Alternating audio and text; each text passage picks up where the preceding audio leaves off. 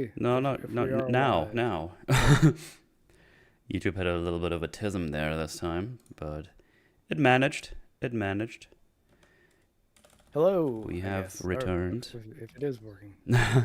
Hello. Oh my god, we're live. Oh my god. I'm just doing that tweet here real quick. Right on. Of course, it refuses to show me the people I actually want to tag in here.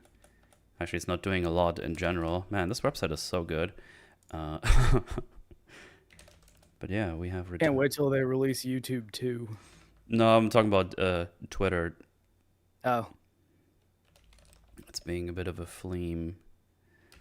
Film talk. There you go. For some reason, it wanted me to type out the full thing this time. Okay, I'll do it. I mean, I did, but you know.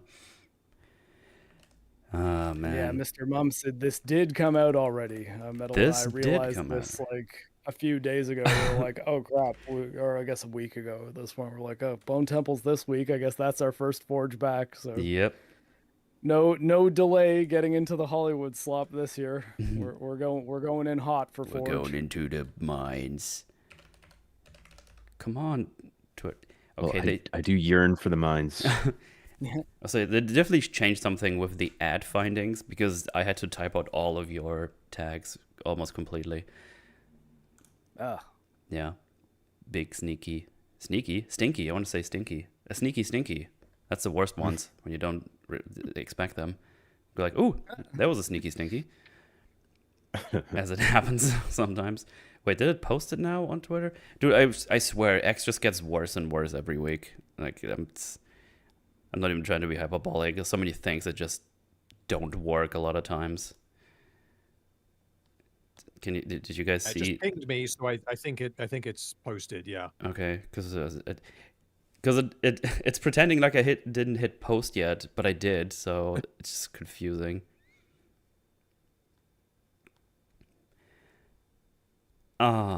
Technology, ain't it great?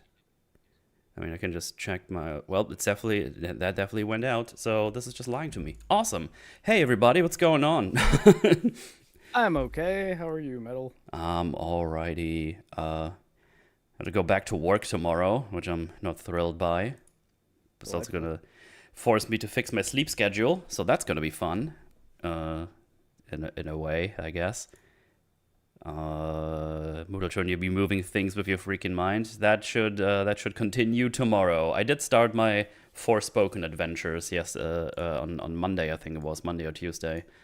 Wow, that's a game I have to play. How does it compare to Gollum? And are you enjoying it? I mean, Gollum is peak gaming entertainment, of course, so it's definitely better. Of course. I mean, it's much more functioning than Gollum. Let me put it that way. It has like functioning systems, and the fighting works. I don't think it's great, but the dialogue is just absolutely horrendous. It's so fucking bad. Every time you fight, which you tend to do a lot, like after every attack, every second, third attack, they say something quip around. It's Quirk Chungus to the max. That's for sure. It's not great, and I have like another 20 hours of it to play. So that's going to be fun for someone out there. And then I have to play Dustborn. Hooray! But yeah, it's Bone Templin time. It's boner time, yeah. Which there's plenty of it. Well, not boners, but dongs. A lot of dong in these movies, really. But this one is front-loaded with dong. That's what I'm trying to say. That's a good intro to the Temple movie. of boners. And tons of boners. There's an interesting juxtaposition between the Temple of Boners and all the flaccid zombie dicks flapping around. Absolutely. It's I mean, symbolism. 28 years later, the flaccid temple doesn't quite have the same. The flaccid temple. So yeah, we didn't really expect to watch this already, but as Marc already alluded to, it just kind of surprised us. Like Marc messaged me, like, So that movie is next week. It's like, oh shit, it is, isn't it? It's like, shit. Yeah. Also, he's I just saw a Sony Pictures Twitter post being like, the Bone Temple in theaters this Friday, and I was like, fucking already? Did we just watch the first one? What's happening? No, this movie did not come out a few months ago. That was the first one. Yes, go ahead. Sorry. I was just saying they had filmed them back to back. Right. So I think that I knew. I just didn't realize it would be like 2026 starts and then boom, first week, or I guess second week of January. Like already we're doing a big Hollywood, I don't know, genre movie. Yeah, I think there's a 3-week gap between production of the two films. All right, but that was it. There's two bits about that I just find a little bit weird. One is that like releasing a movie this early in January generally means that they don't have much confidence in it. This is not a time when you usually release good movies. But maybe that's why they did it, because they knew that there'd be no competition. Who knows? Yeah. And the other side of it is usually you wouldn't film parts 1 and 2 of a trilogy essentially back to back and then make part 3 if they're successful. You'd make part 1 and then 2 and 3. Yeah. I don't know why they decided to do that, because years later is a reasonably complete story. It doesn't need this. So it's not like it ends on a massive cliffhanger or anything. So I'm not really sure why they did it.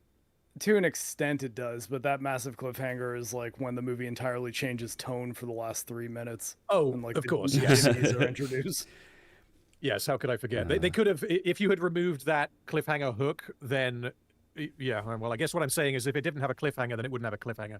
But hopefully you know what I mean. That's a great observation. I think with the end of 28 years later, there's too many questions regarding Jimmy's character. Because like you get upset up in the beginning, and then the end, it's just like, okay, he's met this guy. Now what comes of this? Like, who is this guy exactly? What's he all about? Like if only the first film had come out, you'd be like, what was the point of that character? You know? Yeah, that's true. But then with just the first film on its own, without acknowledging the second one, to me that really kind of feels pretty superfluous. The intro section I thought was, good. I thought that was one of the better parts of the movie. And then the character showing up right at the end, like you could have removed both the beginning and the end from the film and just had it being focused on Spike and his dad, whose name I can't remember because he's not in this movie. Aaron Taylor Johnson.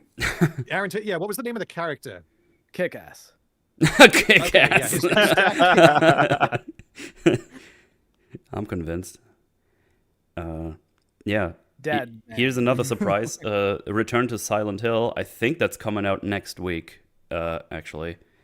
Oh, really? I think so. I saw 2 release dates, actually. I saw February 5th and also January 25th. So okay. I can't find like an actual answer to this, but it's still like only like 2 or 3 weeks away. Yeah, because when I was in the theater for Bone Temple, I saw the trailer for Return to Silent Hill, and Metal and I have been trying to figure out like what are like our firm episodes that we have topics for that we're going to need to do so that we can plan things and not have too many things pop up. And then seeing that trailer reminded me of it. I was waiting until the end of the trailer for a release date, and it just said coming soon. And I was like, oh, okay. So like I'm messaging Metal, and I'm like, movie's about to start, so I got to get off my phone. But Return to Silent Hill, I don't know what the release date is though, but it's next week. Well, so Wikipedia we have to see it this week. Well, hang on. Wikipedia says it releases on January 23rd, but it says in Germany it's February 5th. So I don't know what's true. Okay. Well, possibly Return to Silent Hill next week. Yeah, I am not sure. Okay. Well, let me see if it's even listed in my cinema. That's Return to Silent Hill 2026. Okay, it's screenings start in February here, so maybe it's like a staggered release depending on where you live. I'm not sure. I don't know. Okay, well, I mean, I guess we'll figure out when exactly it's coming out. Yeah. And when Well, the thing is, we are pretty flexible because from today, well, I guess the 18th, whenever this movie came out, we're talking about today, up until April, there's like no big movie coming out. Like not a single one. The only big thing that's coming out for us is Resident Evil Requiem. There's a lot of gaps on my whiteboard for Forge topics that we need to fill out. Maybe we could we could finish up our Terminator arc. That's could be. Yeah, we got to do. We have 2 more Terminator arcs to do. Each 2 movies each. We next have Mid Terminator, and then we have Disaster Terminator. Disasternator. We did Masterpiece Terminator already, though, so there's nothing good coming up. There's nothing, just downhill from here on out. There might be good scenes. Maybe I mean, I'm just hoping that there can be more memes, because the PCP meme that has legs. That was a good meme. That's been a mainstay for a year now. That's pretty good. Watching old movies that you like and talk about them. I mean, that's definitely gonna happen. We got a list with stuff on there. We'll be fine. And if we really can't be bothered to watch anything, we'll do a gaming stream and just hang out and talk to you guys. We're just those have tended to be fun over the last few times we've done it. Yeah. Watch out movies that you hate and talk about them. That's also a possibility. It's like a really bad one we should check out or something. I think what actually could be fun, at least for me as a wrestling fan, there's like a notoriously bad wrestling movie called Ready to Rumble with David Arquette. Oh yeah, I remember that. I think that one was made as a. But I do remember seeing trailers and stuff for it. I think that one was made as almost as like an advertisement for like a pay-per-view that came up or something. Or that was before it. I don't remember. It was like 2000 or something. It was the bad times of WCW. Oh, I guess Iron Lung comes out. That might be interesting to give a look. That's been pretty hyped. Oh yeah. I hope that one is going to be good. I hope that's going to be. I hope this will be good. Based on a video game by David Szymanski too, which means is a Dusk movie far behind. I'm actually wearing a Dusk T-shirt right now. Like, is that Markiplier's debut? Yeah. Yeah. Yeah, that's cool. Have you seen Lawrence of Arabia? Yes, I have. And actually, I just rewatched JoJo's Bizarre Adventure, and there was a pretty funny line in Stardust Crusaders where Joseph Joestar's trying to mount a camel to ride it, and he's trying to teach the rest of the people in the party to do it. And like, have you ever done this before? He's like, well, I've seen Lawrence of Arabia like 7 times. So how hard can it be? And the camel's just not listening to him. Also, I watched like just over half of the Joe Rogan podcast with Matt Damon and Ben Affleck. That was kind of interesting to watch. Yeah, I saw the clip you sent me. That's probably the best part of the thing where Ben Affleck talks about the whole AI thing and how overhyped it seems to be, and how the costs are going to be going up, but the effectiveness is starting to flat out because it had like a big spike in the beginning. And I think he did like the example that like I think it was ChatGPT. ChatGPT 4 to 5. 5 and 4. Yeah. It's like 4 times the cost in like electricity or something, but only 25% better or something. But all the people who benefit from it say it's like, oh, this is not going to be any normal work for people soon because of AI and stuff like that. Yeah, it was very interesting to listen to. And then they started talking about the Glass Onion movies. I forgot what the Dead Man's something. And talking about in that? Wake Up Dead Man? Wake Up Dead Man, and they were talking about it, how good that was, and I was like, okay, I'm just not listening for now. I mean, yeah, that's a shame, because I mean, when Ben Affleck and Matt Damon write a movie, it tends to be good, so you'd figure they knew good writing, but yeah, maybe not. Anyways, I watched The Rip though. Oh, you did watch it, actually? Yeah. What did you think? I thought it was like decent. It was like fun enough for me to check out while in bed. I mean, I don't feel strongly about it. If you would start to explain to me how all of this makes no sense, I would be like, yeah, that's all right. I was just like, I wanted to watch something in bed, and they talked about it on the podcast, and I was like, just might as well pop it on. I got Netflix on my television. I was like, oh yeah, that was like all right. It was not bad. Yeah, I mean, of the 2 movies I watched this weekend, like this, Bone Temple and The Rip, I preferred The Rip. I had more fun watching that. I was less upset while viewing it.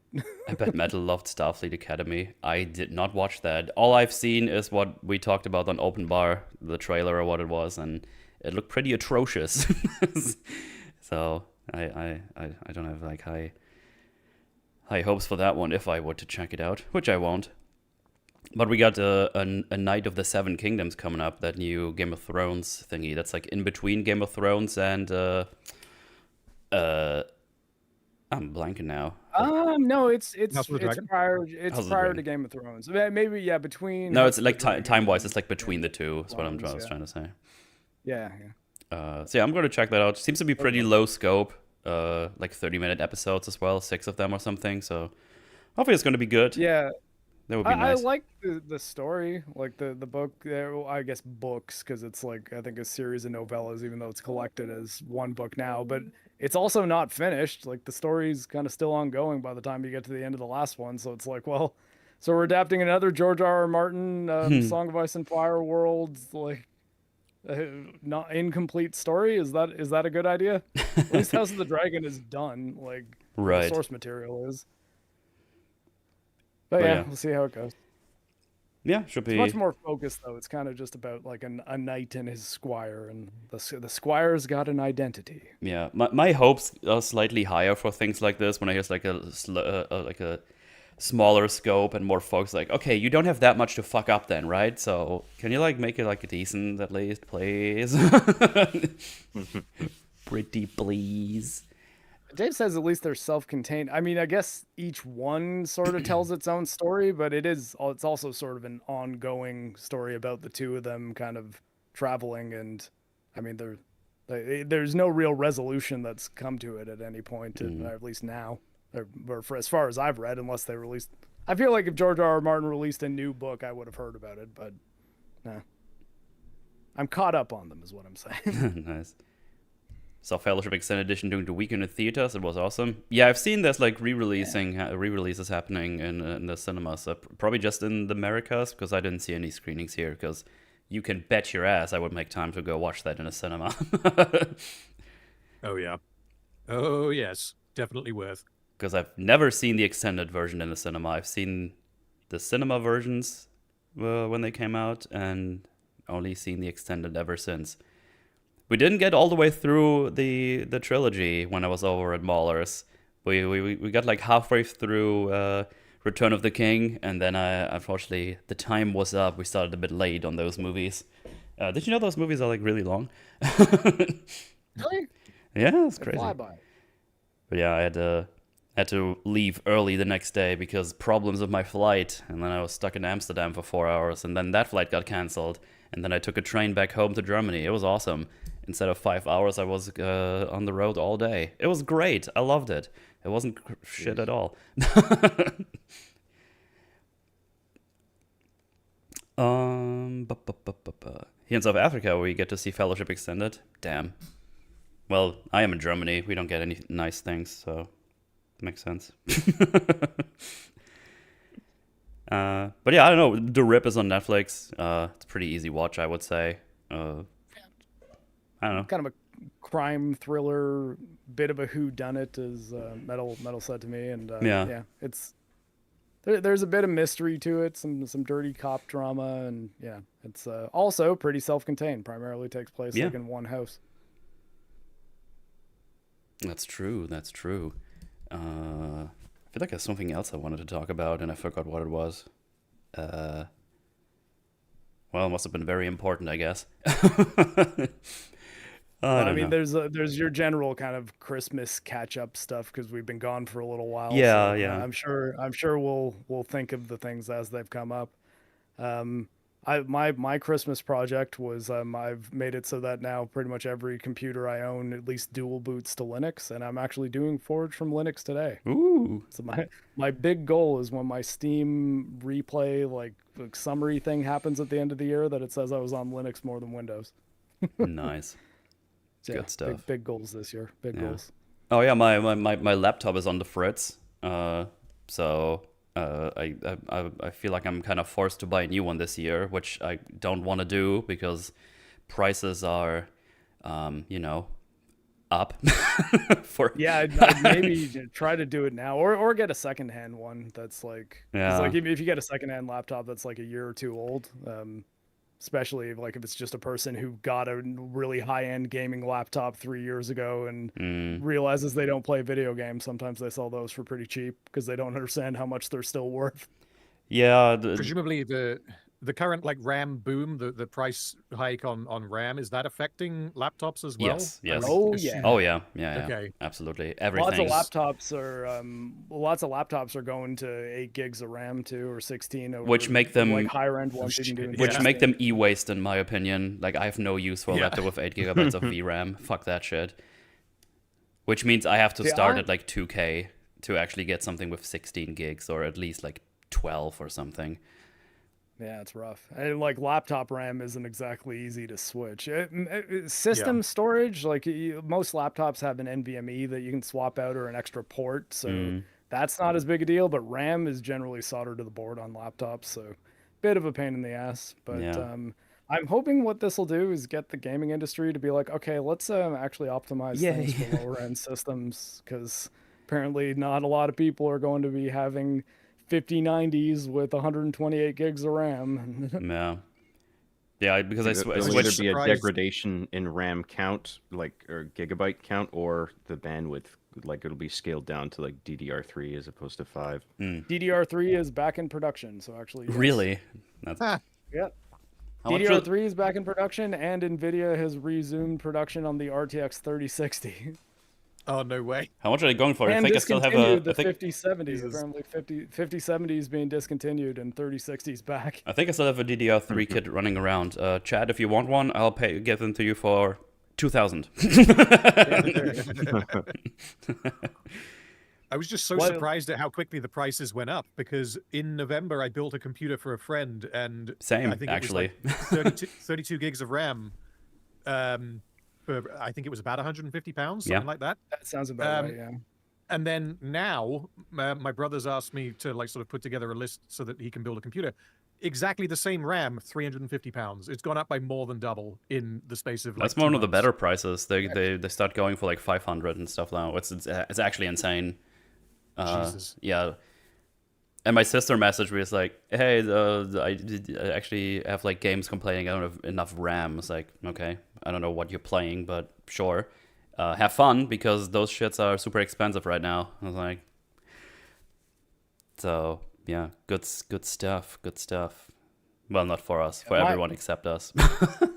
My nightmare scenario, though, is that big game developers like Rockstar and like the ones who people will do whatever they need to do in order to play those games are going to just start making it so that their games are essentially streaming service only. So Yeah. you need like GeForce Now in order to play it, and like that's my nightmare world. I don't want to live in Yeah. that world at all. If Or if anyone in chat they is, sell them. yeah, go ahead. I was going to say, or they sell like a stick of RAM and you get GTA 6 with it as like a loss leader, so that way people are able to play the game. Kind of like what they do with consoles, but you just get RAM with it. They do that with video cards, actually. In fact, speaking of laptops, I'd sold my older laptop and bought a new one about 4 months ago, before all the RAM crisis was happening. And that's why I got Arc Raiders, because it just like NVIDIA GPU, and it came with like a GeForce, or sorry, an NVIDIA app code that gives you Arc Raiders on Steam. So that resulted in the week that we played Arc Raiders. I was like, hey, Metal, I want to try Arc Raiders. I got a copy of it. Yeah. But yeah, my laptop, the fan is making funky noises, and I switched it once already, and it's still making noises. So now I'm not sure if I should try another one or if it's just actually just fucked. But also that laptop is like 5 years old now. It's like a 1070 mobile version in it, so can't really do a lot with it anymore. So I'm due an upgrade. You probably still play all the big like multiplayer games like League of Legends and. Oh, League of Legends runs great on there. When I played Genshin for a little while, that ran like perfectly on there. Or was it Genshin? I don't know which one it was. Yeah, Genshin will run on a phone. Yeah, so it became warm and loud, but it ran. Yeah. But yeah, that's gonna be a thing I'm probably gonna have to save up for, because I still see, the annoying part is it's technically not super high. on my priority list, but when I go back to Maulerland next year, I need something that works because I do the streams from there when I'm on some.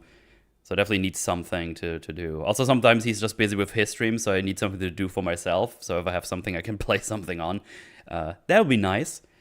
If he's got an extra monitor you can use over there, I guess the Steam machine's an awesome I do have an option, extra too. monitor on that. It's funny. There's a desk in the living room that I sit on once a year. Like I come back and everything looks exactly the same every year how I left it. Well, if you ever upgrade your chair, I guess that's where Charlie's going. Oh, Just the metal throne. Oh, Chelly is all in the background. The actual chair Chellius has been broken for years. I wish I could throw it away, honestly, but I'm gonna get in trouble. It just Chelly just takes away space. Send it to Wales. Get yourself to GameCube if you can. I was thinking about that. What did you do? The chair is like 10 years old. I bought it on Amazon. Of course it broke at some point. The RAM crisis, though, I think is probably the big thing holding them back from announcing the date and price for Steam Machine. But I think if they include the Steam controller and Half-Life 3 with it, I think they can maybe get away with the initial sticker price being a bit higher than people would like. But I think they're in an awkward position in that it's a PC, but effectively it's going to be the first of the upcoming generation of consoles because the new Xbox is apparently going to be just a Windows equivalent of a Steam machine in that it's a PC that does all the Xbox stuff.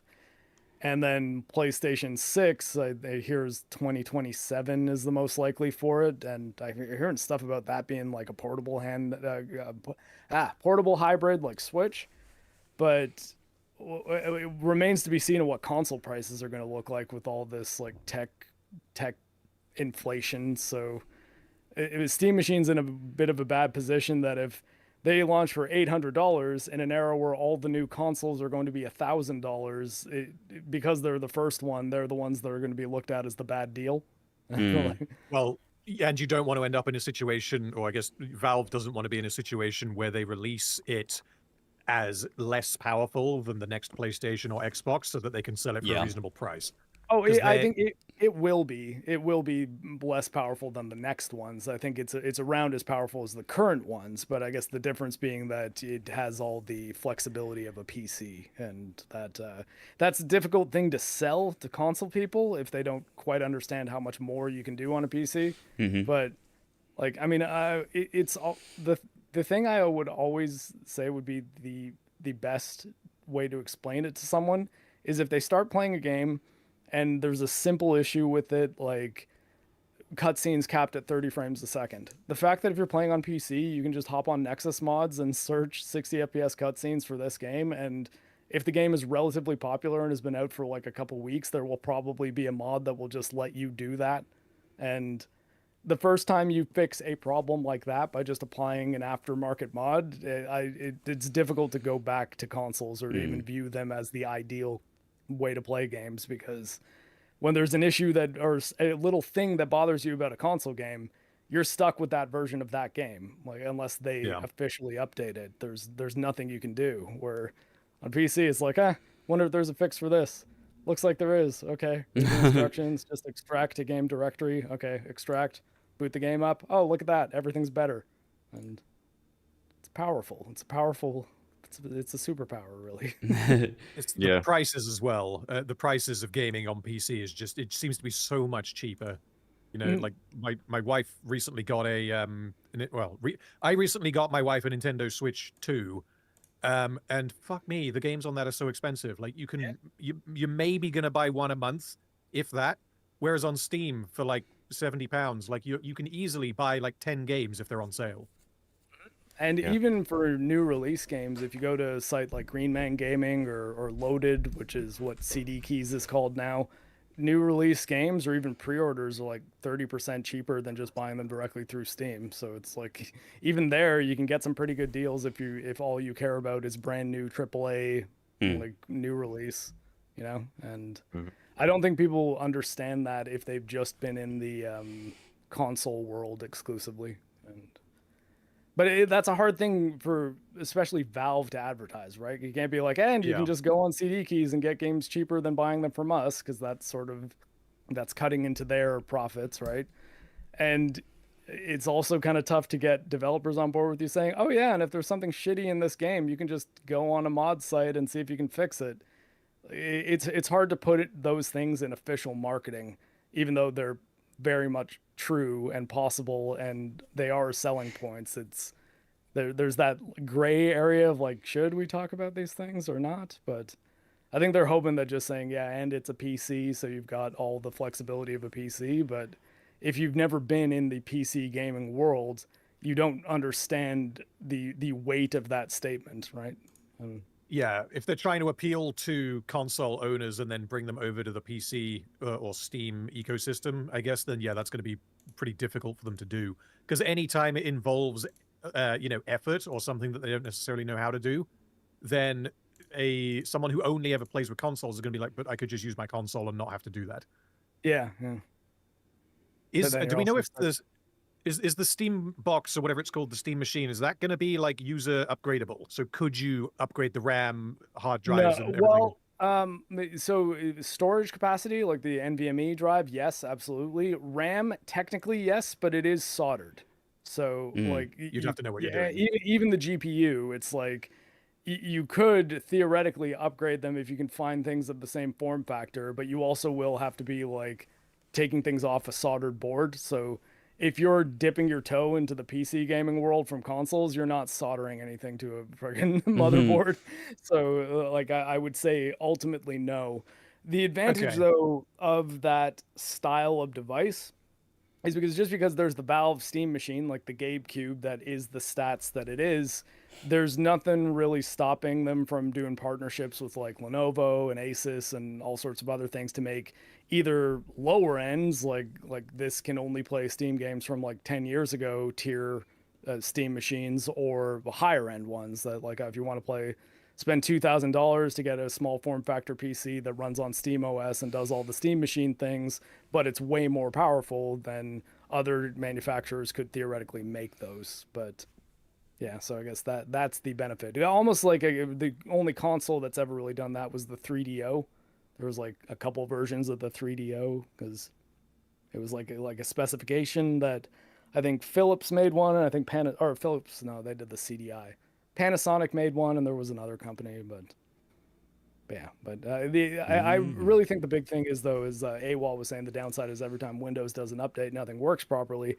Steam Machine is a Linux distribution, and as I was saying, like I'm trying to primarily play everything on Linux. I still have Windows 11 on the PC that I'm on now, but I've got a whole drive that just runs Linux, and I dual boot it, so when the computer boots up, I can pick either Linux or Windows. And yeah, my goal is to only use Windows when I absolutely need to, as opposed to switching to Linux because I'm tinkering around. And yeah, so I'm not really ready to say if that's something I think everybody should do right away, because I'm also trying to figure out if some games have better performance on one versus the other, especially with this computer, the one I'm on now, because it's an NVIDIA GPU, and NVIDIA drivers aren't exactly like super top tier on Linux versus Windows.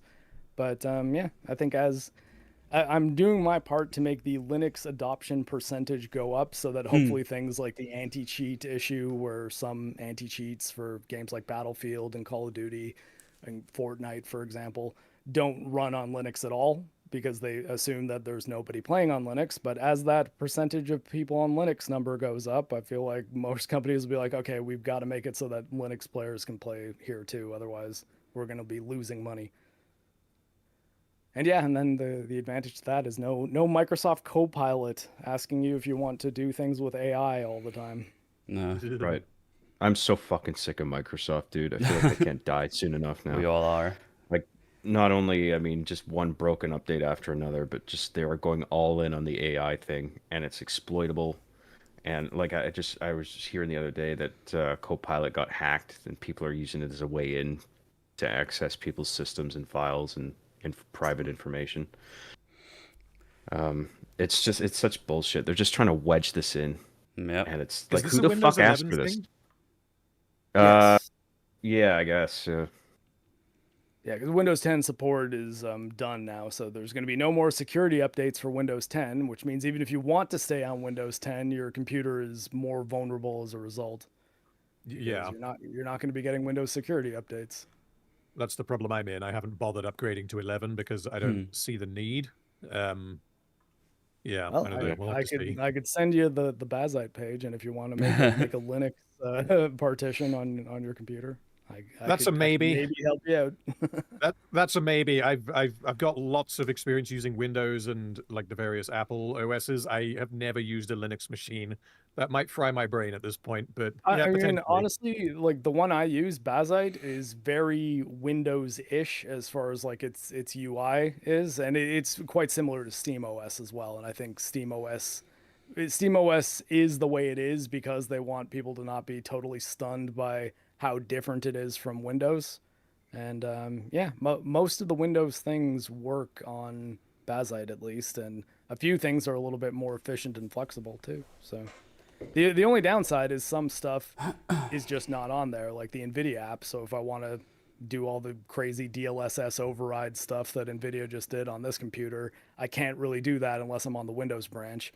And then companies like Riot, so for example, like League of Legends, you can't play. So if I wanted to play, say, 2KXO, that fighting game they made that I think is okay, I do have to switch over to the Windows version, or Yeah. Windows partition, or not even because it's not even a partition. I have a full Linux drive, so it's a switch over to the Windows drive as far as when I'm booting up the computer. But So is that how is that you're like running one OS within another, or using like an emulator, or is it a totally separate partition? So when the computer boots, I have it so that like almost like a DOS looking screen comes up and it says Bazite, which is the name of the Linux distribution I use, and then Windows, or then boot with other, and then that will give you another thing. And I either hit up or enter to go into the first one that's there, or down enter, and then that'll bring me to either Windows or Linux as a result.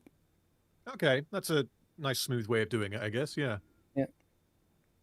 Takes a bit of setup, but honestly, it's not that difficult to do. Like I looked at one page worth of setup instructions and fiddled around a little bit, and yeah, I'd say half an hour later, I had the computer dual booted successfully, so it can be done. Woohoo! Anyway, Well, zombies. There's your excursion into Bazite, I guess, a little bit, and how fun Microsoft has become. It actually reminds me, I wanted to do like an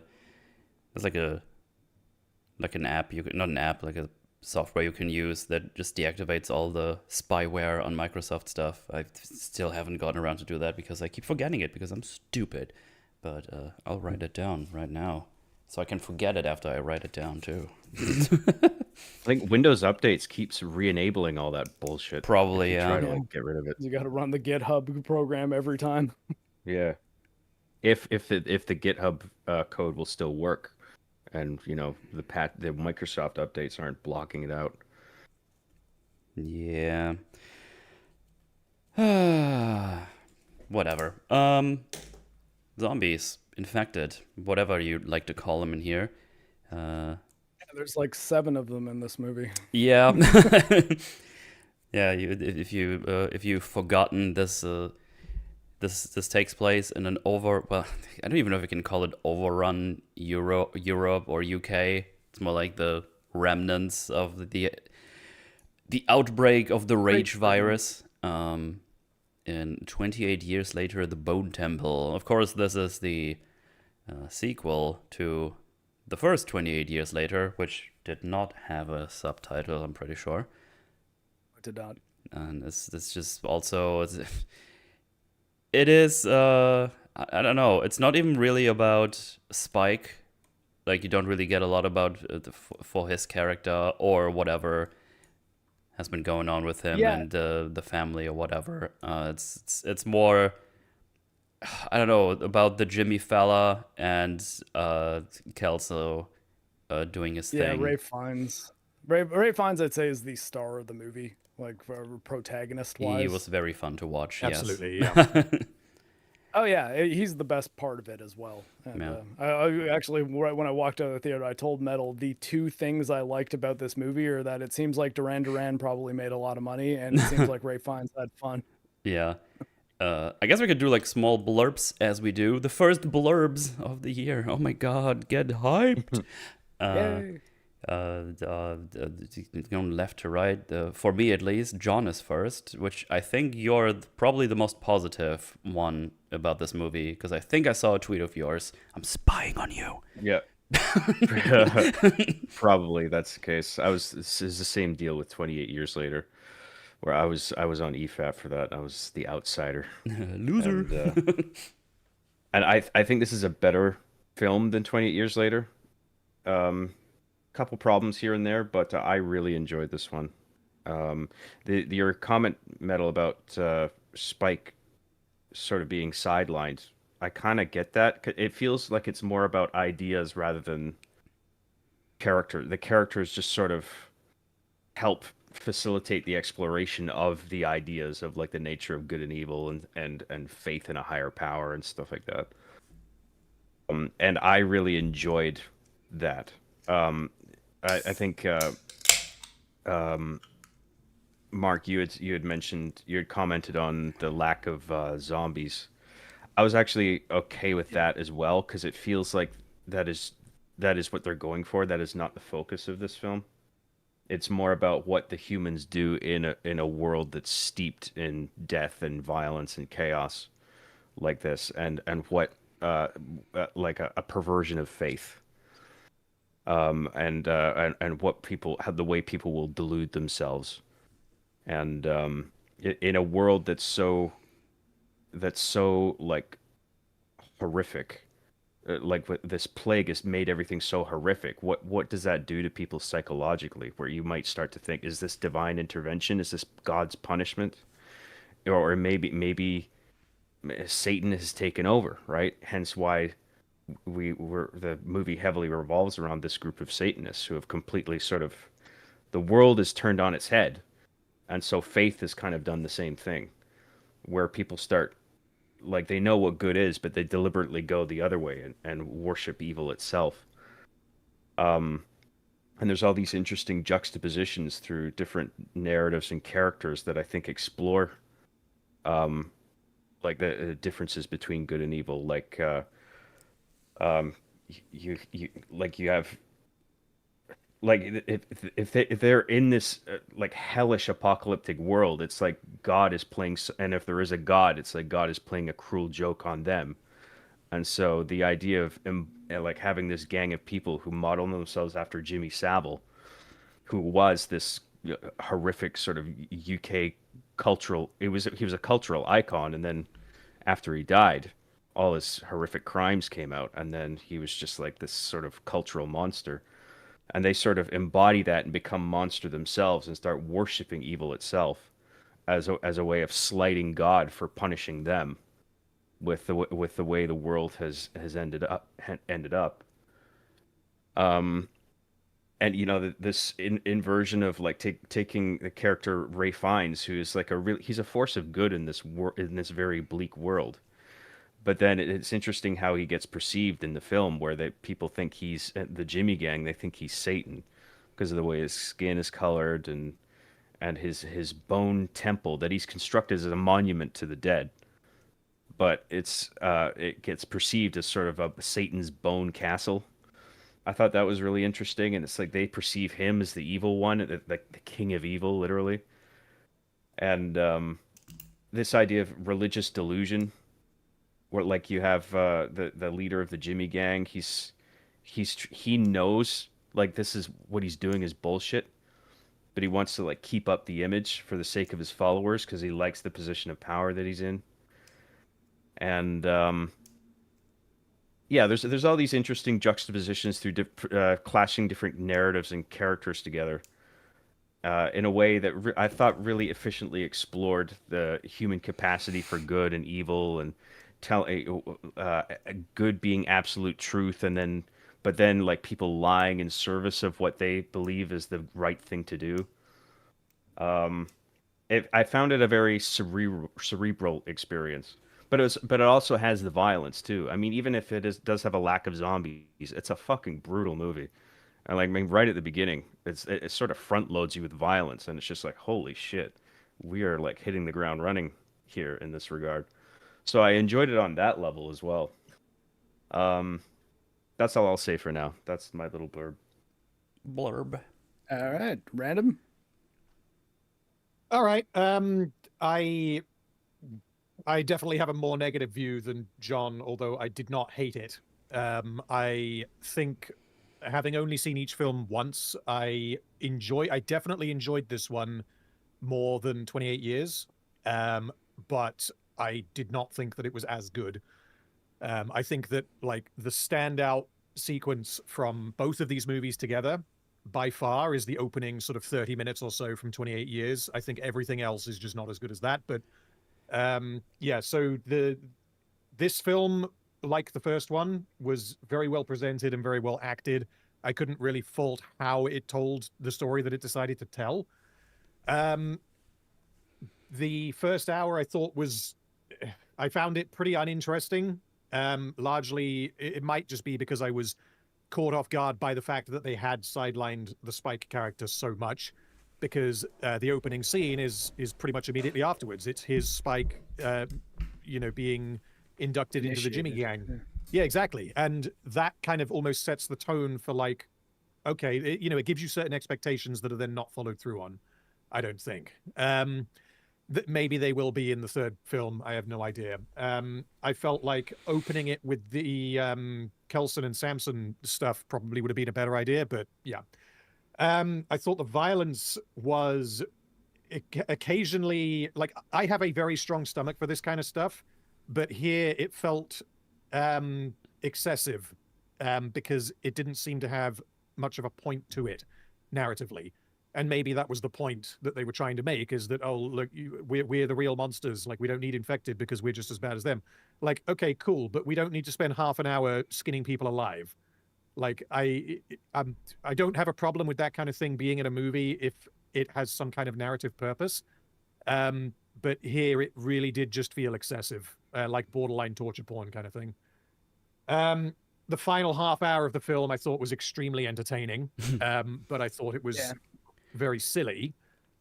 So I don't think that I would call it good in that way, because I mean, we'll get to specifics. I don't want to reveal exactly what happens, but there is an extended sequence that is like thoroughly entertaining, but there's no way that I'm really willing to accept that it happened the way that it happened. Yeah. As far as like just other broad comments that I would have, the Jimmy, what's the actor's name? He was in Sinners. What's his name? Was he the vampire in Sinners? Yeah. Jack O'Connell. He was fantastic, as was Ralph Fiennes, obviously. Both of them were the standouts. And him playing Sir Lord Jimmy Crystal is what he refers to himself as. I thought it was well presented, but there wasn't anywhere near enough meat on him for me to care or understand what he's doing. He's just, Hail Satan. Okay, but why? Like, what is the point? Why is he doing this? How did this start? Why does everyone follow him? Like, if he's almost set up as like a Charles Manson type cult leader, where he's just the insane, charismatic, evil leader, and everyone does what he says because they're just so wrapped up in the way that he does things. And that's just presented as the way that it is. And I never really got any kind of understanding as to how on earth the 8-year-old boy that we saw at the beginning of 28 Years ended up like this. Like, how did he start doing that? How does the Jimmy gang still exist if they kill each other every 5 minutes? I can't remember what her name was, but one of the Jimmys, the girl Jemima. Jimmy, one of the two. The one that isn't a Teletubby. The one that will make sense. Oh, I when just we start talking about it. Okay, yeah, I think then she's also just called Jimmy. I just thought the lady Jimmys are Jemima all the time, but I guess Well, are we talking about like the one who we always refer to as Ginger Jesus? Yeah. Her. Yeah, she was Ink Jimmy because she does tattoos Ink. on herself. Okay. Right. Ink, Okay. yeah. So Ink Jimmy, we're meant to feel some amount of, because like understanding and feeling like empathy for Spike, in spite of the fact that he is supposedly a part of this Jimmy gang that just walks around the countryside doing the most horrific things imaginable. Spike doesn't partake in that. And he doesn't want to be there. And so, because we essentially have absolute information, there's no time jumps, we can be like, okay, well, Spike, you're okay. Like, I can empathize with you as a character. The other Jimmys, that's not the case at all, because Jimmy Ink Jimmy has been like roaming around the country for months, skinning people alive, and I meant to care about her because she liked Spike, seemingly. That felt a little bit gaslighty, and I didn't think that there was enough in the film to kind of make me care about her at all, when I feel like the film definitely wants you to care about her. The Kelson stuff, like, this is more a thing with the first 28 years. I really don't like the idea conceptually of the alphas, but if they exist, then I do really like what they did with Kelson and Samson in this movie. The sort of quiet moments where Kelson is like contemplating death while trying to understand Samson. And I thought that, like, how, you know, if you think, like, how on earth do you get from the infected being these unstoppable rage monsters, and then the alphas are even bigger and even more angrier and even more unstoppable and all the rest of it? How do you get from that to where they go in this film? But I think that yeah, exactly. But I think that they pull it off in a relatively convincing way. It doesn't feel like they had the payoff that they wanted to hit and then they just half-assed it. I think they did do a sufficient job of sort of convincing, because, like, the problem that I had while watching it was, oh, okay, so Kelson seems like an idiot. And that is revealed to not be the case, because there are many implications in the film that he's totally fine with dying as a result of what he does with Samson.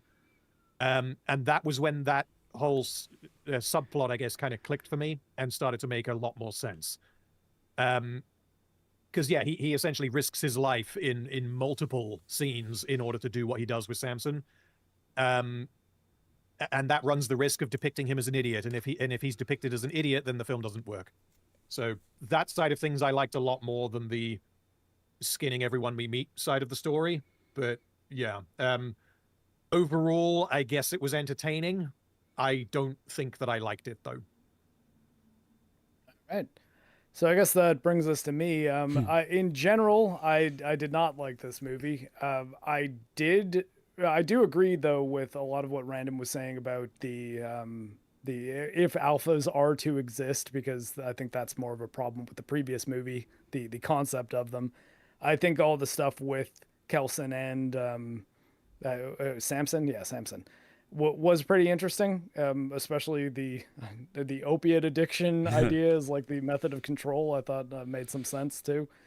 And I think it also, though, as much as I like the resolution of it, which we'll get to, it was interesting. I also think it doesn't really work with this universe, because they've established that there was at least a good stretch of time where all the scientists in the world were probably trying to figure out what they could possibly do to reverse the infection, or like to get these people to not want to kill anyone, like to basically have them cease to be mindless killer zombies.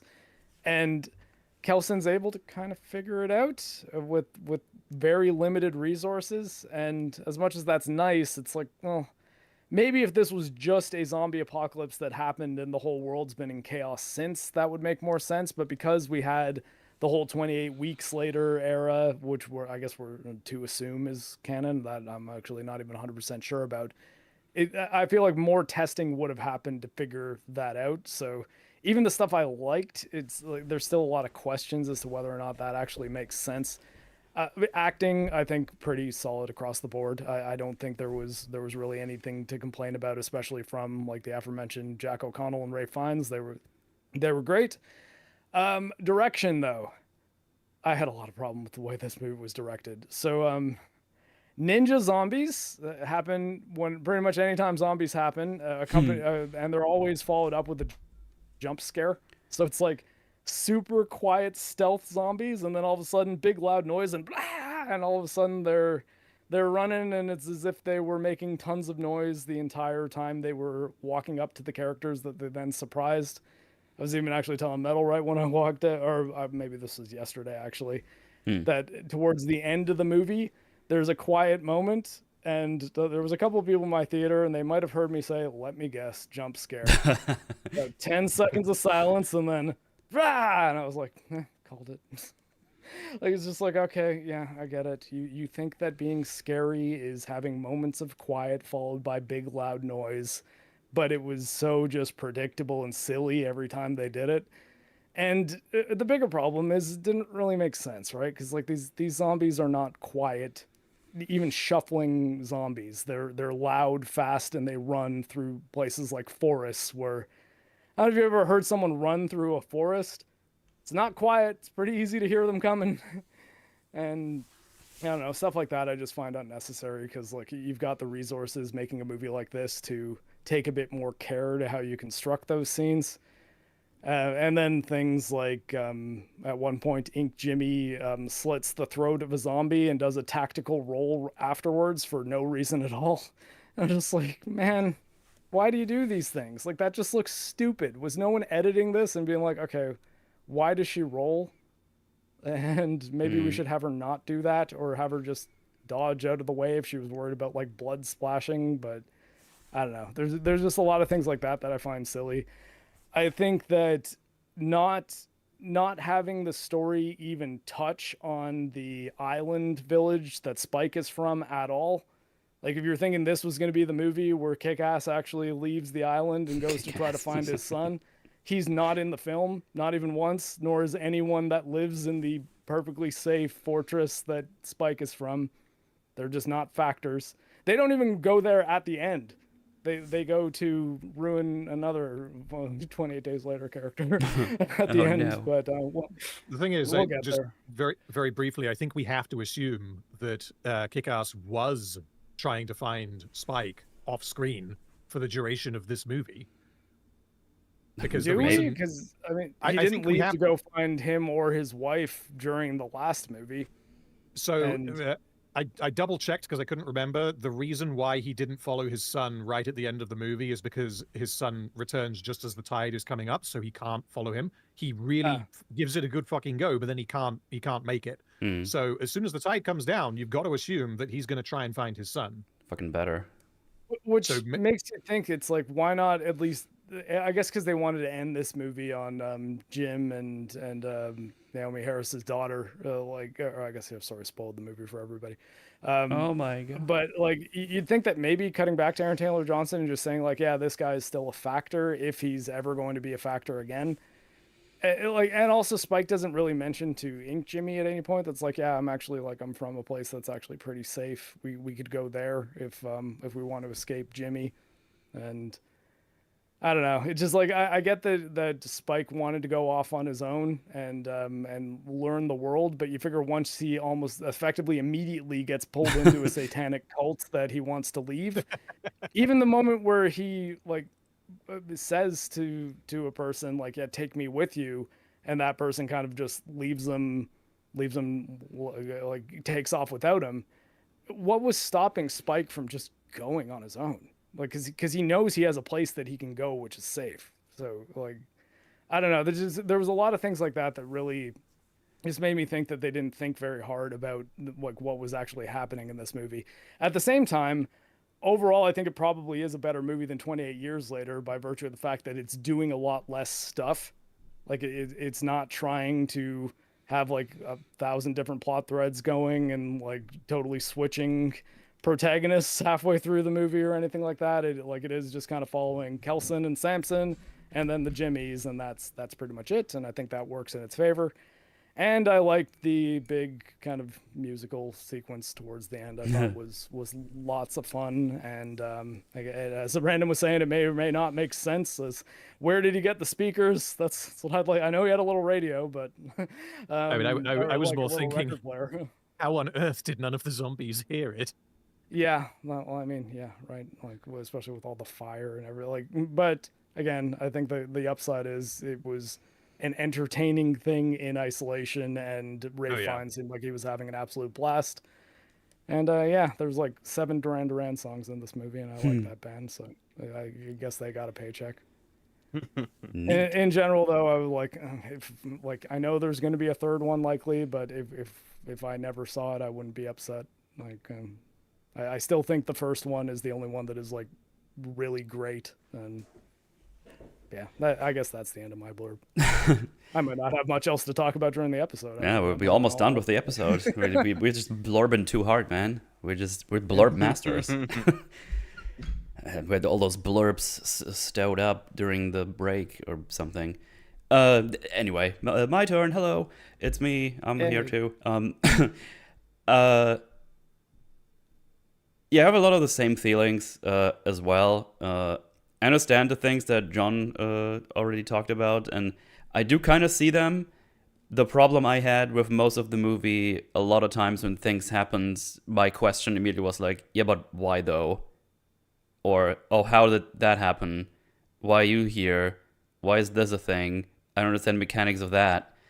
So while I was trying to figure out these questions, I didn't even really understand / care about the themes they were trying to go for.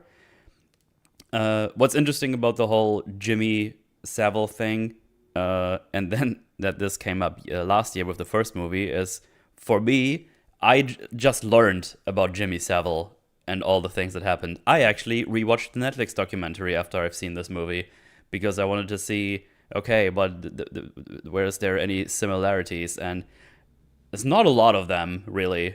And I feel they could have done a lot more with all the information we have today about Jimmy Savile. Because the whole tragedy, like a big part of the tragedy with Jimmy Savile was he got away with it. He died, and then everyone just started doing the thing.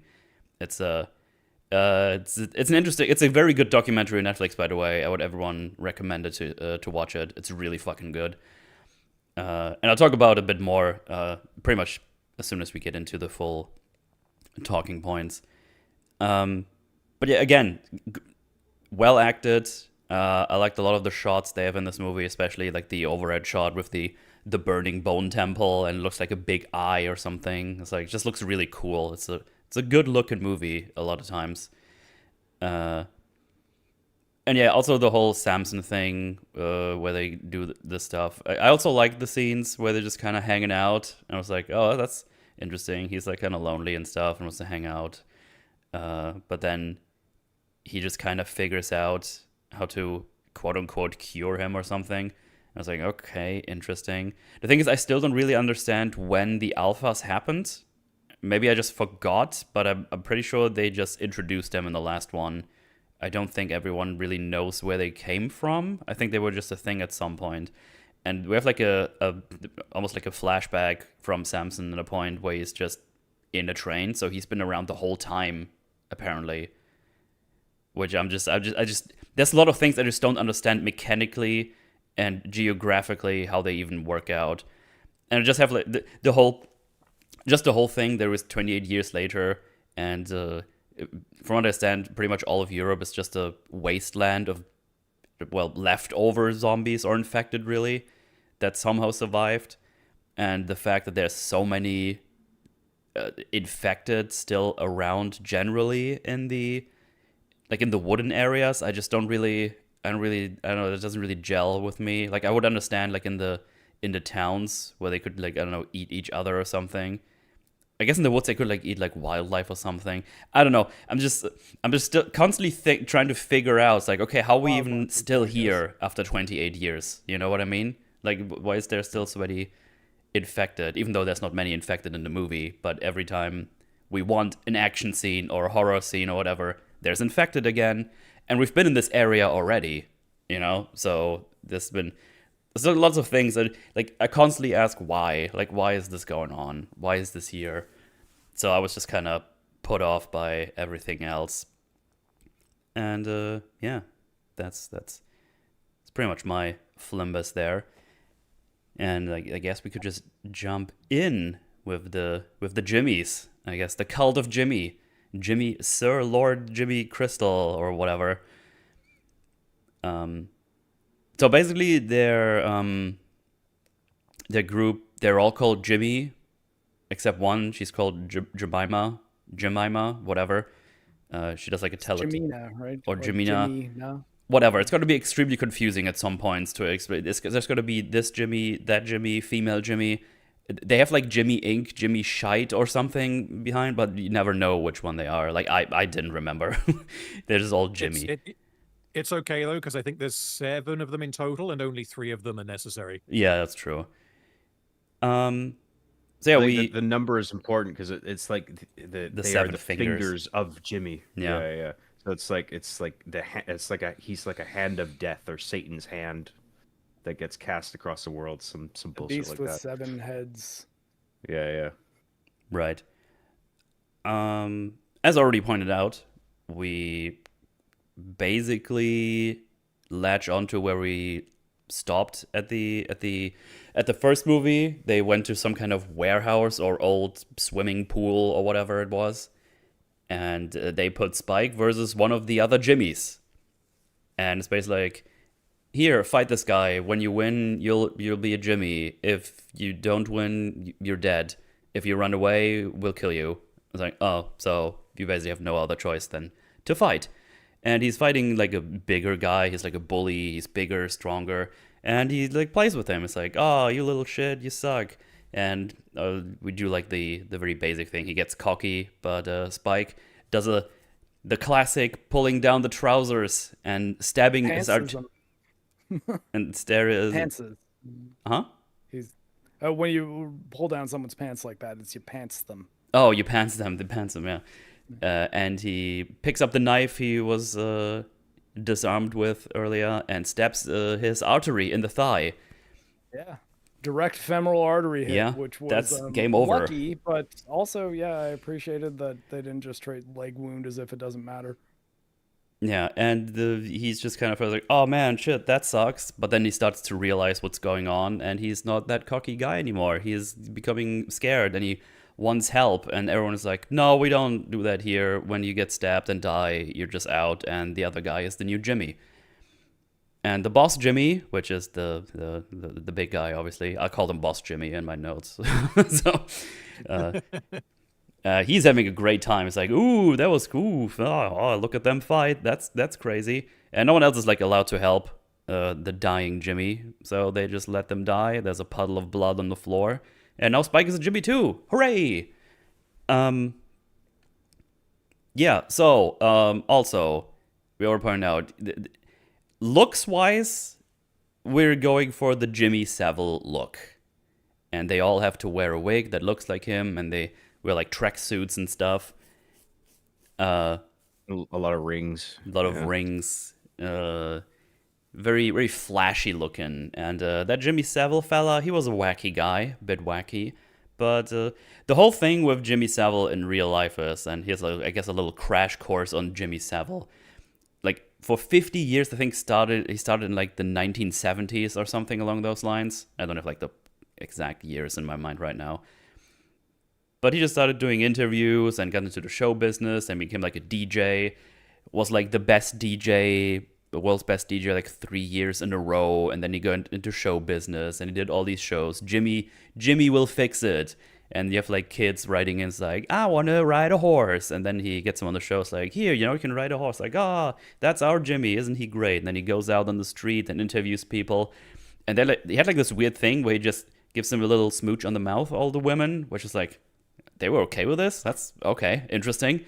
I've never seen that like even back then before, but okay. But it was like the funny, wacky guy that everybody loved. He's like, that's our Jimmy. He's great. He was like immensely popular.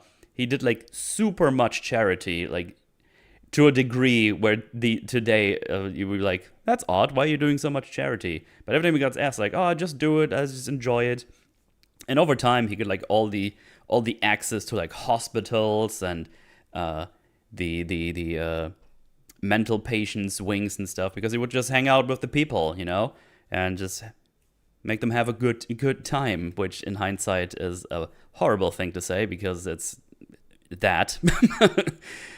And the people were trying to speak out about him, but nobody really gave a shit. The internet wasn't there.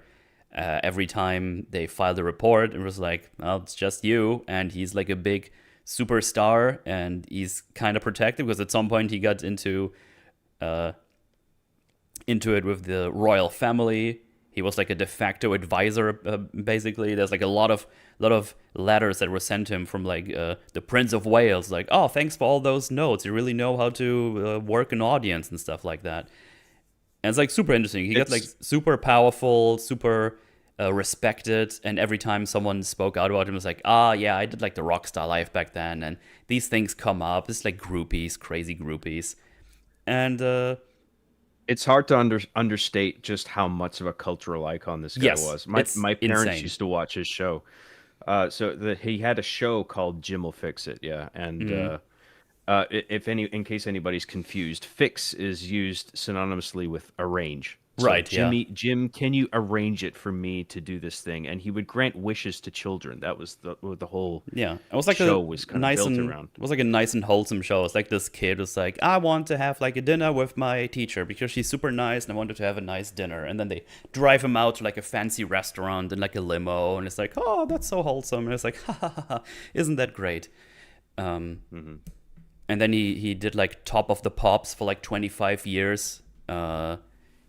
So yeah, he did like all these things. He did charity runs. There was like this big thing where I think it was like a mental hospital where the roof just collapsed, and he was like, yeah, I'm gonna try to fund like £10 million in X amount of time, and he did it in like 3 years, which was like unheard of at the time. So he did like a lot, like he did legitimately a lot of things that were like super positive for the overall people out in England or the UK in general. And in the end, it looks like it was like all a big fucking smokescreen, which is just kind of crazy to think about. Because he also, there's like interviews and things where he says like, oh yeah, if I'm getting judged at the Golden Gates, and he said like, you're not worthy. And he like says it on the television. It's like, oh, I can just get out my receipt here. It's like, oh, what's about all these things that I did? Don't they amount to anything? Whereas like in hindsight, it's like a crazy thing he said on television. Where it's like, oh fuck. And playing the karmic math game. You're like, yeah, I might have done these terrible things, but what about these good things? Like, how did the scales balance exactly? It's like, well, I don't know, man. Yeah, well, not only in bad things are. That's true. Not only in that moral sense, though, but also like who's going to question him if he does all these ridiculously philanthropic things, where it's just like, oh man, he gave millions of pounds to this thing and that thing. Like he couldn't be behind this nefarious thing or that thing. So yeah, it's absolutely a smokescreen. Yeah, and it's like actually it's pretty insane overall. He was like so popular and everybody liked him. All these interviews he gives, and people ask him about the allegations. Like, that just comes with the business, you know. It doesn't bother me. It's like, what's the saying? Goes down water like a duck's skin or something. It's like something along those lines. Water rolling off a duck's back. Yeah, that's the one. And the biggest tragedy of it really is he got away with it. He died, and then people started. Like 2 or 3 years before he died, there was like supposedly was like a big thing that was supposed to come out, but they stopped it because they said like, oh, there's not enough evidence or something. And then after he died, they were allowed to release it, and then they got like so much shit for not releasing it earlier because there was evidence, a lot of it. And I think overall, after he died, like 400 to 500 cases came up against him, and it is alleged that he has victims ranging from 5 years old to 75 years old. And it's like, holy Reed shit. Just said, Reed mentioned Johnny Rotten called him out. Apparently, Johnny Rotten's the singer from the Sex Pistols. Really? Crazy. It's like a Guts and Griffith thing where it's like the angel guy is actually the evil one, and the guy who's like the badass punk dude, it's like, who would think he's the good guy? But maybe in this case, looks like it. Yeah. So there's your crash course. I would highly recommend the 2-parter Netflix documentary on it. It's quite excellent, actually. It's really good. I actually watched it for the first time over at Mahler's place. We just were looking for something to watch. Like, oh, this looks kind of interesting. Because he was like, oh, that's about this guy. And it's like, I have no fucking clue who that guy is. I've never heard of him. And it's like, oh, I fucking watched this. And it's like, oh god. It's a very good documentary series. I saw the same one. It was good. Yeah. While we're on Jimmy Savile, I will also add that there's a very good drama series from the BBC where Steve Coogan played Jimmy Savile. That's a really good show. I mean, it's extremely dark and fucking bleak as fuck. But I mean, he plays the role excellently. So I would recommend that as well if you want to know more about him. Yeah. So the reason I bring all of this up is basically there's so much things you could use from that in here, but I feel like they just found the like just having the visual of him looking like him cool enough or something that they put it in here. I think a lot of people won't even understand who Jimmy Savile is. Like I as I said, I learned about him last year, so I was just kind of lucky that I knew who that is, and I probably would have figured it out or learned about it while we were covering it or something. Because it is pretty early on. Like immediately, it's like, oh yeah, he's evil. Like he's fucked. Like he's fucked in the head. And I was like, okay, but why is he even? Did he find like an old magazine? And was like, oh, this guy looks wacky and he's beloved or something. Maybe this is why I'm gonna look like him. People like this apparently, because it's like a whole thing that he doesn't understand what happened before all the outbreak stuff, because he was 8 years old when it started to go super haywire. Yeah. I've heard this being brought up as well as a point of criticism. I think it's valid too. It's like, what exactly is the timeline on these events? Yeah. If you consider the when like the outbreak occurred, if you're considering 28 days later, like that would have been before the whole thing about Jimmy Savile came out. But I guess this is supposed to is a little bit of retconning, I think, where it's like we're meant to think that the Jimmy Savile case all came out before the outbreak. And, well, I think and so Jimmy presumably had this image of Jimmy Savile, like he knew he like probably grew up watching him for some amount of years and then realized he was a monster, and then the outbreak happened. No case though, because you got like you have references to like Teletubbies and like what he used to watch on TV as a child. So I think of course he probably watched or listened to Jimmy Savile on the radio or whatever.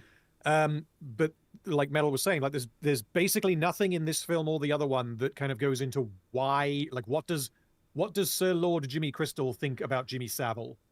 I don't think Jimmy Savile is even said in the movie. But No. I was saying the only headcanon, but the only way it might make a bit of sense is if young Jimmy was one of his victims. Oh my god. Well, I would probably more go the direction he saw him on the telly. I was like, oh, he's like super beloved. I want to be beloved and kind of powerful. He's got like all the money and all the grabs everywhere. So maybe I'll just dress like him. That's like the best I can come up with, at least. Yeah, but I guess it doesn't really lend the element of like that. Oh, but I look like all friendly and charismatic, but I'm actually evil. Like it's the evil element is the one that would probably be a mystery to Jimmy, like the character Jimmy Lord Crystal, unless like something happened with him and Jimmy Savile. That's quite an interesting way of handling it. I didn't consider that. Like if he was actually a contestant on the show and then was a victim, right? And that's what's informed his sort of his outfit, his image. Yeah, and if they were going more of like a representation of what he did or something, or I don't know, maybe we could have done a thing more where I don't know how do I say this the best. Like instead of Jimmy Savile being a thing, like I think it would have been interesting if this would have just been Jimmy Savile, like the in-universe version of Jimmy Savile. Right. Okay. Because he's just surrounded by teenagers anyway. So it's like, oh, that's definitely what they were going for, right? Potentially, yeah. And it was like, and they're just going to be like, no, he's like awesome and stuff, like whatever. And then in reality, he's just being a fucking menace to everyone they meet along the way. Or something along those lines. Why why it feels so kind of disjointed for me, the Jimmy Savile thing, is that our understanding of the Jimmy Savile costume is completely different, or it has to be completely different to the understanding of the characters in the film who are dressing up as Jimmy Savile. So, like, that's not necessarily a problem because the filmmakers could be trying to visually imply something to us that is not understood by the characters in the film, but they don't go into what the characters in the film understand. We don't know what they think about Jimmy Savile. They just dress up like him because they do. Yeah. And like my understanding of Jimmy Savile is what Metal just said in the last 5 minutes. Like prior to that, I knew approximately what he looked like. I knew that he used to work for the BBC, and I knew that he was a nonce. That's all I knew. So at the end of 28 years later, I actually did not realize that was meant to be a Jimmy Savile gang until I opened Twitter. I didn't make the connection. Right. Because in 28 years later, it's somewhat more forgivable because it's a cliffhanger hook ending for that movie. Yeah. And you don't need to understand it. You just need to be like, oh, okay, well, there's these goofy idiots who are going to presumably show up later. But in this movie, if you don't know who Jimmy Savile is, it doesn't actually change the movie at all. It just means that the visual costume that they're dressing up as means nothing. Yeah, I mean, the only thing that's and that's just been mentioned in chat that is like has to do with his obsession with the past because of all the Teletubby stuff as well. So I guess that kind of goes in there. Yeah, I know that's Actually, oh my god, yeah. I didn't make the connection initially either. When I first saw 28 Years Later, I was just like, "What? Why are they wearing those outfits? That's weird." That's what I mean. I just learned about it. It was like, oh my god, no. No, but I knew who Jimmy Savile was because my parents watched them. Like I knew who and what he was for quite a while. But then I saw that and I just didn't make the connection for some reason. And then at like a few days after, I was just like, "Oh, okay." He was doing Jimmy Savile. Okay. Yeah, and I guess they just didn't want to draw too much attention to it. Like, because even if Jimmy, like kid Jimmy in 28 Years Later, if he wasn't aware pre-apocalypse of Jimmy Savile, like people can still like become aware of cultural things pre-apocalypse in the apocalypse because like whether it's word of mouth or part of like how the little island has like a school where they teach kids stuff. I mean I guess in that context they wouldn't bother. There wouldn't be a Jimmy Savile curriculum. Like you wouldn't really want to teach that. But like I think it's possible for in the apocalypse for people to pick up things here and there about what the previous life was. Oh yeah, like before the apocalypse happened, and Jimmy Savile was it had such a cultural presence in the UK that someone might have mentioned him, within earshot at some point, and then he'd be like, "Who's Jimmy?" And then somebody told him, and then like he started learning about him, and then adopted his persona because he had this twisted idea of faith based on his father and his religious delusion and dogma and that opening scene in the first movie. Like Random, you had brought up why is Jimmy the way he is.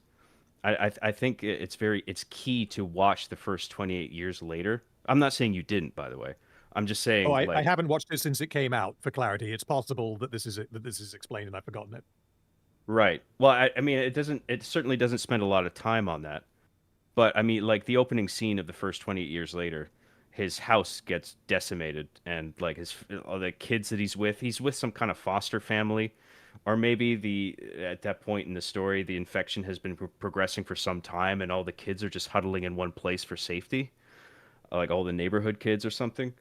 And but then all the kids get massacred, and like all the adults get massacred, and he runs out and he goes to his father, who's the vicar at the local church.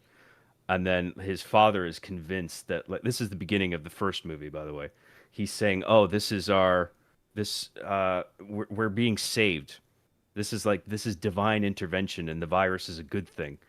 And then I think that's really fucking with him. And then like the father gives Jimmy his crucifix, and he tells him to have faith. and then he hides under the gratings in the church or something, and then his father gets infected, and they're all running over him, and they don't realize that he's there, and he's just sobbing, knowing that his father is dead now, his whole family's dead, all his friends are dead, he has nobody, and he's just left with this weird fucking idea of what religion is and what faith is. And I think that's sort of the seed that's like he's left with, that then mutates over time when he then spends the next 30 years living in this chaotic, violent world. And I think that informs his persona. So you brought up a point earlier about you don't know why Jimmy is doing the things that he does. I felt like that scene really worked for me in that regard. Like I felt like I understood that character. I'm curious what your guys' thoughts are on that. I mean, we have like a scene later on where he talks to Kelson about the about the scenario again, I think. Right? When he's gives him the lowdown of what's going on with the Jimmies and them thinking he's old Nick. Which is a term for Satan I don't believe I've ever heard, to be honest. Me neither, no.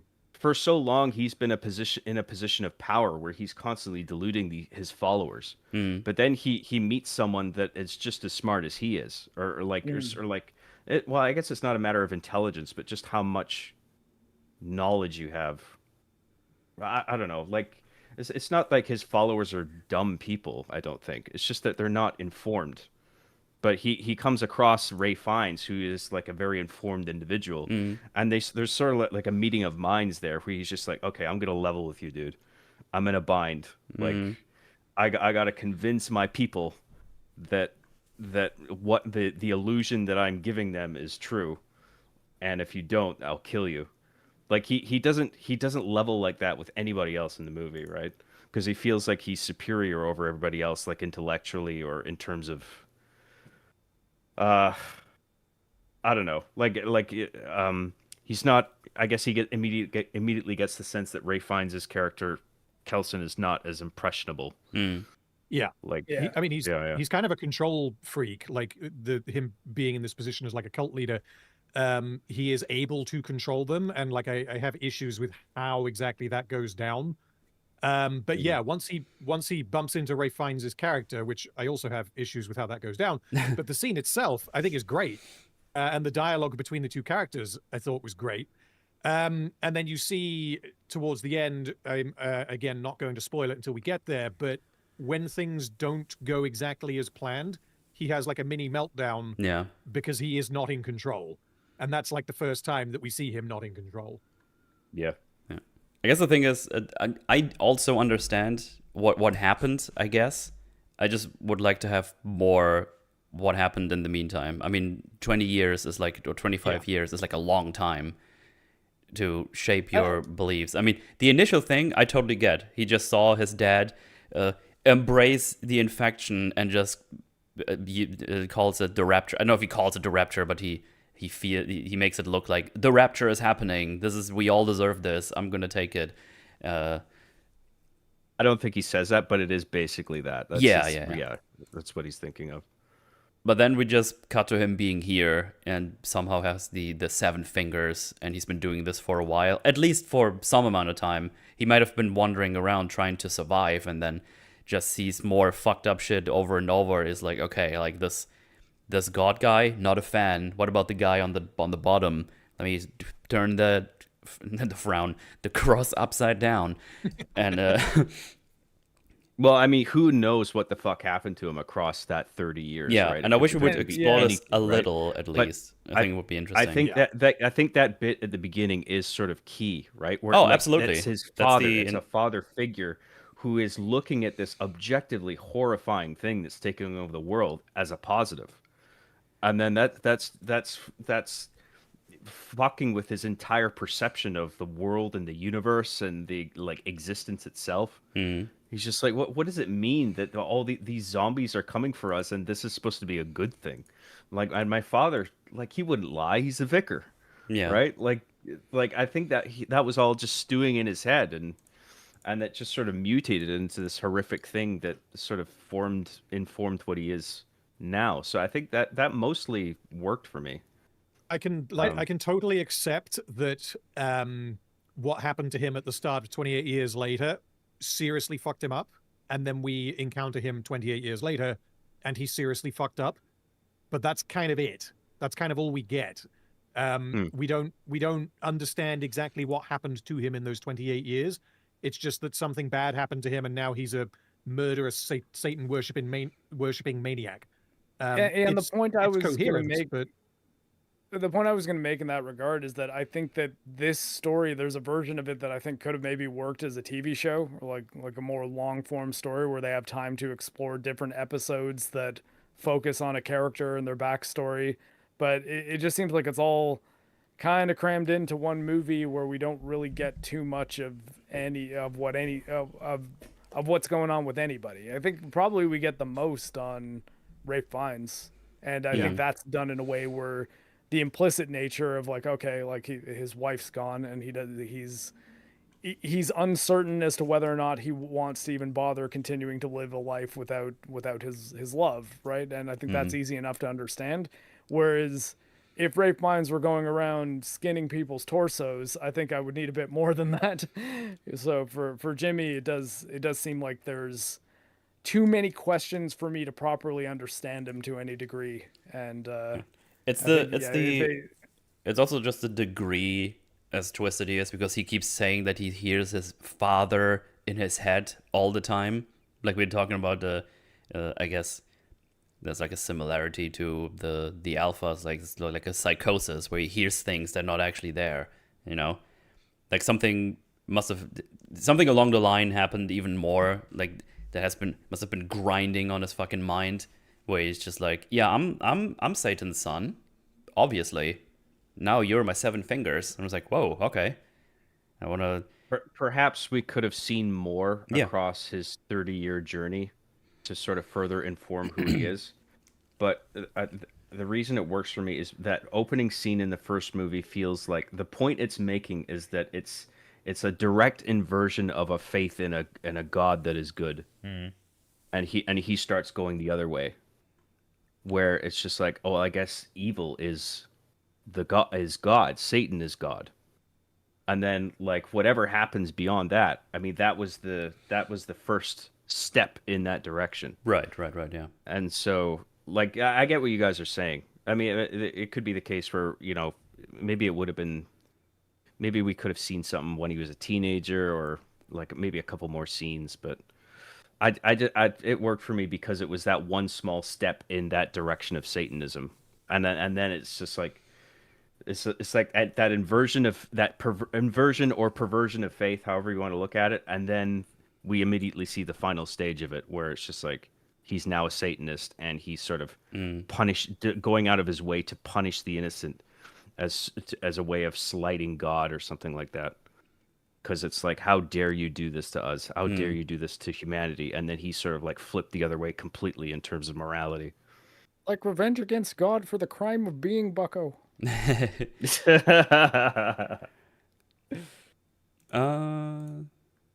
But yeah, while we're on the Jimmy gang, let's talk about their power level, I guess, because they leave the what's that, the aquarium, the pool, the empty pool area, the swimming halls, and there's an infected coming their way and just stabs them and they go.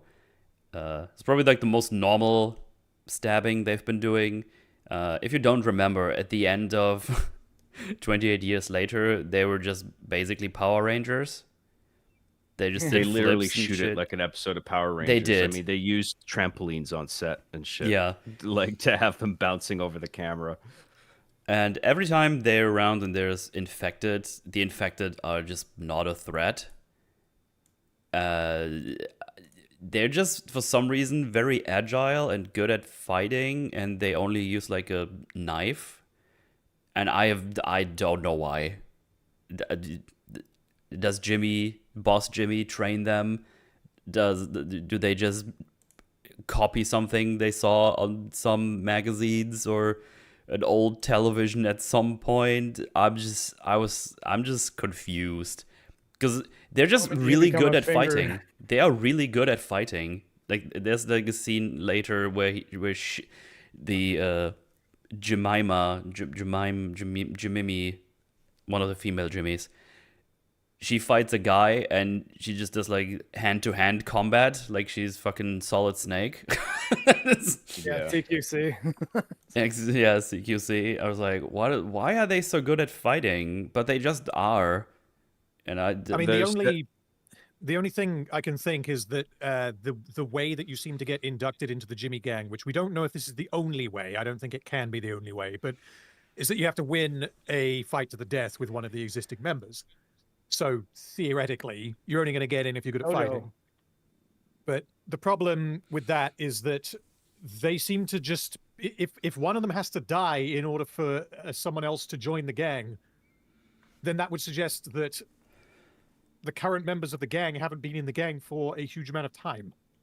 well, the corpse they find in 28 years later has the name Jimmy on it. So that was probably an old member, if I remember correctly.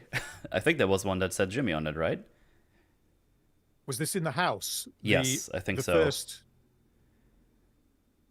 It's I mean, I read the definitely a scene, point to yeah. consider, but I think it's also worth considering that they're not just pulling in anybody to be a part of their gang, right? I think they targeted Spike because he held his own against a bunch of zombies and was a good shot with a bow. And so King Jimmy, Sir Lord Jimmy Crystal, saw him as an asset. And not everybody is going to be like that. A lot of people are just, well, I mean, you know what? Like at this point, like at this far into the infection, the only people that they're probably going to encounter are people that are like, you know, that are good at staying alive. Yeah. So yeah, so the two issues that I would have with that though is that, like, if we're going to say that, okay, well, Spike is awesome and he's an asset to King Jimmy, why sacrifice one of your own guys to find out? Why not just have 6 fingers or 7 fingers or however many? Like, I get the symbolism, but logically that doesn't seem to make any sense. And the other issue is that we see in, I think, all of the 28 films, including this one, there's that scene. It's the only transformation scene that we actually get, the only infection scene, where a guy fights off a couple of infected, and he does a reasonable job, but then, oh no, a speck of blood got in his eye or his mouth, and now he's absolutely done for. That is contrasted with all of the scenes of the Jimmies fighting, where, as Metal said, they are just not a threat. They basically go into Power Rangers mode, and there is no one's worried about a stray speck of blood, because these are, I mean, they're not the heroes, are they? But they're the ones who aren't allowed to die. Yep, that's fair. So yeah, they're just protected until they have to die, and it's actually kind of funny how fast they die at the end. I kind of had that issue with Ray Fiennes too. It's like it's just certain, like, he's dealing with Samson, and I think imagine he would have bloody hands at some point, like dealing with Samson and pulling things out of him and stuff, and then he's eating food. And it's like, you got to be really careful with that. Like, is he that certain that he's cleaning himself enough to make sure the infection? I think they're saying because the iodine is the variable they're assuming that we'll take is the reason why he's not infected by just drops of blood, because he's covered in iodine. But I mean, that is a pretty big crutch. It's thin. Yeah. Yeah, not rock solid. I don't know if this was a retcon, because myself and the guys that I watched the film with were a bit confused as to how this worked, because from memory, in the first 28 years, he says that the reason why he covers himself in iodine is so that they can't see him or smell him. It presumably just covers him up so that he can hide more easily. But then there's a line in the Bone Temple that I believe he says that it neutralizes the infection, which metaphorically could mean exactly the same thing, or it could mean that if he gets blood on his skin, the infection is literally neutralized. But surely it can't be that simple. Yeah. Like, I don't know if that's a retcon, because yeah, like you say, if he's going anywhere near Samson, even if he's drugged up to the eyeballs, if he has the tiniest cut on his finger, he's dead. Yeah. He even just got too greedy while he was cutting his nails. Yeah. Right. Yeah. And like there are times when Rafe Fiennes' character Kelson essentially acknowledges that he is taking massive risks by doing this. Like where he drugs Samson and then he drugs himself so that they can both kind of get high together. Yeah. And then he wakes up and he's really, really happy that he woke up and isn't dead, because logically, and Samson is gone. So like, if Samson had woken up and had been a rage monster, he would have killed him. So he's happy that he didn't die then, even though he was willing to have died and been proven wrong in his experiments. I think happy, I wouldn't use the word happy for it. It's almost like he's intrigued. He's like, huh, all the limbs are attached. Or like he says something to that effect. And, yeah. Because I think part of him was probably saying that, like, yeah, maybe I'll take some morphine here, and then Samson will probably wake up before me, and then he's just going to kill me. And then he wakes up and he's like, huh, okay, interesting. Maybe Samson is actually my friend. Yeah, I don't think that he wanted to die there. Like, logically, you would only do that if you wanted to die. I think that he was willing to put his life on the line to test that theory. For science. And he didn't really have anything to live for at that point, so if he dies, he dies. Yeah. That I thought was good, but it doesn't really acknowledge all of the other risks of him going anywhere near an infected person and, you know, like taking care to make sure that he's not being cut. And they do kind of just hand wave it by saying, well, iodine, it neutralizes it or something. Yeah. Okay. It's something that we're just meant to gloss over as an audience. It's a yes. It bothered me a little bit. No. Yeah. Well, talking about Samson, let's talk about him and his massive dong for a bit. Actually, we actually don't have to. I just wanted to say dong because I think dong is a funny word. That's the long and the short of it. We follow. No idea why they call him the Alpha. We follow some guy in the woods. He's getting chased. He falls over like a fucking idiot. But because he's getting chased by big old Samson Alpha Zombie Man. And we see some Alpha Zombie vision where he sees the guy with some angry face. It's like, oh, that's weird. What is that about? I'm sure we'll get more of that later. We will. But yeah, he sees something threatening. I don't know if it's like just an angry face or it's meant to be another alpha or something along those lines. Anyway, he rips the guy's head off. GG for that guy. That's pretty much it for that scene as far as I remember. But now we go. Yes? Like, it was brought up earlier that this was... Random, you had said you felt the violence was gratuitous in this. I wonder, do you consider that part of the gratuity? No. Specifically, it was the stuff in the barn. Okay. Right. Yeah. Again, like I'm totally fine watching scenes like that if they play a narrative role or a character role. But here, the characters felt, or in that scene, the characters felt so thin, and the impact that scene had on the plot was so like negligible that it seemed excessive. That's the issue that I took with it. I have no problem with seeing heads getting ripped off in a zombie film. Okay, yeah, fair enough.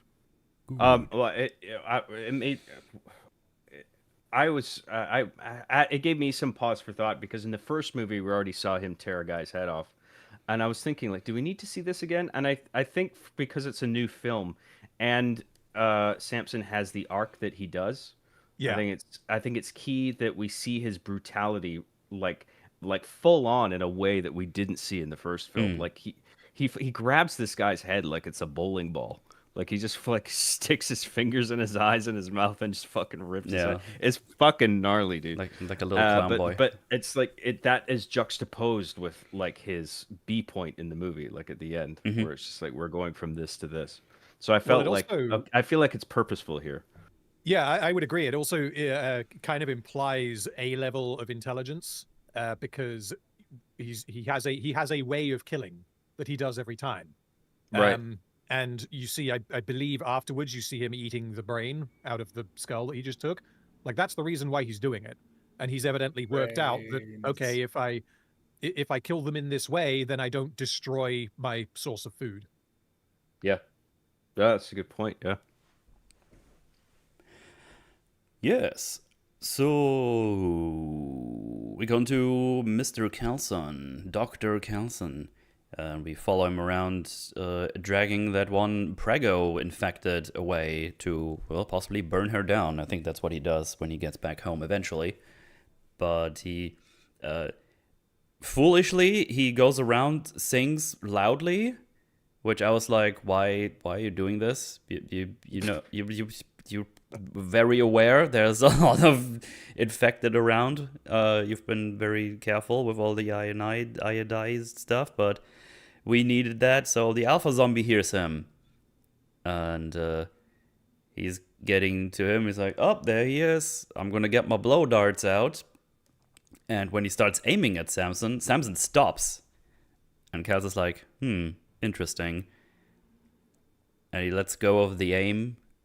He comes towards him again, puts up the the blow dart again.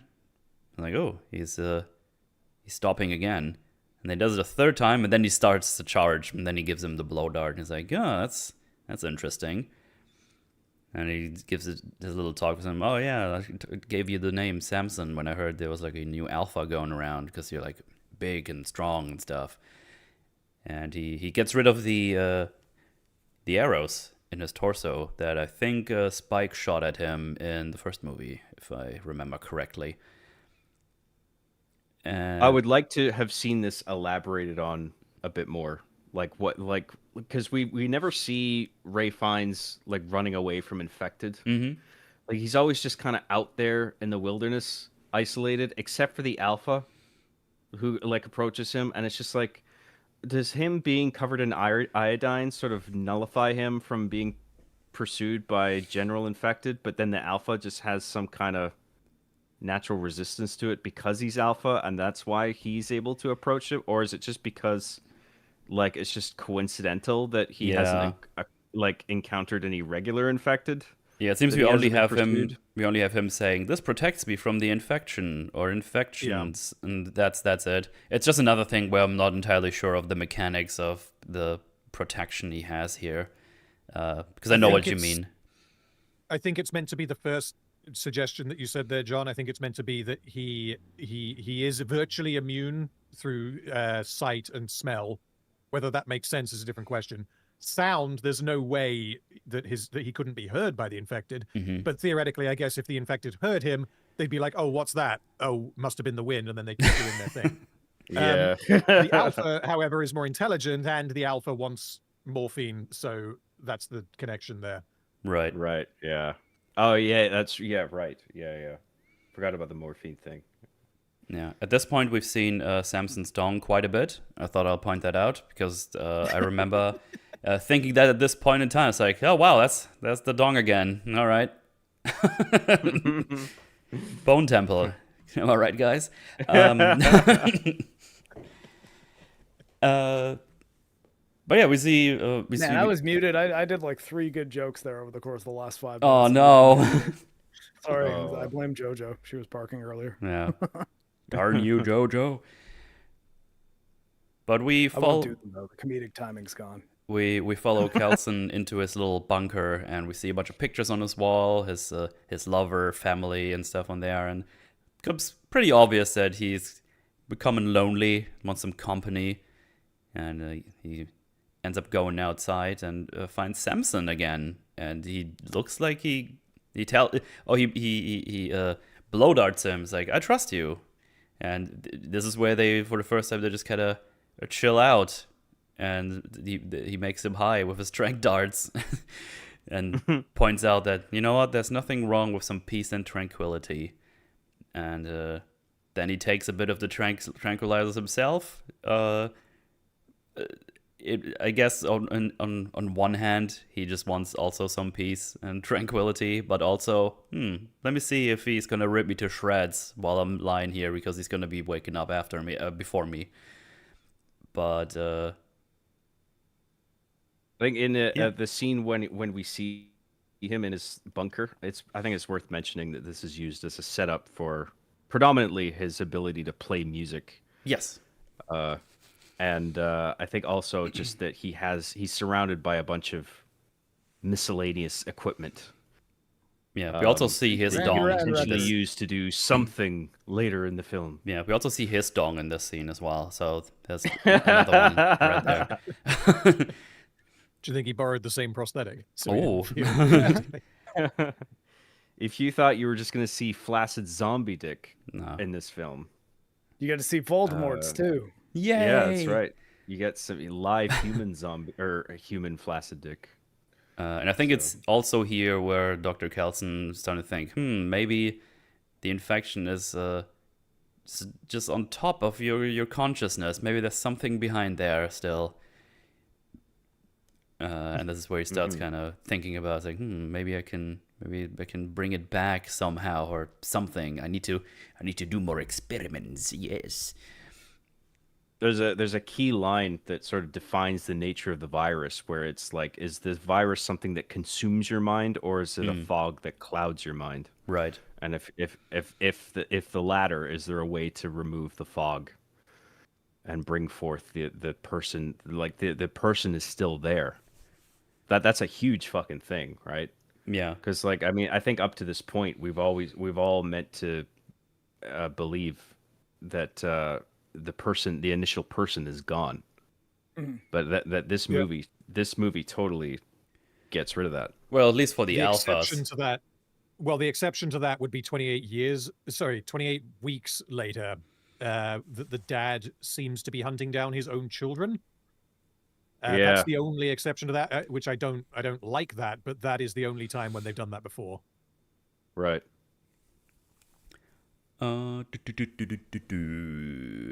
Well, I think what another thing that this movie does, I think quite early on too, is that when Samson tears off that guy's head, there's a shot where you see what he's seeing, Yeah, the zombie and vision. he's yeah. seeing like another monster, and that's why he wants to kill that. So I'm wondering, like in regarding the 28 weeks later example, if with Robert Carlyle's character, that's the same thing where he's seeing his children as monsters that he needs to kill.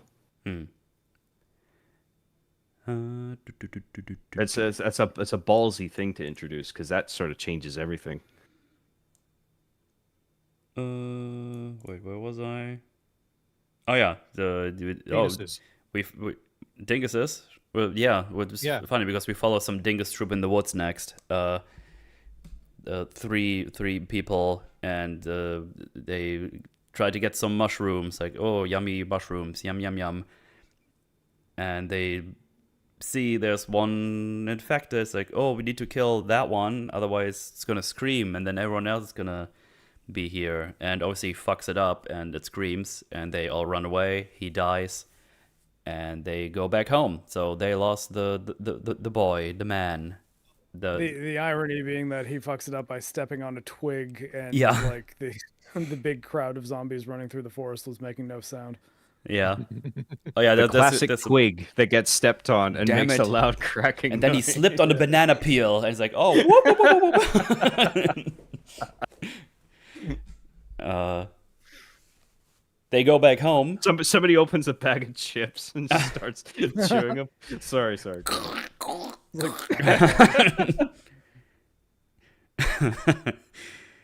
They go back home. It's like, oh, we have bad news. And it's like, we're not alone. Yeah, the Jimmies are here, and they're doing all their wacky shit. It's like, we're just having some nice company here. We're just enjoying some good company. And the one lady who's here with them, I don't remember any of their names, by the way. I'm pretty sure they're not important anyway. But she's like kind of the leader of the pack, and she's also pregnant. Right? She was pregnant. I didn't imagine that. Yeah. But it's like, hey, you're not welcome here. It's nice that you make your one female Jimmy dance like a fucking Teletubby. But you can go now. And it's like, oh no, are we intruding too hard? It's like, yes, you are. And everyone's like, oh shit. And it's a pretty tense scene. Like, again, like the acting is pretty fucking good. Like it's pretty convincing.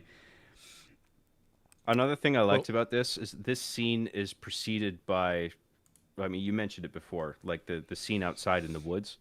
and then the one guy gets infected, and then they run away, and they lock the gate, Yeah. and the shot like holds on the gate. Like I think the implication there is like they've locked themselves in with a greater monster, right? And then it's just like they go home, and it's like, oh shit, now the Jimmies are here. That's even worse. Perhaps they were better off out there in the woods. Yeah. That was a bit of that was a writing and directorial choice that I thought was pretty cool. I think there's also works with regard to tension, partly because we don't yet know how evil the Jimmies are. We don't know what they are trying to do, and we don't know what they want. This is the reveal as to the lengths that they will go to praise Satan. Yeah. Right. Yeah, it's true. We don't know quite what they want yet, so I think that amplifies that tension. It's like, what do these guys want? Because the only thing that we've seen them do up to this point is kill a bunch of zombies in the previous film and in this one, and we saw their initiation ritual, which necessitated the killing of one of their own, and we saw that they didn't particularly care when one of their own died. That tells you that these guys are a little bit fucked up. It doesn't suggest that they're going to do what they go on to do. They could be here because we just like some food, and then we will go. Like that could be why they're here. Yeah. Yeah. But over the course of the scene, becomes very clear. It's like, no, they invited themselves, and they're not very much not welcome here at all. You can also sort of tell from how afraid the people in the farmhouse look. Like they do not seem like at any point they had a choice as to whether or not to let them in. Yeah. And yeah, but again, I kind of wonder. Okay, well, did you let them in? Did they threaten you with their knives, or did you have like any kind of things to defend yourself with? I don't know. We got this one big guy in here. I feel like he wouldn't have let them in without a fight. Maybe have him like injured or something. With their standard issue gymnastics, if you will. Gymnastics. Gymnastics. Gymnastics, yeah. Gymnastics. Yeah, because I don't know, at this point, because we've already pointed out, at this point, the people that are still alive here probably are pretty good at surviving. And I'm just wondering, it's like, okay, did you just let them in here? Did they look so threatening? Did they just charm you? It's like, can we use the bathroom real quick or something? I don't know. But then they're just all in there and like, yeah, we're just very scared of them. It's like, okay, I'm still not sure why though. It's just like, I mean, there's a few ways that it could have happened. It could have been like, please, I need some, you send in the most vulnerable looking one without being dressed like Jimmy Savile. And you have them like, hey, please, can I come in? And then they get a key and let the others in.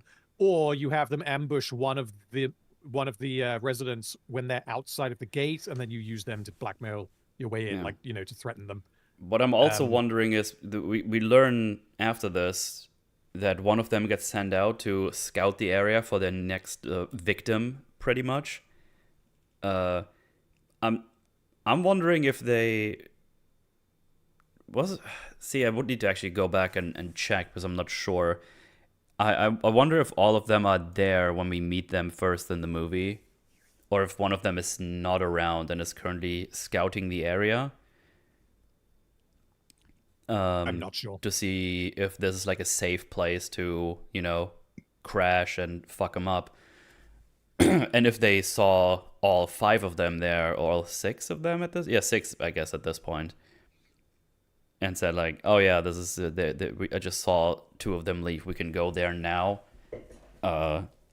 Because I think they have like one old guy and then 2 more people in there, and then 3 of them are outside. It's just, I don't know, I'm just still like just wondering how they got in there so easily, because they're already on the table sitting. They've been cooking. I don't know. I figure considering how agile they seem to be, they just scaled the fence. Like that's sort of what I got from it. Yeah. Yeah, they use their trampolines. They use their trampolines. the iconic Jimmy trampoline. I remember that. Yeah. I don't know if this answers the question, but I just checked on the casting credits. There are 6 Jimmys, with the exception of Spike. King Jimmy. Oh, okay. Oh, and Spike. So if you include both of those, there's 8. But obviously one of them dies to get Spike in, which means that there's 7 of them in total. So I don't know. We could check the opening scene and see how many are there, but if there are 6 there plus Spike, then that means they're all there. Yeah. I'm a bit torn on the difference in directorial choices, because like Danny Boyle in the first movie, he did that whole Power Rangers sequence, but then all of a sudden now we see the Jimmies in a much more grounded way. But I wonder if maybe that was like, it was at the ending of the first movie, that was sort of meant to be Spike's perception of what he was seeing in that moment, where like he felt so scared and under threat, but then these people come in and save him, and it's visually amplified in a way that it's almost like they're superheroes to him, if you know what I mean. Right. But then when the next film starts, it's like a much more like, oh, these are just regular people, but like not Power Rangers, but they're just like people like anybody else, but they're evil people, obviously. Yeah. I think based on 28 years, I think that's possible. I think that once we have the context of the Bone Temple, then less so, because again, they're obsessed with, things from their childhood, like the Teletubbies, which probably means that they deliberately decided to fight like the fucking Power Rangers. Because maybe they learned how to fight by watching Power Rangers. Like it might actually be that simple. Yeah. Yeah. But no, I think we are meant to believe that they literally did what we saw them do at the end of years. Nice. Right. Yeah, they're sitting here, and they're like, "Oh yeah, we're gonna leave. No worries. We're just gonna eat up and then leave, and but not before we will all just kill you." And then the guy who's been cooking something just yeets a bunch of hot water in their way. Some of them start running away, but it's no use. The only one who gets away is the prego lady. And the other one the pot of boiling water seemed oddly ineffective to me. Like I was Right? like, that seriously? Like did that not incapacitate one of them at least? Because it almost seems like he throws it on the table more so than on any of the people, which I guess nerves and all, but I would have dumped the entire thing directly on head Jimmy. Right. Yeah, well, I think you want to incapacitate all of them maximally in the one instance, because like if you just focus it all on one guy, the rest of them are going to come after you. I think there's an element though that if you take the leader out of the equation, you'll at least grant yourself a few seconds of confusion. Does he become the leader when you kill Boss fair. Jimmy? Out of the cruise, out of the ship. It's like vampire rules. Take out head Jimmy. Yeah. Everybody turns to normal. Look at me. I'm the Jimmy now. Basic military strategy. Take out the enemy general and the others might just lose morale. Yeah. No, I get what you're saying, Mark. That's a fair point. Yeah. So yeah. The lady gets away, and it's like, hey, time to show them some charity or some love or some whatever you want to call it. Is the term they use. Yeah. But the one female Jimmy has to go find their next target. He's like, oh man, I don't get to participate. Which again is like, oh, so you wanted to participate, but now you want me to care for you. I don't know, man. Yeah, I think it would have been better to just show more ambivalence on that character's part early on. Yeah. Maybe she's like the one who gets added before Spike or something. It's like, yeah, that's what I was thinking the whole time. Well, at the point where she starts showing sympathy for Spike, that's the immediate impression that I got. I was like, okay, well, she was probably the last one in before Spike, so she still has a shred of her humanity left, and she recognizes in Spike what she probably felt when she was first initiated into the gang. And I wonder if like she's just reached that point in that moment where it's just like, whatever, I'm just gonna give myself to this group, and I'm gonna do whatever Sir Lord Jimmy Crystal wants. Yeah. But then like right as she's just about to teeter over that line, then Spike gets introduced and all that happens, and then she starts going the other way. I'm not quite sure what the intention was there. Yeah. I swear to God, this girl's agent has to be saying we need her to be one of the bad guys, but the one who is actually good. Like, Right. like Yeah, what she yeah. plays in everything. It's just like, okay, come on. Well, she's looking for that next target. That But doesn't yeah. that doesn't bother me so much, to be honest, because I mean there is like people come into this group in a certain order, right? Oh, And I the mean, I'm people not who have saying that it's been a problem for the writing of that character. It's like it's a meta criticism of like that is like this actress plays that in everything I've ever seen her in. Like in oh, Solo, okay, in okay, Solo, she's the like the big like criminal that they're fighting against, who at the end turns out to be like one of the original rebels. In Falcon and the Winter Soldier, she is the main villain, but the one that Falcon is like, oh no, she's actually kind of good by the end of it. And yeah, this is the other thing I've seen her in. It's kind of the same deal. It's like, oh, she's one of the villains, but oh no, she's the one that is actually a good person underneath it all. And it's like, oh, just interesting. Sorry, I misunderstood. I didn't actually recognize her from anything else. I couldn't remember anything else I saw her in. I think if she takes her wig off at the very end in a long shot, but I think if she wasn't wearing the wig, you'd immediately recognize her. Yes, Right. Chad. Freckle Jesus. Yes. Yeah, Freckle Jesus. Oh, yeah, I was calling her Ginger Freckle Jesus. earlier, Jesus. but, Or Ginger Jesus, whatever it was. and Yeah. that's why, right? Because it's like she's the one that's like, oh, it turns out she's the good one who's just been sacrificing this whole time, and that's why you thought she was evil. Right. Again, here is like one random infected and comes up to her and she slices the throat and does a tactical roll, as Mark put it in a DM earlier So today or dumb. yesterday. Like I burst out laughing. I was the only one in the theater who did. So I don't know if they all just thought it looked cool, but like I So found that silly. so comical. It was just like, wait, why? Why would you roll? Why I roll like think that in that situation? it is. I understand the comedy of it. I think it's predominantly it's to dodge the blood. I think that, but they're also they have a dexterity and a spryness about them, and they've learned to be efficient killers against these zombies. I don't think that was set up well enough. The fact that they're all such efficient killers. Yeah. But it I might guess also that's just what we're be meant the to register. it could If you know also what I mean. just be the whether it was her or a stunt performer, I'm not sure, but like just the way it's blocked, there's like it's too long of a beat between the slash and the roll that I even processed it as her dodging the blood. Like it's almost like she does Right. slash roll. It's like not slash into directly into a roll, like slashing while rolling. She didn't like dive for the actual slash.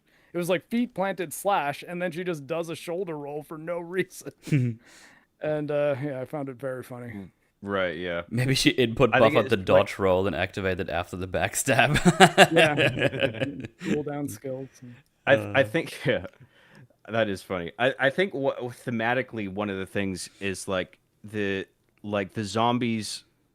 zombies come and they plague the world, and then it's like humanity sort of evolving and adapting to this new threat, where you have this new generation of killers who know how to deal with these things, and they're so like efficient and ruthless in that they not only take down the enemy but avoid the thing that will also infect them.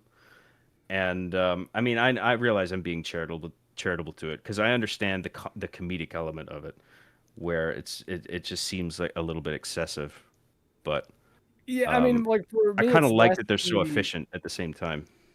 yeah, and I mean, fair enough. And for me, like again, it's less the written aspect of their like zombie, like ninja zombie killers, effectively, like they're like I don't know assassins, but Mhm. it's more the like, but you can direct the movie in a way that I believe that, whereas the way it's shot and the way like it comes off in the editing, just it seems like just superfluous tactical role after the threat is gone, as opposed to it looking like a fluid motion of a person who is very aware of the threat and using the most efficient means of killing while also avoiding, right? Like I just think it could have been done better. Like I sort of more put it on the director than the idea of oh, and like she so like as if in the script it says she slashes the zombie's throat and then dodges out of the way of the spurting blood. I think that's a perfectly fine thing to write in this world. Whereas like just when you see it the way they did it on film, I was just like And I feel like you could have done that in a way that looked less silly. Let me add I something think completely different to this whole conversation. They have fucking masks they wear. Just wear those when you fight the zombie. Yeah. they could have those for extra That was- protection. That's I think there's also an element of ego and posturing to it as well, where it's just like, they're so jaded against this zombie threat. It's just like, oh, fuck you guys. And then they kill the zombies with a bit of flash, if you know what I mean. Like I don't know. I feel like they get some kind of satisfaction about that. That's just how I feel about it, anyway. Yeah, I mean, like I said, fair enough. I think that the director maybe could have done a better job at conveying that. Sure. Is It would have But, been cool yeah, if it was like all one shot. Maybe if they did it in a wide shot or something, and it was all just one fluid movement in a single shot by a stunt person. I thought it is kind of a wide shot. It was more just the timing that I was thrown off by, because it seemed like she rolls like a full like second and a half after the actual slash, or at least Well, that's my the way I perceived it when I was watching it. It's not like I have it in front of me, but I think My recollection well, of it is that it's shot from behind and in front. So basically two camera angles for that. is it? Yeah, I think it yeah. is. That sounds What about I was right. gonna say on your point, Metal, though, is like that was the bigger problem with the previous movie, where it's the idea of armor in order to prevent yourself from being sprayed by blood is just that's gone from this world at this point, which is a bigger problem, but it was a problem in the previous one too. Right. She makes her way to the Bone Temple. And she sees the Bone Temple. Ooh. And she uses her binoculars, which are only one noculus, because I think the other part is just broken. Or they just hold it in a wacky way. I don't remember. I just remember them holding it in a stupid way for binoculars. They just look for one. Monocular is the single eye binocular. True. Uniculars. And You call she them uniculars? We call them monoculars. No, I was joking. Oh, okay. and she sees It's Dr. just a Kel. cool way of holding binoculars. It's like holding a gun sideways with one hand. Yeah. It's more damage that way. That's true. That's true. Yeah. Plus 5 damage if you and- hold the pistol sideways. She sees Dr. Kelson just dance with an alpha that's just sitting, and she has the proper reaction. It's like, what the fuck is this? And she makes her way back. But now we go to the dreaded barn, where Lord Sir Jimmy Crystal basically says that he has been chosen by God as the sole heir, and he goes around the place gathering souls for the old guy, old Saint Nick or Old whatever Nick. they said for you. Yeah, I mean, Old it's Nick. funny you say Saint Nick. I thought they were talking about Santa Claus the entire time. That would have been Until hilarious. the Yeah. end of the movie, when Ray Fiennes says "Old Nick," you mean Satan, and I was like, "Oh, is that what he meant this whole time?"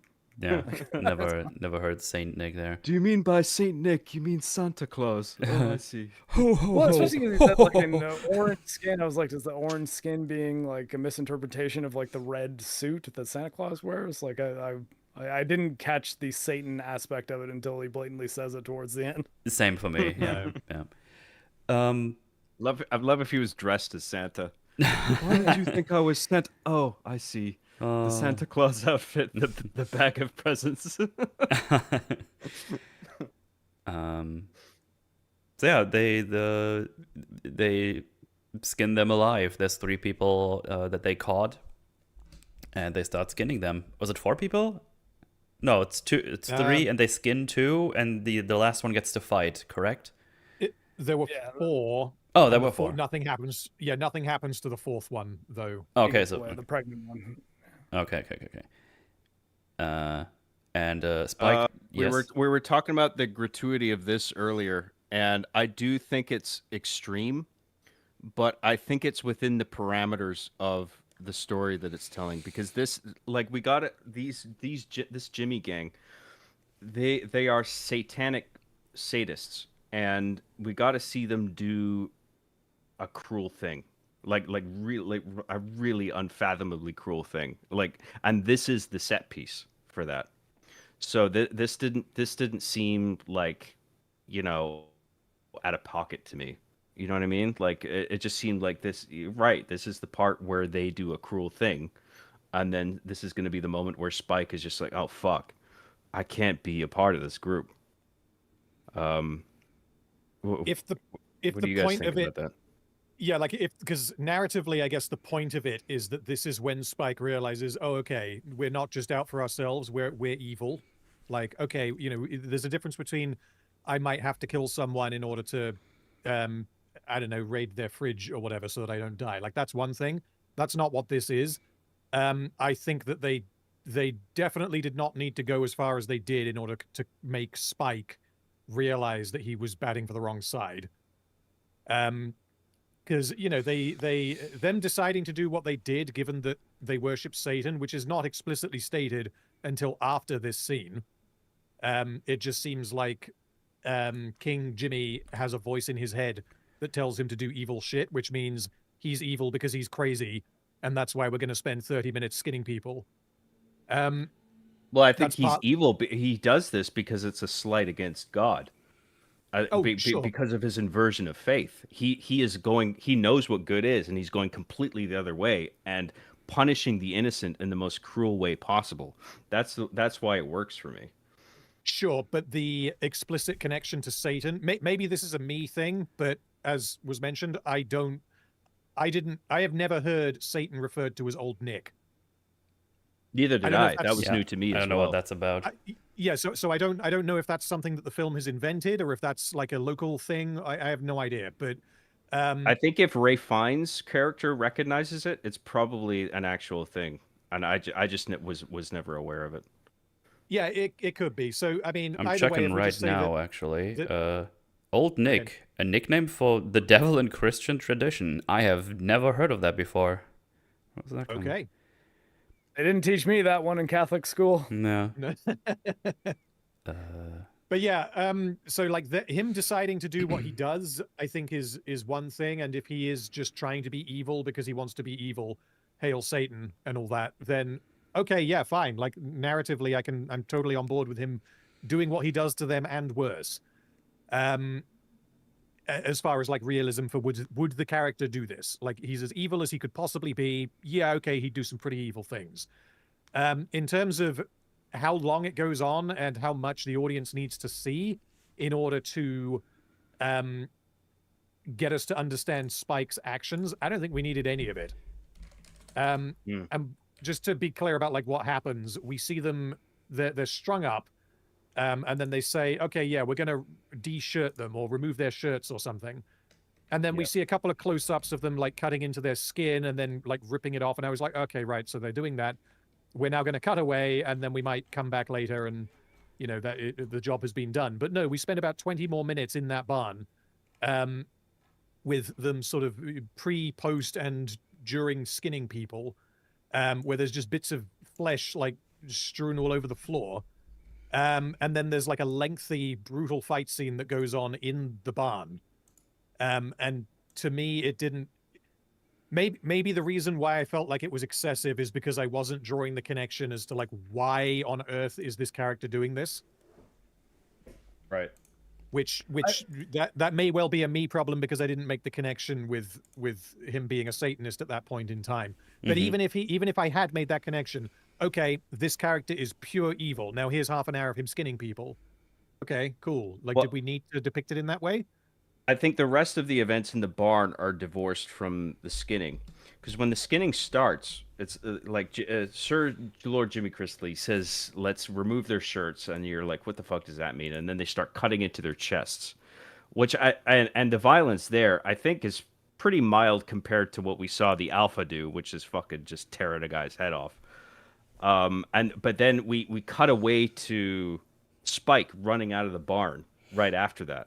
Before we see, like, we hear the anguish screams from inside the barn, but we don't see what's happening beyond the initial cuts into the chest. And then we see Spike run out and vomit. And then we do see a scene where we do eventually cut back to the people who have been skinned, where it's all been done, and we can see they're like bare, like you can see the torsos that are like the skin has been completely cut off, and then there's like a shot where you see the lumps of skin on the ground around their feet. But like the barn scene does go on for some length, but it's not all just the skinning, right? A lot of it is conversational.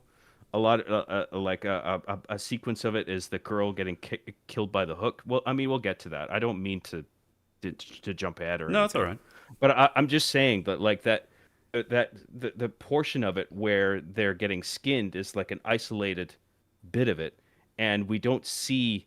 I don't feel like we see the skinning in gratuity.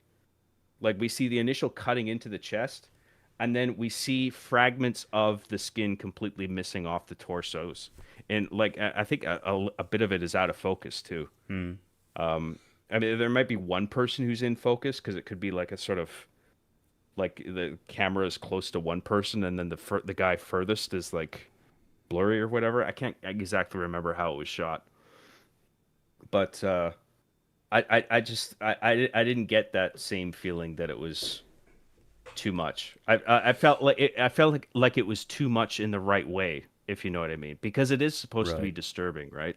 It's Sure. supposed to be unsettling and uncomfortable to watch. Yeah, That's it's my not. feeling on it.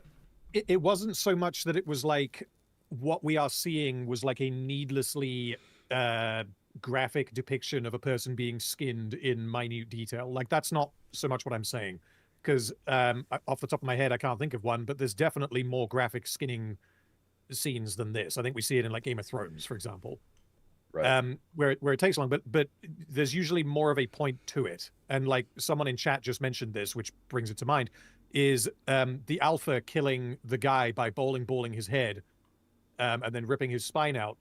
There was a point to that, as we mentioned, but also there was a point to it from his perspective. He's hungry. He would like to eat. So Mhm. that being more visually graphic, I think is totally fine. This, I, I don't know. The problem that I take with it is that it felt like there was no meaning behind it. It was we're evil and we're going to be evil. See that? Well, to me, that is the point because they are Satanists. Yeah, They're going completely the other way, like where like they know what they're doing is evil and they're doing it anyway. Because I mean, the character, the kid Jimmy, he grew up in a religious family. His father was the local vicar, so I think he has an idea instilled within him of what good is, and now he's deciding to go completely the other way because he lives in a world that is submersed in cruelty and violence and horror. And he starts thinking, well, maybe Satan is my new god. So now he's going completely the other way.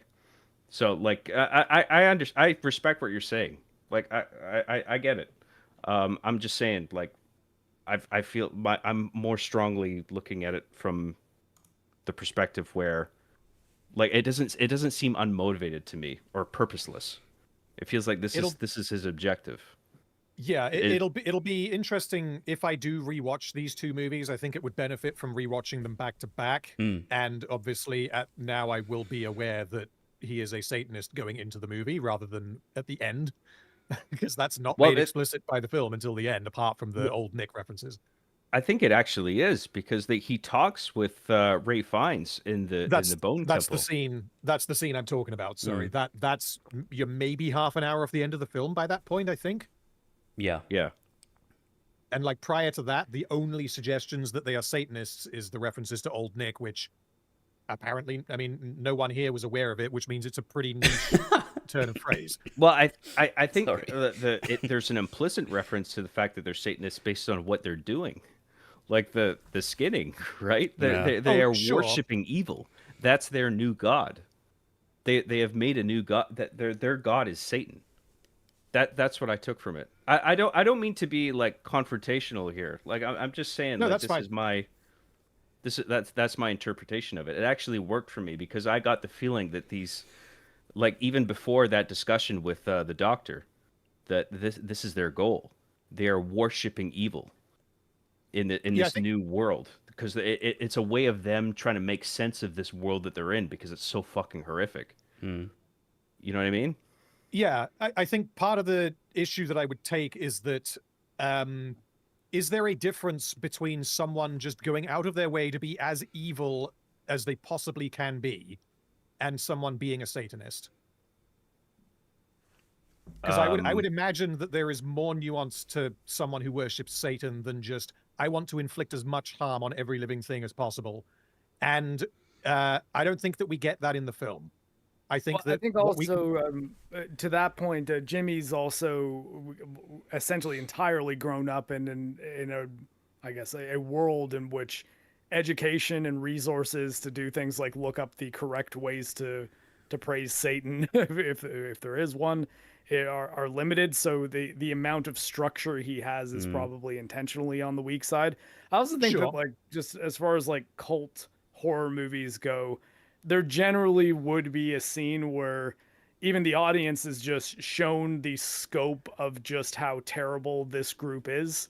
And so, like, that's why I didn't really have much of a problem with this scene at all. Like, I think it's probably one of the more enjoyable scenes in the movie, which I guess makes me sound like a psychopath. More entertaining. I need more skinning people. I was wondering how everything would pan out, and like what would happen with the girl that was hiding in the rafters of the barn, and I was engaged during this scene. And I'm also not, like, I tend to not really be bothered by ultra gratuitous gore, but I do see where both of you are coming from at the same time. So. No, I get where you're coming from, Random, as well. It just worked for me. I think the biggest problem I had with the barn scene was that the hook happened to be perfectly level with the girl's head. Oh yeah, I would have. That's definitely something I would have gone into. Yeah, that's up there. Absolutely. There were other ways. I mean, I guess Metal will go on to explain what happens, but there are other ways that they could have accomplished the same thing, and that obviously leads to rather a brutal spectacle. I saw her looking at that hook, and I thought she was gonna like zip line down and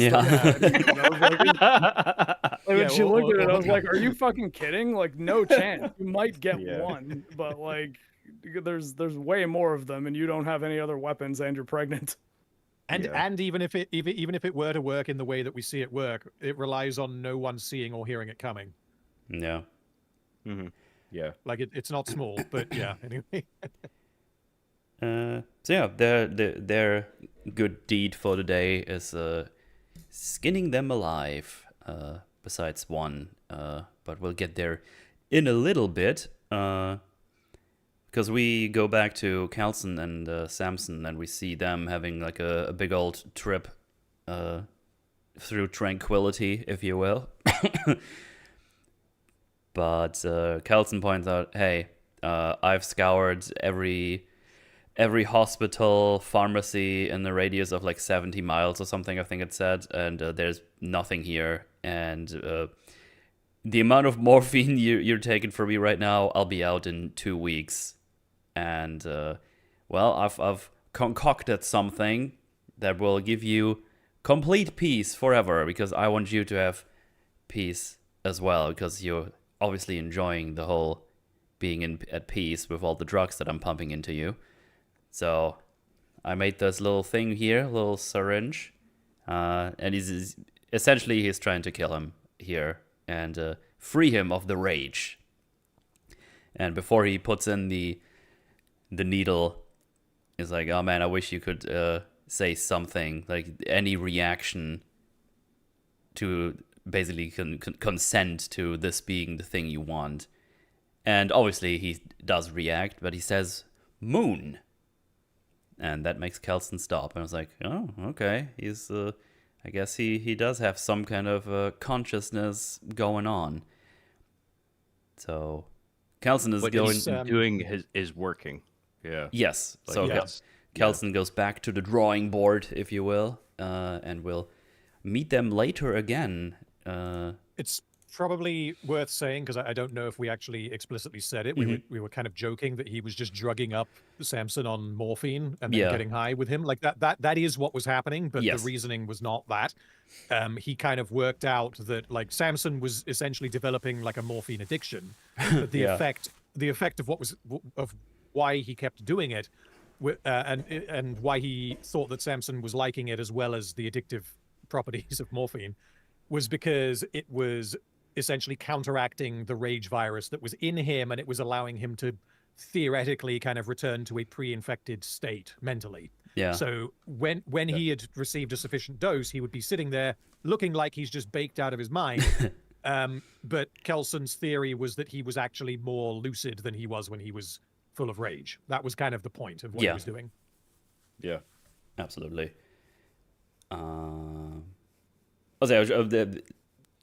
Before we go here, actually, I didn't mention Spike sees the skinning to start, and he goes outside and has a bit of a vomit, and he's not enjoying the show.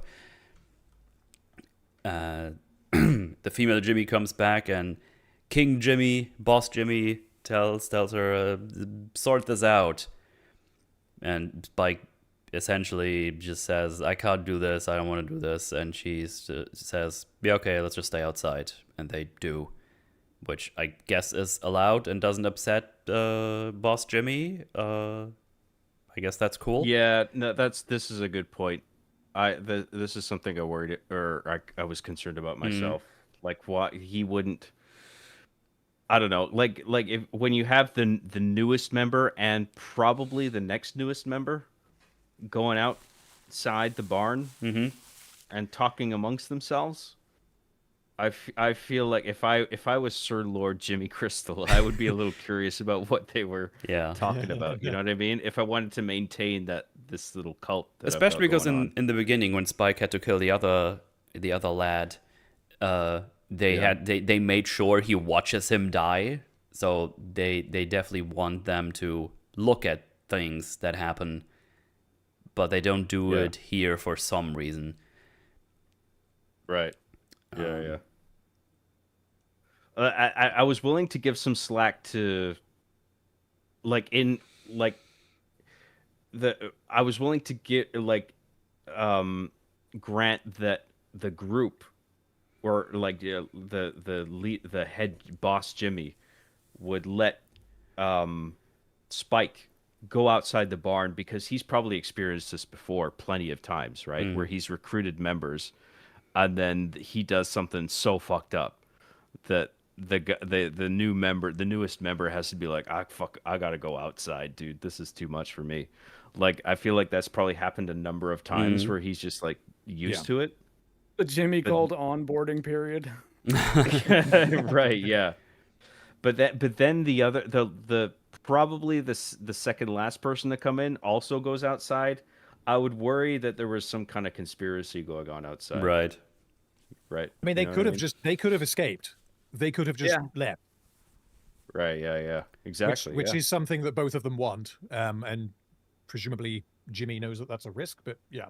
Spike has a place he knows they can go. It's very safe.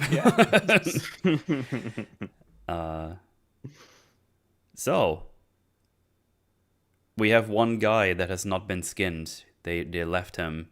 Apparently Jimmy found that he looks like a good strong male to be one of his fingers. And he gives him the opportunity to have a duel with one of his fingers. He gets to choose. And obviously the guy takes female Jimmy, Jemima, Jimmy Inc., whatever. Because rightfully so, it's like, oh, obviously I'm going to beat the shit out of that girl, because that's going to be the easiest one. Unlucky for him, he doesn't know she's a Power Ranger, and he gets absolutely wasted. Well, there's an interesting amount of layers to this, I think, because I don't think this guy that's being strung up and skinned, he wasn't skinned. The other people were skinned, but he feels like he's about to be skinned, and then he gets this offer, and then he's thinking like, okay, where do I stand the best chance? And he picks the weakest one. Yeah. But he's like, this group of people has come here and skinned his friends and family alive. Yeah. And he's just thinking, you guys made up your minds to come here and fucking assault us. Like, so I'm going to do the best. I'm going to do the thing that gives me the best chance of survival. So like it, like if I pick the weakest member among you, I don't feel like I'm morally compromised as a result of that. Do you know what I mean? It's just Yeah, like Yeah. yeah. you came here, you fucked with us, and now I'm gonna do what it takes to save me and my friends. I also And think that in so he this does that, scene, and so that's a layer of this film's exploration of good and evil that I really appreciated. I think though that on that point, I think we don't do we ever get his name? The guy, like farm dude. I'm sure Farm we get dude his name. seems I do not remember it at all. he seems way too afraid and hesitant in this moment. Like when fear, of course, right? But I think that especially considering what he saw them do to the two people that are hanging right there next to him, and knowing that he's got a pregnant girlfriend that this might be happening to next, uh, he's he doesn't seem to really want to even kill the girl that he picks. Like it's almost like Yeah, he's like, well, I don't really want to kill her. Like, because I mean, for me, like if we were all in that barn and I just saw them skin the three of you, I would be in like bloodlust mode trying to kill these people. Like I don't think that I don't think I would be shaking with the knife in my hand or like worried about whether or not I can make the first strike. Like I just don't I don't understand where his adrenaline was, you know? Like it's almost like he seemed like he picked the smaller girl and then part of him was like, "Well, I don't want to kill her." It's like, dude, Right. you're not in the scenario where it's like, oh my god, they're making me kill this fragile little girl. It's like, no, she's the one you picked, and also they just tortured two of your friends to death. Like, right. By I the mean, way, like, I think it would have been it's. endlessly funny if Spike would have been in the room. It's like, yeah, I want a little boy. Fuck that guy. I mean, Well, yeah, that's I honestly, yeah, that was the obvious. He would have been the obvious choice, right? That's I guess why they had to get him out of the room. But they I do, I do guess, remember yeah, that, distinctively when he got the choice, like, oh, pick Spike, pick Spike. That's what I was thinking. Pick Yeah. Spike. It's like, oh, he's outside. Lucky bastard. that is, I think, a problem. I do think that is a problem, though, because like Spike leaving the room, I think is totally fine. Jimmy letting him leave the room is fine as long as he's not conspiring with another Jimmy. Yes. Him not Jimmy bringing him back in for conspiracy. this little, yeah. Him not bringing him back into the room so that the guy can then theoretically choose him, because this guy, whatever his name is, the guy who was going to get skinned, would obviously kill Spike. There's no chance of anything else happening. Yeah, because Spike And is a that little would bitch. be good. That would be good for King Jimmy, because then he has a better finger. Yeah. Yeah. So there isn't any reason why he wouldn't do that. He forgets that two of his Jimmys exist for about half an hour. Sorry, I just imagine Yeah. Spike just doing the same move from the beginning. He just cuts down his femoral pants artery and just fucking stabs him in the thigh again. pants It's like, down, God yeah, damn. stab him. The icon- It's the same thing again. The yeah. iconic Or he tries thigh to do stab. it, and the guy's wearing a belt, and he's like, "Shit, well, I'm Ah, screwed well, now." damn it. Yeah. But yeah, That's you a fair point. absolutely, yeah. Yeah, and I think that fear response I think would make more sense if he was just a normal dude and it was the normal world. But I mean, this guy has been killing infected presumably for all of his life at this point. So I don't think the guy would be that timid about combat. Yeah. And I don't know. It's I definitely think- something to and I think consider. also it would have I think made Jamina look stronger if he did seem like he was more competent than they made him look, like going into the battle. Yeah, it's I don't definitely think something. I think it's hard to predict how people are going to behave in a situation like that. Like he picks that woman, and then he starts fighting her, and then it's like you're actually there in the situation of stabbing a girl. Yeah. Like Finally. that can be like a tough. Like I can't. I mean, I it can go either way. I feel like, you know, like he can either decide like fuck all these people, because they came in and destroyed our family. What we have going here, we didn't hurt anybody, and then these people came in and now they're fucking with us. I can see why somebody would make the decision. It was just like, fuck, I'm just gonna fucking kill you. I don't even care, dude. Oh yeah, no, like I think that's the decision he should have made and been a bit more confident about it. Was my point. Whereas it seemed like Right. he's sort of holding the knife in a way that it's like, I feel like you could just drop that on your own without any interaction from an enemy at this point. Like he's not in any kind of a fighting stance. He doesn't really seem prepared at all to do one-on-one combat, be it with someone his size or a smaller girl. And I don't know. I found that strange because I was like, you've already seen what these people are going to do, and one of the people they might do it to is your girlfriend and child. Like, Yeah. come on, man. Like, let's maybe get some rage going. Yeah. Become Jim at the end of the first movie. That's fair. Yeah. While all this is happening, the pregnant lady has snuck on top of the barn, in like the first floor of the barn, and she's been watching this happening the whole time. And right before the guy gets stabbed to shit, well, we already mentioned the hook. She spots a hook. Chekhov's hook. It's she.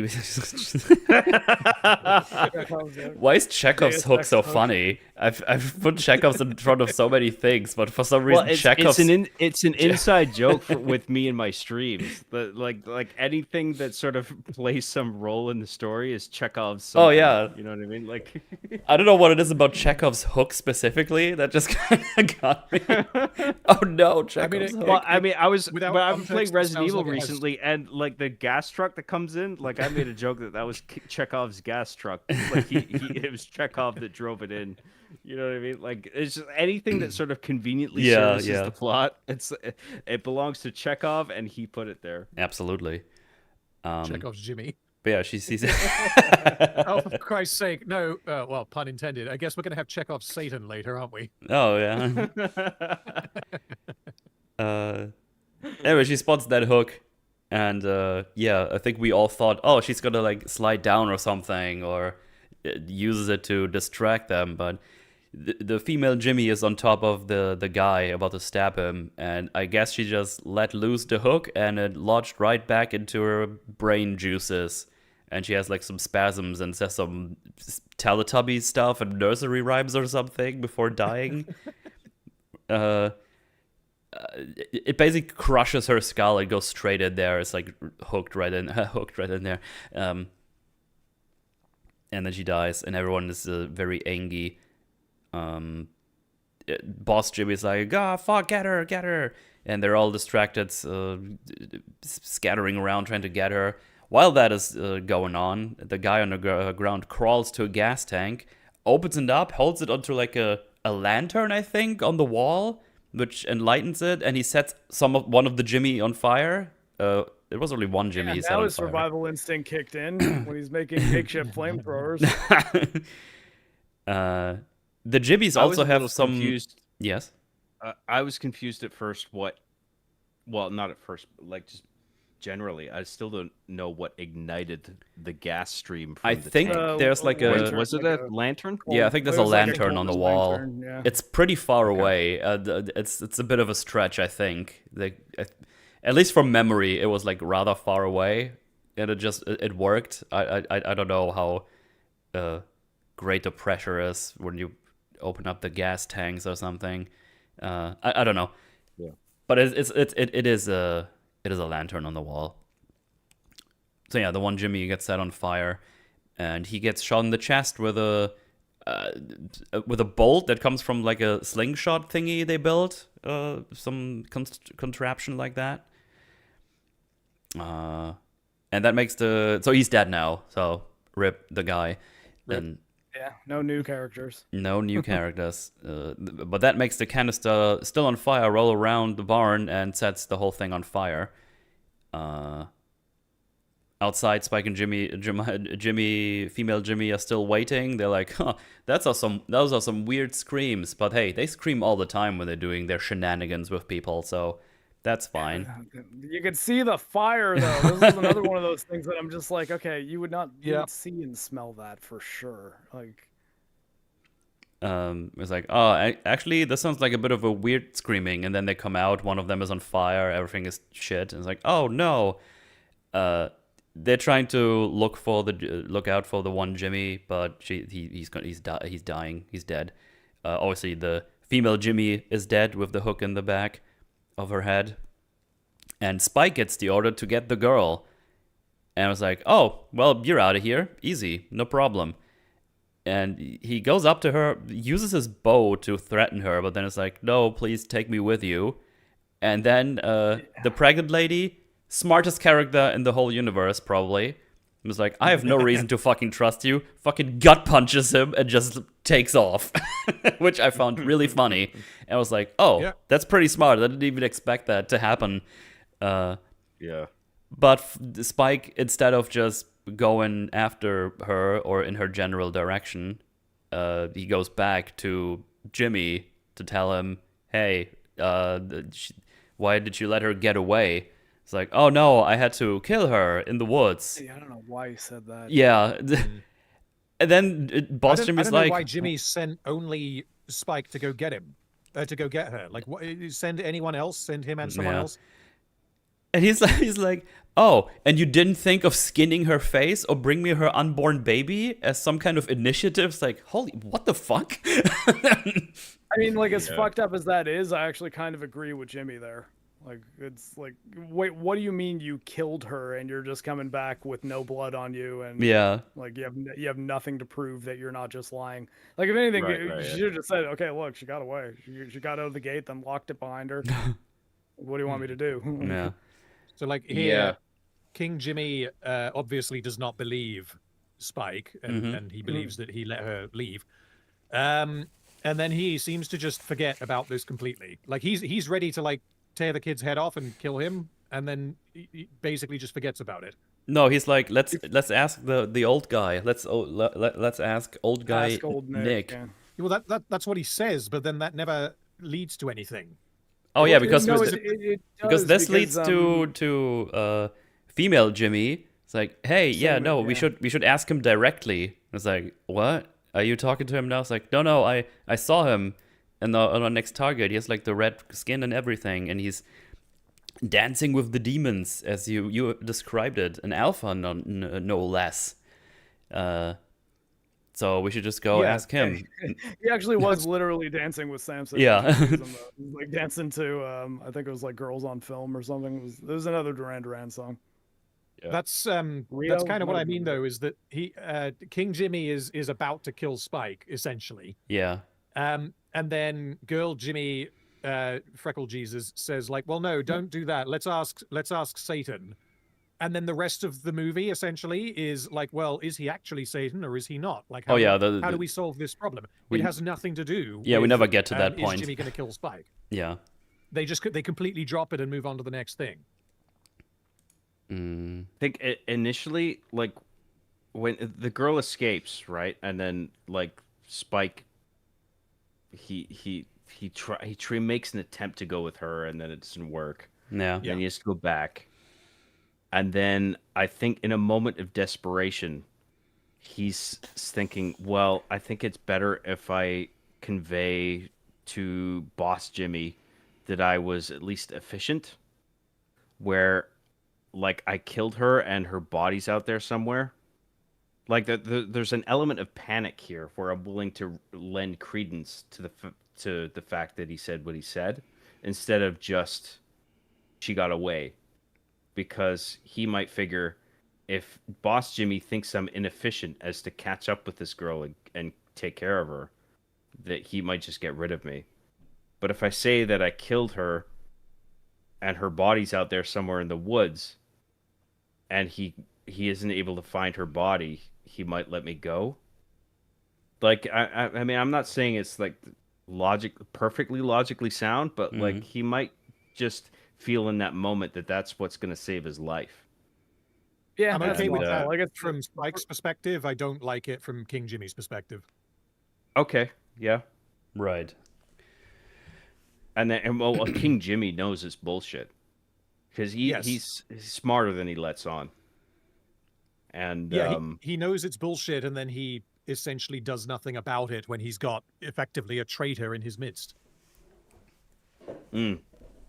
Yeah, right, well, I think he knows Spike's lying to him, but that could be like he's likely, I think, experienced this before, perhaps even with what is it, Jimmy Inc.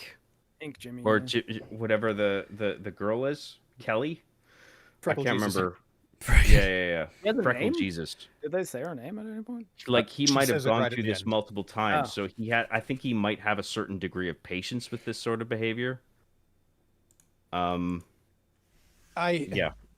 Maybe, I- but he doesn't strike me as the kind of character who would have any patience for anyone who doesn't do exactly what he says at all times.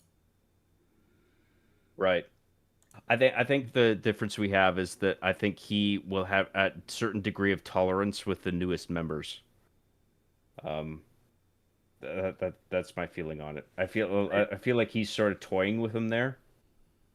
But Oh, but then definitely. also you add on to that the fact that Kelly comes to him with this supposed sighting of Satan himself. And I think it's not so much the sighting of who she perceives as Satan that concerns him. It's more that his own authority is suddenly challenged because she thinks that she's seen Satan himself, and he, based on his own framework of his religion that he's imposed on his followers, that is like a threat to his own authority. It's And an and then authority he above has to, him. yeah, Yeah. and then he has to immediately deal with that. And then he's just Yeah. like, oh, I'll just put the fucking the spike thing on the back burner. Hmm. I Yeah, feel That like makes that- sense. Yeah. I wasn't as upset by like it being derailed by the Ray Fiennes subplot interacting with this main plot. I suppose for me it was I can't process why Spike would think that lying to him would work better than telling him the truth and apologizing. You know, like because it would just be so hard to prove that lie. And I think that Jimmy is the kind of person that if he thinks you're lying to him would probably do worse things to you than if you just failed him on a task that it's not like the rest of them were able to catch her either too. So you know, like it's like, well, she got away from me just like she got away from all of you. Okay. Like, Well, what I do you think want? when you're knowingly dealing with people who worship evil itself and Satan itself, it's like who knows what value the truth is going to have here, Yeah, I guess right? that's So fair. like I don't exactly know like what is the proper way to navigate this situation where you come out alive? I mean, that's a very hard thing to determine. But obviously, like as the screenwriter, you can just write the optimal thing where Spike is going to come out unscathed. Yeah. Yeah, I don't quite know what the best way to go about this was, but She ran into the woods and then infected started chasing us, and I only narrowly made it back here. right. Obviously, now we're on the way to the Bone Temple to check this out. And I guess I have to point it out here, the fact that we're back at the Bone Temple after the first movie is that's quite a quinky dink. Yeah, you could say that. I mean, they've been wandering around the I know UK or even more for such a long time. We ended up back here so we can have Spike being saved in some way by by Kelson. It's rather contrived. I was like, oh, we're just back here then. All right. Well, this is one of the, I think, like, because when you're Ray Fiennes in this world and you're burning bodies and shit, and you're creating this big smoke trail, you make yourself a target to. I don't think, I'm not sure infected register smoke coming through the sky as like, oh, let's go over there and bite all the peoples. Or if it's just like other survivors will look at that and be like, oh, let's go over there. Like maybe he shouldn't be burning bodies in the first place if it's going to draw attention to him. But he just feels this, like he's just compelled to burn bodies out of respect for the dead. Like he is drawing a lot of attention to himself by emitting all that smoke. That's how everybody finds him, right? Yeah, the contrivances, I guess, would be that they accidentally bump into a guy who could be mistaken for Satan. He can do a very effective job of convincing others that he is Satan, and he knows and wants to rescue Spike. Like all of that stacked on top of each other. If one of those breaks, the plot doesn't happen. Yeah, just them being in the general area here still. It's like, oh, but if they would have gone any other way, this wouldn't have happened this way. Yeah, because them coming across Kelson as a result of him burning bodies because they saw the smoke, like that's fine. That makes logical sense. Yeah. The fact that Kelson could also Kelson is also the one guy who could pull off what happens in the rest of the movie. Like he's got to be the only man in existence who could have done that. I think another problem that I mean, I like the first movie, but like I have to admit this is an issue with it where, like you set up the little island, the little isolated island full of people, survivors, and they are aware of this doctor, and for like at least 15 years. Oh yeah, and they see that he's burning bodies, and he has this bone temple. I can't even remember if the bone temple was a factor at this point. It might have just been the burning of bodies. Maybe they saw the bone temple. I can't remember. I do not believe there are bones when they first come across him. It's just he's got a whole bunch of bodies in front of him, and he waves at them, and that scares them away. He scares them away by being friendly. Yeah. It was very odd. Well, like, I mean, hello. If anything is going to scare them, it's probably the burning of a mass amount of bodies, right? Not in that world, I don't think that even would be particularly scary, especially if it's like, I'm like, I'm collecting the dead and actually giving them a resting place. Like, what do you guys do with your dead? Bury them? What's really the difference? Like, this is my point though, because why? Like, I mean, in 15 years, is nobody remotely curious what the fuck he's doing? Nope. And if he's sane enough to wave and signal, like, hey, come over here, like he's obviously not a zombie. Like, wouldn't you send like a group over there to where he is, and just like have a couple archers with bow and arrows hang back? Yeah. And just be like, hey, if anything happens, just fucking shoot this guy. And then send like one or two guys just like right up front to talk to him. Yeah. And then just be like, what the fuck are you doing out here? Well, I mean, then quickly you would assess what his rationale is. Like they just decide to ignore him the entire time. I think that is something that really undermines not only the first, but the second movie as well. So that's a real shame. In the first movie, they just deal with it with him saying, we saw that and we never went back there again. Yeah. And that's supposed to be enough. And like, I think we had a pretty big problem with that when we did the previous movie as well. Absolutely. Like, wait, hold on. So you have no doctor and no one who can do medicine, and you saw one doctor and he freaked you out a little bit, so you didn't even bother talking to him? Yeah, no, I'm a fan of both movies, but I recognize that is a big problem. I think it undermines both films. That plotting. Yeah.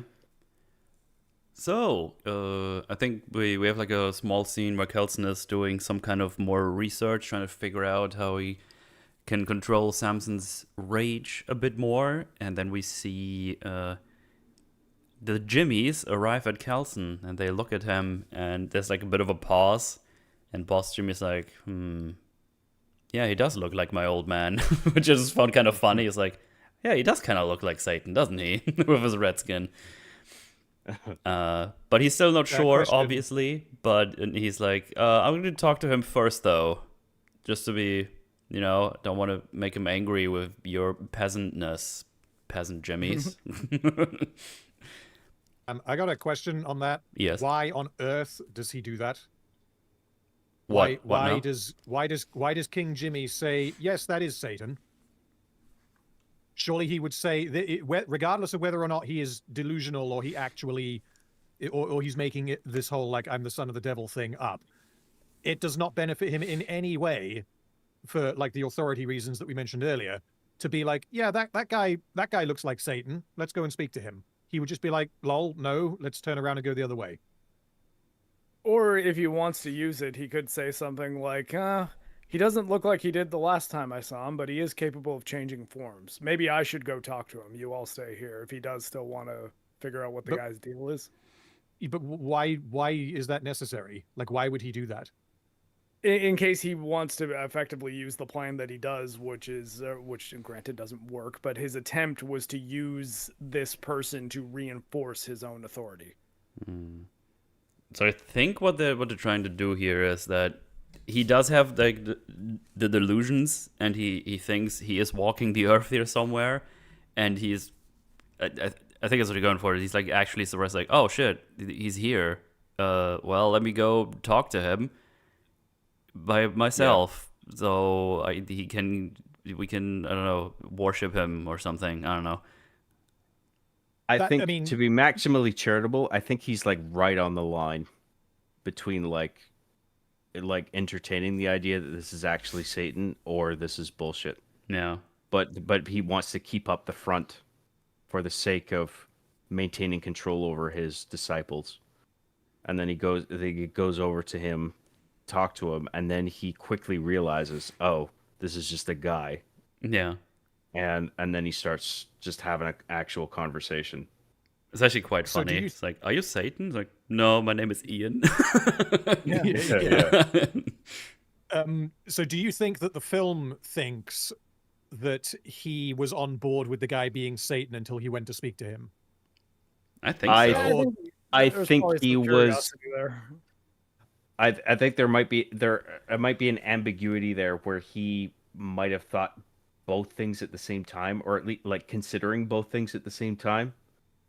And then he went there, and then he was talking to the guy, and then it's like, oh, this guy is just a regular guy, and then he just proceeded to have a sort of normal conversation. Yeah. And do you think that the film thinks that he needed to go and speak to this guy, regardless of whether he's actually Satan, in order to like reaffirm his authority over the fingers? I think so. Yeah. I think he saw that as an opportunity. Because to maintain his control over his followers, in either he's actually Satan or he can pretend to be. Yeah. Well, either or, right? Because I mean, like he found out that he was faking it, or no. He found out that he was not Satan as he was perceived to be initially by him and his followers, but then he realized that was an opportunity to maintain that illusion over. Well, the opportunity only came after he realized he's not Satan. I think the movie wants us to believe that he actually thinks he's Satan. Otherwise, this doesn't make any sense.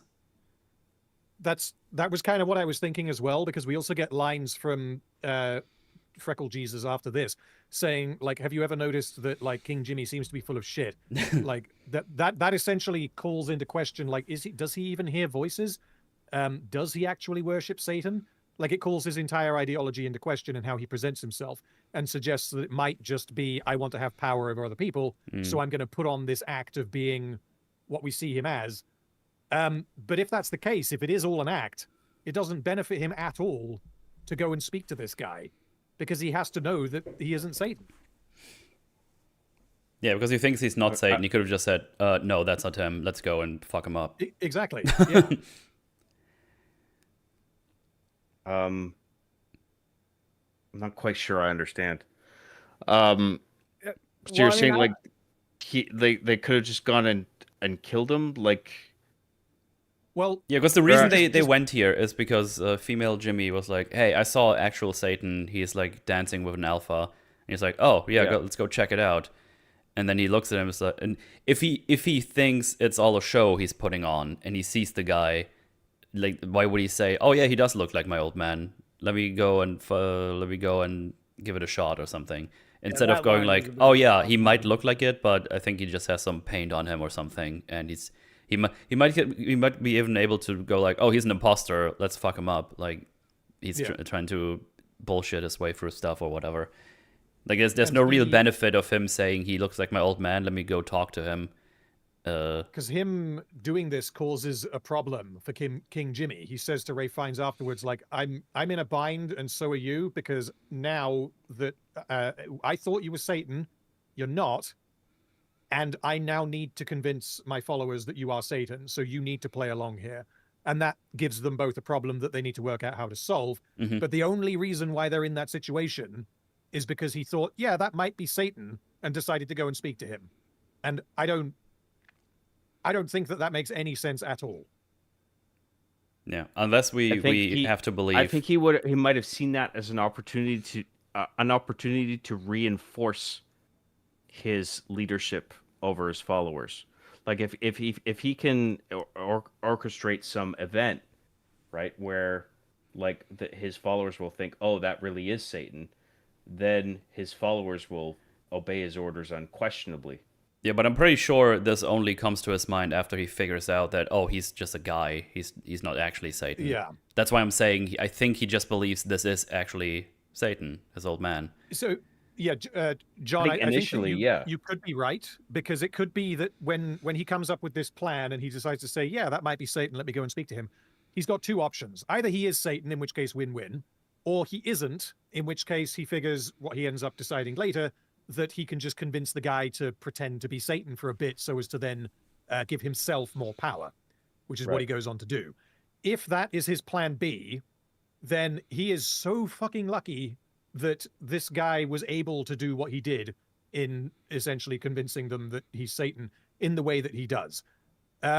This is a guy who is extremely theatrical and able to put on one hell of a show.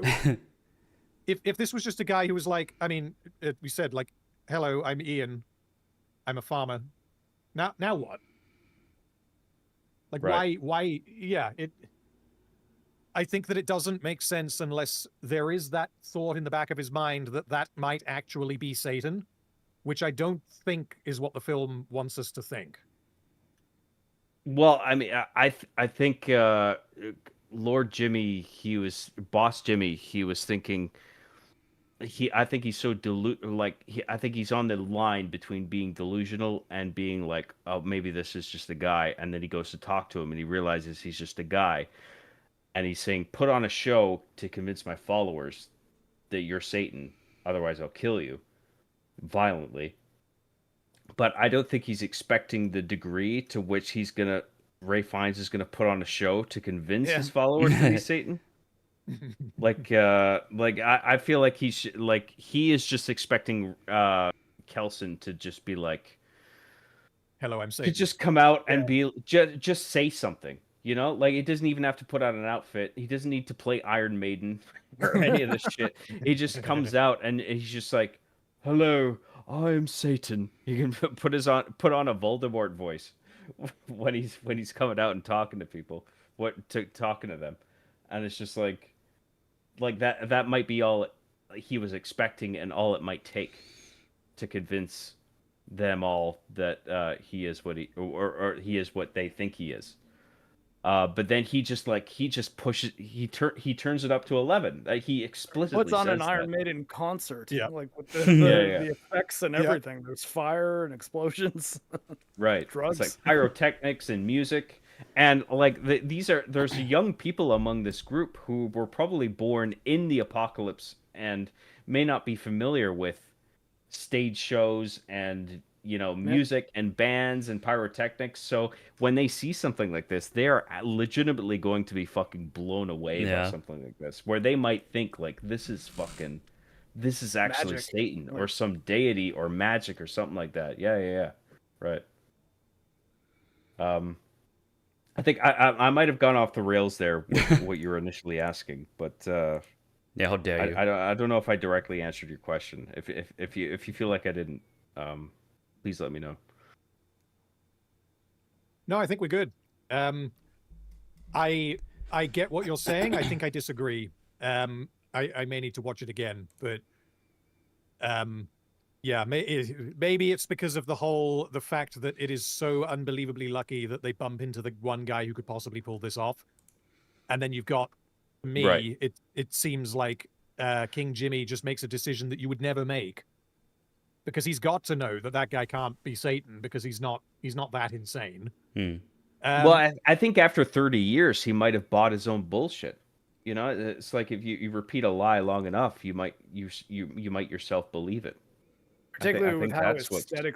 aesthetically close what they're seeing is to his lie, like the orange skin and the castle of bone, because it's like that's pretty close to what I've been telling these people all these years. I don't know, maybe it was Yeah, real all along. when Yeah. he initially approaches Kelson, I think he legitimately, in earnest, asks, "Are you Satan?" Like, I think he's actually, like, he's not asking that ironically or anything. Yeah. Like, he actually thinks, like, you might be Satan. But then he starts talking to the guy and he realizes, oh, it's just another guy. It's Ian. Ian. Ian, But no, and yeah, atheist. Like you don't even you're believe right. Satan exists. Like, Yeah, you're right, though. I'd forgotten about that line. So given that exists, I think that essentially confirms that he did genuinely think Yeah. that He there is does a ask that. non-zero chance that this man is Satan. yeah, Right. I think I agree with that. Yeah. Anyway, he goes up to talk to him, and yeah, as we already pointed out a couple of times, he just asks him like, "Hey, are you the guy?" And he's like, "No, my name is Ian, but I can tell how you could think that, read stuff over me and all. That's just all like iodine. I always forget the pronunciation of the shit. Iodine, yeah. I think Yeah. he says iodine. When we Okay. say Iodine, yeah. It protects me from the infection, I think he says in this one. I think we talked about this, how this is a bit confusing that he says it that way, because that sounds like he that deletes the infection somehow of his body. And he just tells him like, "Hey, let's go sit down, have a chat." And he asks like, "Hey, you look old. You're fucking old. You know how it was before. Tell me about it." It's like, "Oh, it was nice. It feels there was like a ground structure." He kind of talks about how there's like a ground structure. Of course, there's going to be conflict here and there about whatever kind of things, but the stable blocks on the bottom, they seemed unshakable. There's always going to be some kind of normalcy, like having a home and people living with each other and whatnot. And this just has all been taken away. And then Jimmy is like, "Yeah, I was 8 when it started happening, so I basically don't remember anything from before. I've just been going through this hell pretty much, and yeah, I don't know anything about it, so that is very interesting." And tells him that his father just embraced it as a rapture or something, and goes on to say, it's like, "Well, now I'm in a pickle, which means I'm in a pickle because they think you're Satan, and now we have to convince him that you are, because if you don't, I'm gonna kill you." And he's like, "Oh, well, I guess we all have to do something sometimes." And he pretty much agrees to do so. I believe the term he used was, "I'm going to force feed you your own intestines until you choke on them." That's how he said it. That's actually true, yeah. Pretty convincing, yeah. But he's doing it out of self-preservation. Like he's doing this like his life depends on it. Yeah, and he goes back to his Jimmy's and is like, "Hey, we're gonna go check him out tomorrow, but some rules: don't talk to him directly and don't touch him, because otherwise he'll suck you straight into the 7th circle of hell." Which I was like, I found that amusing that he said it that way. Kelson, in the meantime, gives Samson some kind of concoction of stuff, and his idea is that he's probably seeing something that he deems dangerous, because he's seen alphas attack babies and children, and they have no reason to do so because they're not, dangerous to him. So he thinks maybe there's some kind of psychosis going on, and he gives him like a mixture of some shit he still has apparently. And just one note on the way that Boss Jimmy phrases things sometimes. It is sort of like half comedic, half like he's doing this because he's just like desperately trying to maintain his image. right. Like, I think there's another line where it's like they first discover the Bone Temple, Like, why? I mean, Jimmy, what's her name? Ink Jimmy, Ink Freckle Jimmy, Jesus. Tattoo She Jimmy, Ink finds Jimmy. the right. Yeah. Sorry. It was Jimmy. What? Sorry. Say that Ink one more Jimmy, time. INK. Jimmy Jimmy Ink. Ink. Okay. Yeah. Jimmy Ink finds the Bone Temple, and then they all find the Bone Temple, and they're all looking at it, and Boss Jimmy's looking at it, and he's just like, "Oh yeah, this must have been recently built. That's why I didn't know this was here already." And it's just like, Oh yeah. it's like Oh yeah. anybody else would be like, "Oh, that's obviously bullshit," but then That's they're true. buying it, I right? think he even You know? he even says like, "Oh yeah, I've seen more of those across the country. This one might be more. This one new." It's like, "Oh, this doesn't look new." It's like, "Oh yeah, but like the 5 to 10 years new, like on a continental level. This is like pretty new or something along those lines." He says, Right. just feeding. There's a couple moments where, and then like the moment that you just mentioned, Metal, where he's just like, he mentioned certain lines like the seventh, what was it, seventh circle of hell, of ninth Yeah, circle of seventh hell, like circle of whatever hell. what it Don't was. touch him, or he sucks you straight into the seventh circle of hell. Yeah, you use this certain dogmatic language to further Yeah. convince your followers that you are who you say you are, and that you're coming from a place of authority. But then from the audience's perspective, it comes off as like comedic, at least slightly comedic. Yeah. Yeah. So he Carlson feeds him some pills, and we'll see Samson here in a little bit going on his own little adventure question mark. But yeah, the psychosis thing is like this would explain the weird zombie vision we had in the beginning of the movie. All the Jimmies are sleeping, and Spike's like, you know what? I could just run away. Let me try that. That sounds like a great idea. So he does that, and he kind of succeeds, but ninja infected. Sorry. So he has to stab that thing. It's like, all right, back we go. Further ahead we go. But another Jimmy, he was onto him, and he's about to kill him because the Jimmy Spike killed was his best mate. So he's angry at him. He's been a little bit on the sideline, had like a couple of lines like, yeah, let's ask Satan if he likes this new Jimmy, because I think he sucks. Pretty much. Yeah. But then we have Ink Jimmy, Jiminka. I just made that up. And saves him Jaminka. Okay. and kills him. I was about to say Jamina's one of the other ones, but then I realized what you did with that. That was pretty good. I like this part because there's like an inner sort of political dynamic between the Jimmies themselves, where they have, I mean, they're all supposed to just be followers of Boss Jimmy, Yeah. but then you don't know what relationships they've forged between themselves, the followers. And then that one guy gets killed, and it's just like, I was friends with that guy, and then he decides like, fuck this new kid that killed him. And he's just like pissed off at him for the rest of the movie. I think there's a shot that sort of conveys that too, where there's like not necessarily that he's pissed off at him, but like you see Jimmy or Spike walking off somewhere, and I think one of the Jimmy that ends up holding a knife to his mouth, he like you hold on a shot of him where he's just like staring at him, and you're wondering like, what's he thinking? What's he doing? Yeah. And then you realize, oh, okay, that's why, because he was friends with that other guy that he killed. But yeah, Ink Jimmy is like, hey, where you going? It's like, oh, anywhere but here should be better. And she says, I have been everywhere. It's not better. And I was like, bullshit. Bullshit. Spike, this is the time where this little island. Spike, this is the time we mentioned your crazy fortress island that is protected by all the water. Not to Unfortunately, mention that she found a new place yesterday. Like, she hadn't been to the Bone Temple before today, right? Or like the day before, I guess. yeah. Well, I think the reason that I think this worked for me is because she has a very limited understanding of where anywhere is.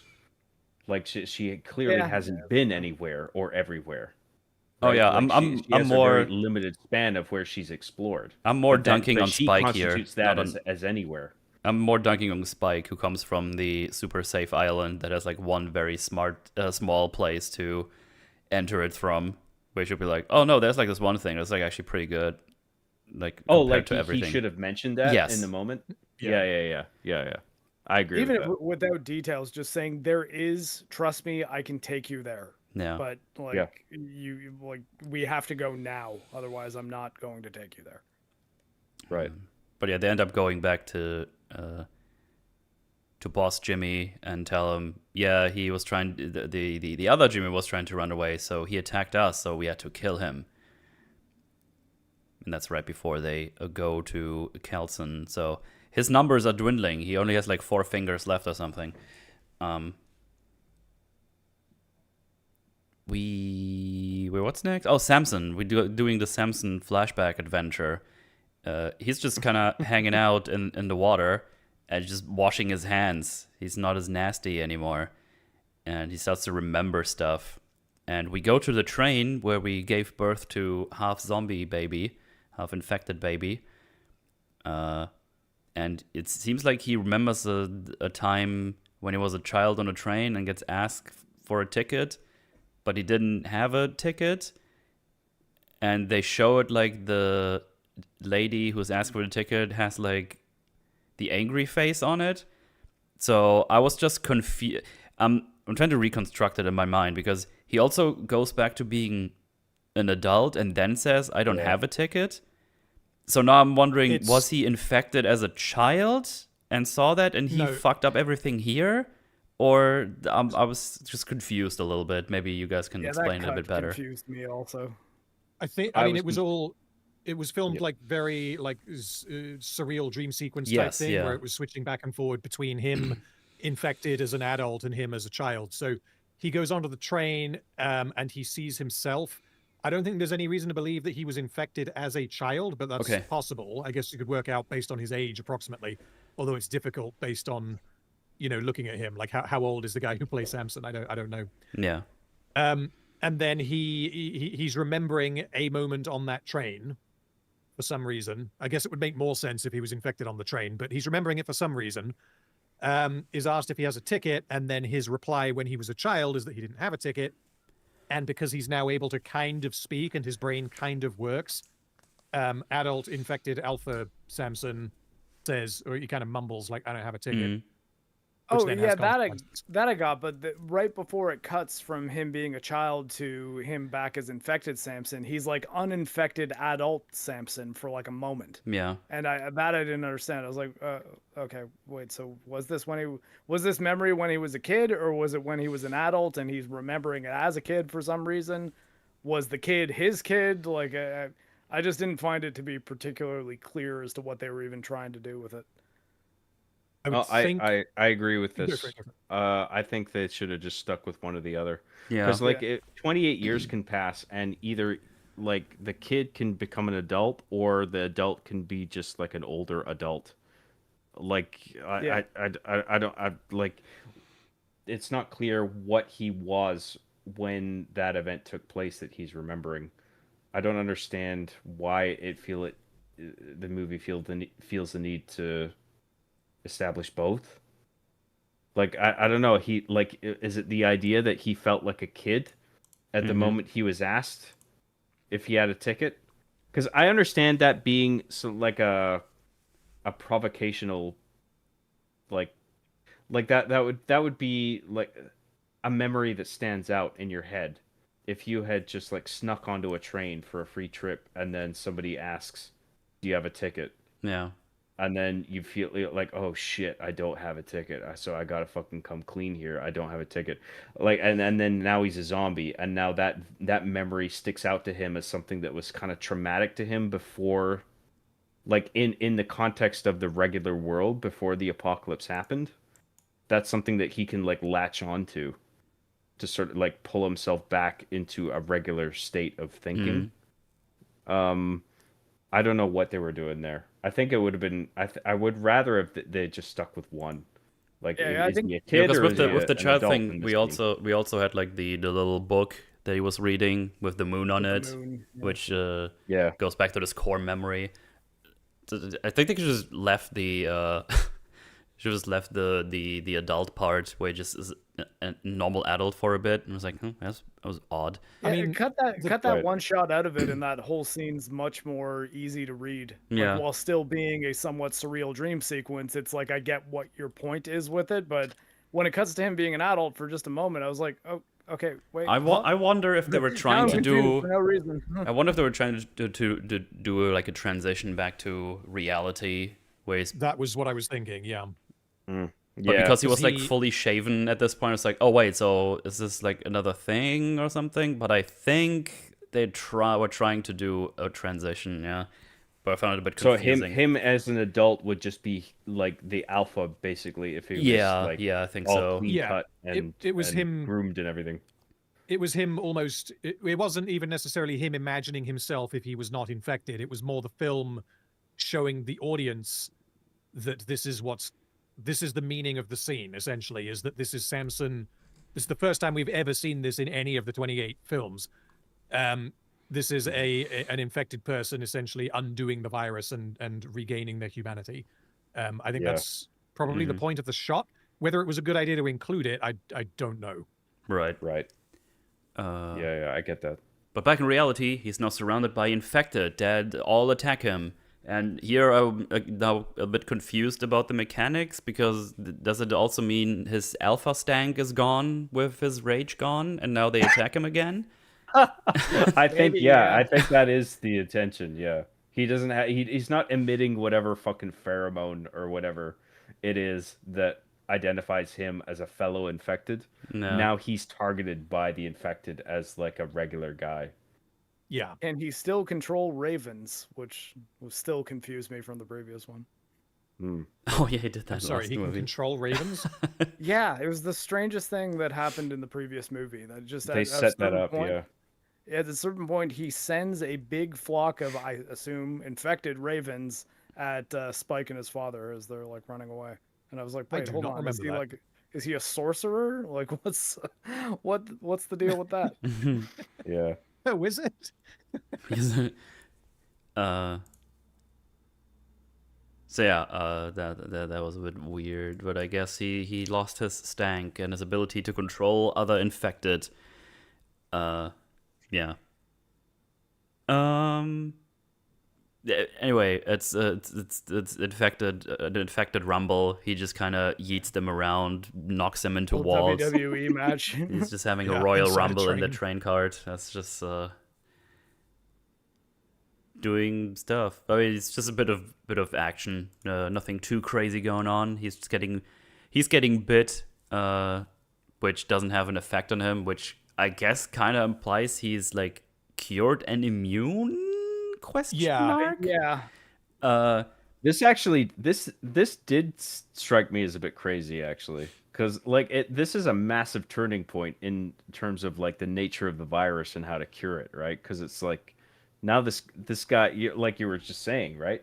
He's like, not only is he a human again, almost, but he is immune from the blood. Like there's a shot that indicates that. Like one of the infected sprays blood on him. Yeah. And Nothing's then, happening. like this is supposed to have an immediate effect on people, but it doesn't have any effect on him, and he's just like fuck you, and he just breaks him in half or something.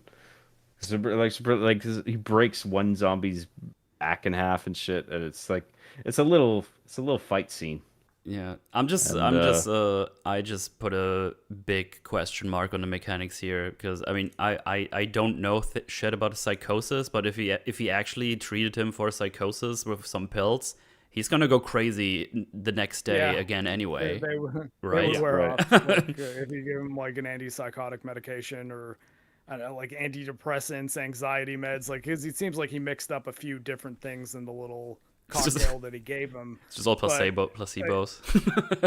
Well, but I mean, like all of those medications, like all psychiatric medications, you do need to consistently Yeah. take them in order to keep feeling the effects of them. Like eventually you can, with therapy and like hard work, get it to the point that you can manage your depression or anxiety or whatever it is without the medication, and the medication's often just used to facilitate that. But if it is just like a physical virus that's in him that's making his rage go insane, and it's being quelled by medication, that medication will be out of his system in like 12 hours. Yeah. So I guess Right, we won't yeah, have the but I answer mean, until the next film because not enough time passes in this. Like the last time we see him is immediately after the train fight. Are we meant to believe that his, I guess, drug-induced therapy sessions with Kelson made him mentally overcome the rage fight? Like, I really hope that they don't do that because that then kind of trivializes the whole thing. Yeah. Or is he then going to be right back to Alpha Zombie Man? Which then, if they do that, then what was the point of this? So I don't know what they're going to do with him. Yeah, I think that's a good point. They could go either direction in the next film. I'm pretty certain that they're implying that this is like the cure, which asks a lot of questions that, I mean, I guess like, again, we'll know for sure in the third movie, but I feel like especially because if Kelson had said to Spike, mix up these medications and you can cure the infected with it or something, just even as he was dying or something, that would have maybe given it a bit more flexibility for it to be like, yeah, no, maybe you can control an infected person, but you do need to be dosing them with these medications consistently. And if you can get that message to the outside world, maybe that's a path towards this thing not being a problem anymore. But when it almost even more so when it is just like miracle cure, that's causes more problems, unless it only works on alphas, in which case like you're talking about only being able to cure a small number of people. But even then, like, if it does work the way that you say, and that it's like just a miracle drug that cures infection, that is not what society would need in the setting. Because like Kelson doing it for his own personal reasons, I think that's all good. I think that's totally fine. Them using that to cure people is going to inevitably lead to reintegration. And then two people kiss, someone's blood gets in the wrong place, you have another outbreak. So you can't, having a whole bunch of people wandering around carrying the infection but not exhibiting the traits of the infection, that's a disaster. Yeah, that's true too. So I don't think that's where they're going to go with the story, and I don't think that's what Kelson wanted to happen. And I'm kind of hoping that that's not where they go with it. Honestly, it wouldn't surprise me if Samson isn't in part 3. Right. Because remember, we also still have that infected baby in the water fortress. Dude, if they come back there and they're just all infected, that would be fucking hilarious. Presumably, I had the same problem with that. Well, that's also presumably Samson's kid, which like would make me think that Samson likely will be in the third movie. Yeah, and quite Spike possibly. would be the one to tell him, "Hey, yeah, actually, I know where your baby is." If they can just have a conversation. Yeah. I feel like they're not going to go the route of the infected needing a consistent supply of antipsychosis medication, because how much of this stuff is still in circulation at this point? Oh, here, basically none. In Britain, probably almost none, but in the world, like we're led to believe that outside the UK, everyone's totally fine, and like the amount, like the amount of planning and like logistics to make that happen. Could it happen if you had like perfect communication in and outside of the UK? Like, yeah, you could do it. You could round up the infected, you could drug them all, and you could keep them in a facility that just keeps them drugged. But like, why would you ever do that? No. The outside world is unwilling to come into the UK and just execute every infected person. They're not even willing to do that. Well, there's no way. I think we're now at the point where it's all of Europe already. I think they just took the ending of 28 months later, right? Where they what? go. I don't believe so, because in years there's a guy from Sweden. I believe it's quarantined. Oh fuck, you're right. Yeah, no, you're right. I don't remember. For some reason, the ending of Weeks. I can't remember. It's I thought the ending of Weeks was going to set up just the entire world being like this, and this being the premise of 28 years later. So when they said, "Oh yeah, it's just the UK," I was like, really? Yeah, like, well, to be clear, the ending of Weeks is like the reveal of the Eiffel Tower, so it's like it's at least spread to Paris, and so you're meant to imply, or like the implication is that it's spread across Europe. No, but like does years later, the previous years later, doesn't it have like, is it a text crawl or something that says the infection was beaten back from Europe and is now only in Great I Britain? think you're right. Okay. Yeah, I think you're right. Yeah, you could be right. I can't remember. I don't remember if it explicitly says that, but it definitely says it is just in Britain. So I don't know if it's a retcon or if they are acknowledging the continuity and saying, but it's okay, we undid it. Yeah. I think they might have I think I undid it, remember yeah. something about that, but I haven't watched it since we covered it, like, whenever it came out. Mm-hmm. Well, Kelson is now prepping for his big show. Upside down crosses, candles, lots of fire, the whole shebang. Also, for some reason, they all put on their masks, and later in the scene, some of them take them off. Everyone takes it off except for Spike. Yeah. Yeah, very important. Yeah. Well, I think the idea here is that Spike doesn't want to involve him, and he has like a thing where it's like, we were already gone. Why did you do this? And like, well, I wanted to shave you. So I think they're trying to give Spike a little bit I'll of talk about that when we get to it. heroic, but yeah. So yeah, they all arrived there, and he put up quite the show. I guess on set they told him, can you go schizo mode for like 3 minutes where we play Iron Maiden, Number of the Beast in the back? And he's like, you got it, boss. And that's what he does. It's fucking entertaining. It's probably my favorite part of the movie. It's very clear that Ralph Fiennes had a blast with this scene. Oh yeah. And like I'm kind of happy for him for it, because it is fun. Even though, like, I wish it didn't take place in the same world as 28 Days Later. He also blows some shit in their faces, which makes them trip. He drugs them up. So they're like, yeah. This scene nearly made the movie for me. It nearly recovered it. It was so fucking fun. Yeah. Because I mean, Ralph Fiennes is obviously just having the time of his life.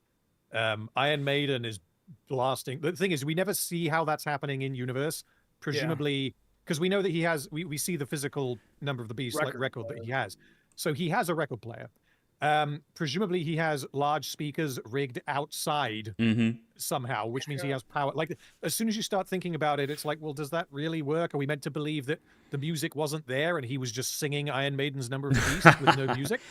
Or the music's just playing on his little vinyl record player, and it's far less loud and powerful than we're perceiving it as. But it really does seem like they seem to be conveying that he has a PA system rigged up. Yeah, this is a full on like gig. Yeah, and the way it's presented, it could be that the film is kind of enhancing our perception, because he has drugged them all by blowing like whatever the hell drugs those were into their face. So they're experiencing this as like a spiritual awakening where they finally get to meet Satan. Yeah. What we're seeing is something similar to that, which then means that the music is much louder than it realistically could, probably be in that setting. Which then means that while you're watching essentially Ralph Fiennes doing an Iron Maiden gig, I was just thinking, this is awesome, but every infected can hear this, and none of them show up. It was a bit immersion breaking, even though it was a lot of fun. Yeah, because what I was expecting for him was like, oh, I have these crazy people at the door. I kind of want to die anyway. Like, I'm just kind of sick of this whole bullshit. Let me go out with a bang, and if I die, I die.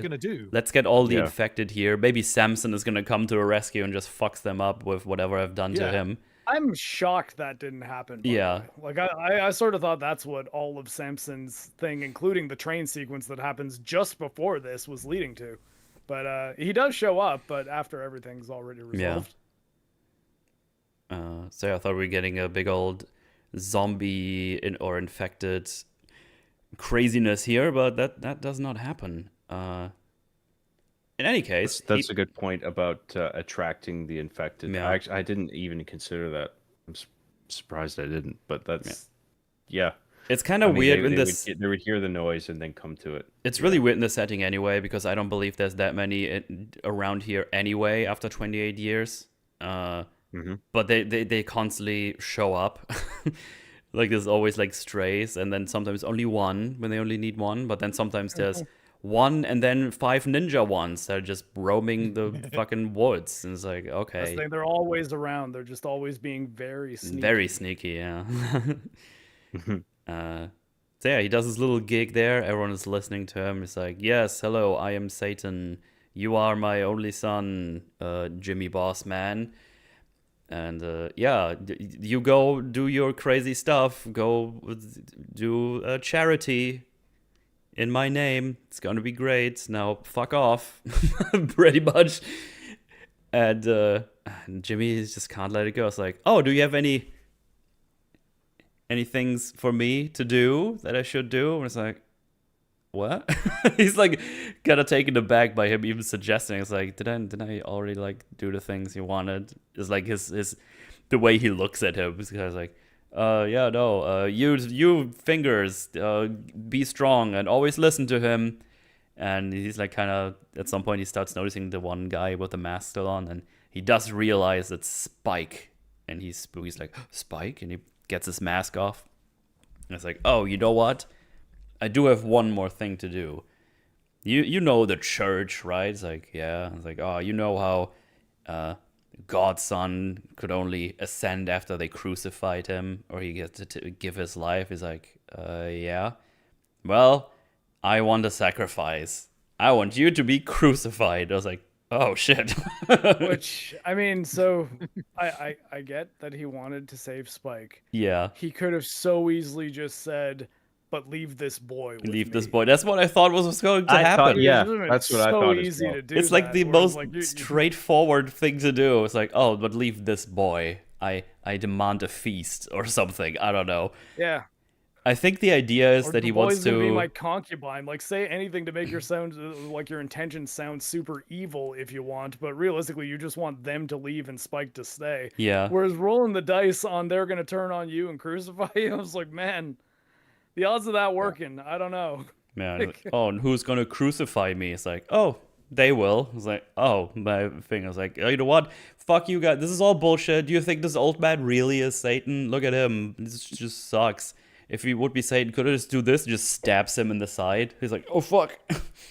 Which is like, oh, okay, that he just got stabbed. Rip Kelson, because this is his death sentence. There's a few problems with this scene, but one of the things I really liked was the unspoken power play between Kelson and Boss Jimmy. Yeah. Where they when they had their initial conversation, Jimmy didn't lay all his cards on the table.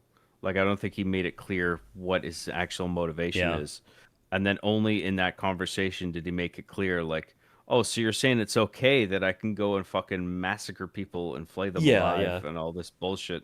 And then all of a sudden, Kelson is just like, oh, fuck. This guy's like a monster. Mm-hmm. I feel like I can't let this guy go. So, like, on one hand, I was expecting, like, just give me the boy. But also, like, he can't let this guy go. Right. So then he's thinking, like, if I can use this guy's authority over his own people against him to convince everyone, including him, to sacrifice himself, maybe I can save everybody here and all their potential victims henceforth. Right? Mm-hmm. And then he can eliminate all that suffering. That's why it worked for me. I latched onto that, and I was just like, okay, I see what you're doing. Yeah, I like the dynamic, but it's just it's a bit sloppy in execution, I would say. It's just Right. Because then he breaks immediately. It's like, oh no, get him, and the Jimmy Inc. is immediately like, I'll do it, I'll crucify him, no problem. And it's like, oh, I can see you already want to do this, but no, stop her, other two Jimmys that are still left over. And then they both just get stabbed in like 10 seconds, and they're dead. I was like, oh, well, rip the Jimmys. I think I'm okay with that, because it just comes down to who is the most fast acting, and you know, I think you can quickly get the upper hand on people. Like if they don't see an attack coming, it's like you stab one guy, stab another guy. I mean, like, you stab one guy, and then you're really at risk, because the other person will see, like, oh, he just killed that guy. That's just also I'm next. It's also abrupt, is what I'm more like to say. It's like, oh, well, that's over with, and then like 10 seconds after, Spike stabs Jimmy, and that's the end of the Jimmys as they stand. And I was like, oh, we're not getting any zombies here. We're not getting like a big Samson big boss fight with Boss Jimmy. Because I thought he would be Yeah. like really good at, fighting as well, considering all the crazy Power Ranger kids he's surrounded himself with. But he just I think stabs another element, Kelson. like the fact that there's no zombies around is increasingly concerning because the alpha is around. Yeah. So why wouldn't the zombies be staying at least in close proximity to the alpha? Yeah. And then why wouldn't they be around to hear the fucking Iron Maiden being blared at a very loud volume? Unless we're meant to believe that each alpha has like a pack of normies that they lead, and he just killed all of them on the train. Right. I don't think that makes sense, but okay. I'm thinking that maybe that's the justification that the writers would give. Okay, maybe. All nearby infected were just killed by Samson, which would be very lucky, and it would also mean that there aren't any others that can hear a fucking metal concert going on. That's interesting because that would explain why they were all of a sudden on that train, because like I don't think he was making any noise to attract them. So we maybe see them they following were his him. normie follower zombies, and then he just killed them all. Well, we see them following him like in the woods, and I assumed that they were his followers, but literally, which is why they were following him. But the reason why they were following him and sort of hanging back was because they were confused because he wasn't acting like an infected. And then when he started speaking, they realized, oh, okay, and then they attacked him. Right. The problem is that like if that is what was meant to happen, everything has to align perfectly in order for no infected to be available to hear Iron Maiden. Yeah. Well, I think that is something in the movie that needed clarification, whether this is something audible that the zombies are identifying as like, oh, he's no longer infected, or this is something hormonal or pheromonal or something like that. That's a little bit confusing. Because I don't want it to be that it's just because he says something unrecognizable. I'd rather it was something related to scent or pheromones or something. Well, the shit's gone down the toilet. Spike is fine. Jimmy Inc. is fine. So she's probably going to be a character in the last movie. What was her name? What did she say was her name? Carolina? Caroline?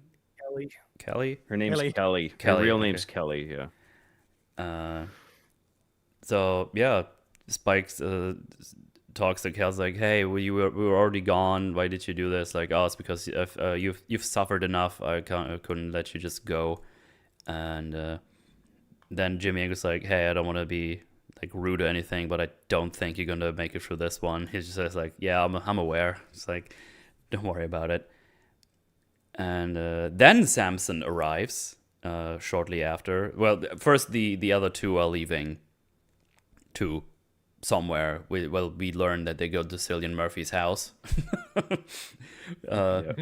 in a bit. But they leave, let him here. Oh wait, hang on. She's just like, oh, but we can still crucify this guy. And I guess he just says yes because that's what they do.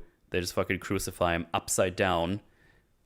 Which, I don't know. I find it a bit odd that they do this here in this place where Kelson put all these bones up to, honor the dead and just put an upside down cross here. Whoever finds this might find another symbolism here besides... The upside down cross was placed there by Kelson as part of his gig. Yeah. So I kind of like that they repurpose it for that. But yeah, someone who comes across this the next day is going to have a very different idea of what happened. Yeah, that's what I was thinking of. Yeah. Right. But yeah, I was just saying, I also found it a bit strange that Spike doesn't put, I guess, like boil down Kelson and then put his bones on his memorial. Oh, that's yeah. True. That's true, actually. It seems a bit strange that they even left him there for Samson to me, because I'm like, wait, you want to put them up there right beside your mom? Like, also, I don't believe they got him up on this cross. Yeah, a stabbed guy, a little kid, and a small-ish girl. Yeah. I feel like they probably laid the crucifix flat on the ground, and then they took him by the arms and legs. And then they probably started hammering into him, and then he woke up, and he was just like, I "Oh think shit, what are you doing?" just him being knocked unconscious as opposed to dead just seemed like a massive risk too. Like, I feel like, would you want to crucify him? What if he wakes up during the crucifixion and ends up killing even one more of you? Like maybe he doesn't Yeah. totally get away, but like I don't know. Like it seems excessive for the goal that you want, which is for this guy to not be a problem anymore. There's questions about how exactly they executed that, and I feel like the editing sort of cheated. In a Oh, way absolutely. where, like it's all like the camera's like pointed at the fucking sky. Yeah, and you hear like while the you hear hammering. It's like he's screaming. Yeah. yeah. Well, they peace out of here, and then Samson arrives and is like, Dr. Kelson, thank you. And he's like, oh, that's nice, and then he dies. He gets taken away or like carried away from the bone temple. I don't know if he puts him in like in his chair or something. I don't know. But in the meantime, Jimmy is still alive, upside down, saying he can't hear his father's voice anymore. But then Samson arrives and he hallucinates him as a straight up with horns and shit and being Satan. He's like, oh god, there he is. I like there's a three-way ambiguity, I feel like, with like who he's referring to as father. It could be his real father, it could be God, or it could be Satan. Right. And Yeah. I feel like at the beginning it's either his real father or God. But then at the end it's either Satan or Satan and actually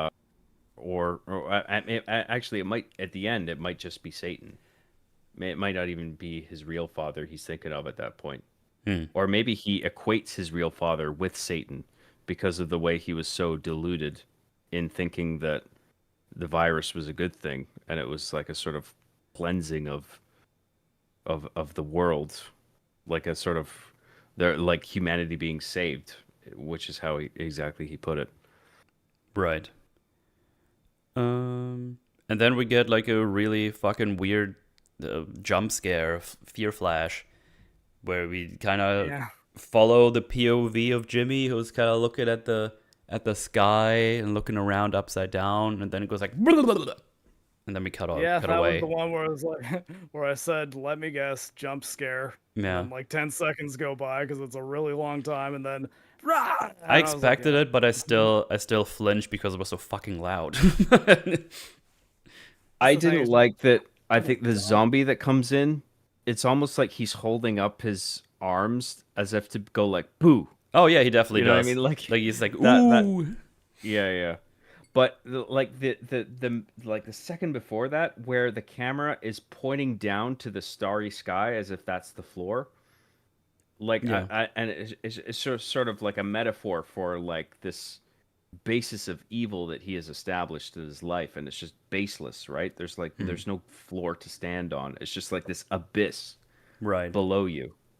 Like I quite like that upside down shot, and also the bone pillars sort of spiraling up to the abyss, which is the sky, but it's flipped. There's a I think some powerful metaphor in that shot there, but then I felt like it was ruined a bit by the zombie just going boo. Oh, absolutely. It's useless. I think it would have been much more effective if it was just like he eventually stops struggling and then it's just silence and just fade fades to black. black. And Yeah, it's that's like, what I thought they were doing. No silly jump scares, just like your death is unspectacular. It's not exciting at all. You were pinned to a cross and then eventually you just bled out. I think for someone that fucking sadistic, I would rather he just stay there starving to death rather than just get quickly dispatched by a fucking infected. Well, we got to have the boss fight tier zombie Jimmy in the next movie, I guess. Oh. He becomes an alpha. Oh. I thought the zombie was gonna tear off his limbs or something, but I was interested like that he just walked away. I'm like, okay, what are they doing now? But then it just a regular infected comes up and goes boo, and I'm just like, Was it a regular one or was it him? Because I'm actually not entirely sure. I don't remember. It might have been because when Sir Jimmy Boss Jimmy he looks at the alpha, he sees him with horns. So it's like that is the manifestation of Satan from his perspective. But then I think when the zombie pops up against the starry sky shot, the upside down shot, I don't think he has horns in that one. So I think you're meant to think that it's just a regular, a normie infected. I could be wrong. I thought it was a random normie infected who decided to come to the Iron Man show and then was pissed that he was late. Right. Okay. Yeah. I don't think it was Samson, because Samson, I think, doesn't like care. Like, he's like, No. okay, I'm gonna go. Yeah, because he's like cured at this point. He thanks Samson. He's just like, thank you for curing me. Yeah. That's a huge turning point for him. And then he walks away with his corpse because he respects him like what he did for him. Yes. So I don't think he would come back and be like, bleh! That would be it. I'm gonna eat you now. That would be it. Oogly boogly boog. He just starts tickling him. It's like, no. Yeah. But yeah, we got one more ending scene. We see Cillian Murphy and his daughter. Not the wife. I guess they did not get her back for the scene. If she's even around anymore in the business. And he's just teaching her about World War II and what came after and stuff like that. And there's like they have an exam the next day. But they hear something and they look out and we see that Spike and Jimmy Ink, which is not Jimmy Ink anymore, Kelly. running away from like 5 zombies, or in fact, it was like, she can take those, no problem. Yeah, she lost her Power Ranger morpher. What's the morphing device they use? The little... Lost her Jimmy credentials. Because she lost her Jimmy stank, like the Alpha lost his Alpha stank. Yeah. And it's like, hey, was the source of all her powers. This wig comes right off. And there's like, oh, we're gonna help them. It's like, yes, of course. And then we fade to black, and it's the end. GG. So I guess movie number 3 is gonna be with him, the Murphy Man. That's exciting, right? Ish. So I mean, are they definitely making the 3rd one, or is it like? Because I know these 2 are back to back, but it's in production now. Okay. And, I mean, Danny Boyle's going to direct. If Bone Temple were to bomb horribly, I would imagine that they would not make it. But currently, it looks like it's going to happen. Yes. No, well, they figured like even like a short time before it came out, they realized there was actually a lot of hype behind this and a lot of like revenue potential, and they were just like, let's just fucking do it. I do have a question though, because 28 days later, which this follows the continuity of, ends with them being picked up by, I believe it was a Scandinavian plane. That was the idea, yes. Yeah, but I guess they that's see it implied, but I guess that didn't happen. That's true. They see the plane and they catch the attention of it. Yeah. Okay. Yeah, fair enough. I was going to say, like, why on earth is Cillian Murphy back living in Zombieland if he escaped? But that's true. The plane could have ignored them, which would be a bit more of a downer on the ending of 28 Days Later. But yeah. Yeah. To ruin the ending. I mean, anything could have happened, right? I mean, they could have been low on fuel, and then they fucking went somewhere, and then some bullshit happened with zombies. I mean, who knows? I mean, obviously, I think when they made the original movie, 28 Days Later, they weren't expecting to make a sequel probably at the time. And then when you get the opportunity to make a sequel, it's just like, okay, fuck, we established this thing and that thing. How do we make this work? So, I mean, my answer would be you just leave Jim alone. You have his story be over. Yeah. I would have been okay with him just move into another country and being okay after the end of that movie, and before they locked down all of Britain. I was quite happy to see Cillian come back for this. To be honest, I thought it was nice that he just respected the material enough, and is sort of this. I think it was 28 Days Later that sort of kickstarted his career. Yep. And it is nice in a meta level. It's nice to see him come back to it. Yeah. And he's a phenomenal actor. I think he could do a really good job with the 3rd movie, whatever they do. Oh, 100% he can. My worry is that it's just gonna not be a very good movie, and then it's going to then to a degree, sully the story of 28 Days Later by bringing this character back and having something happen that is not great for him. You know? Yeah, Whereas, I feel like it's gonna it's the have. Last Jedi fear. Like it's like maybe it would have been better if I just never saw Luke Skywalker again after Return of the Jedi. Yeah, I'm hoping it's not one of those cases where the third movie sucks, like Star Wars, where it's like the Revenge of the or Return of the Jedi was weak, relatively. Yeah. Well, I mean, like I don't know what you guys like. You guys, Relative to the I think trilogy, I broadly think that's didn't fair to say, enjoy this one. I guess. I mean, Yeah. but I figured like this one, like I could see the third one failing from my perspective. Right. Yeah. Yeah. Go see how the third one goes. I mean, we got the father plot line, which is hopefully gonna amount to something. We got the infected baby or non-infected baby. We got Samson going on, and whatever happens to Spike and Callie. We'll see whatever they do with that. I feel like Samson will come back because that's a big thing. Because like what Kelson did for him, that's the key to curing everything. Right. Yeah. So I feel like he's gonna come back and be like, "Oh, the doctor cured me. The cure is psychosis or something. He told me. I remember what he said to me. There's gonna be something like that. I feel like." Yeah. Well, there you have it. The Boner Temple completed. Yes. If you guys don't have anything else to add, I would go through the super chats here real quick before we're out of here. I like the bit at the end where Killian or Jim, he's struggling. Like the daughter is just like, should we help them? Because they see Spike and Kelly running away, and then he has this moment where he's just like, fuck, should we? And then he says, of course we should. Right. Like because he wants to set an example. There's an interesting juxtaposition there, and then they run off and they go to help them, and then, but you as the audience know what Spike and Kelly have just been through, and Yeah.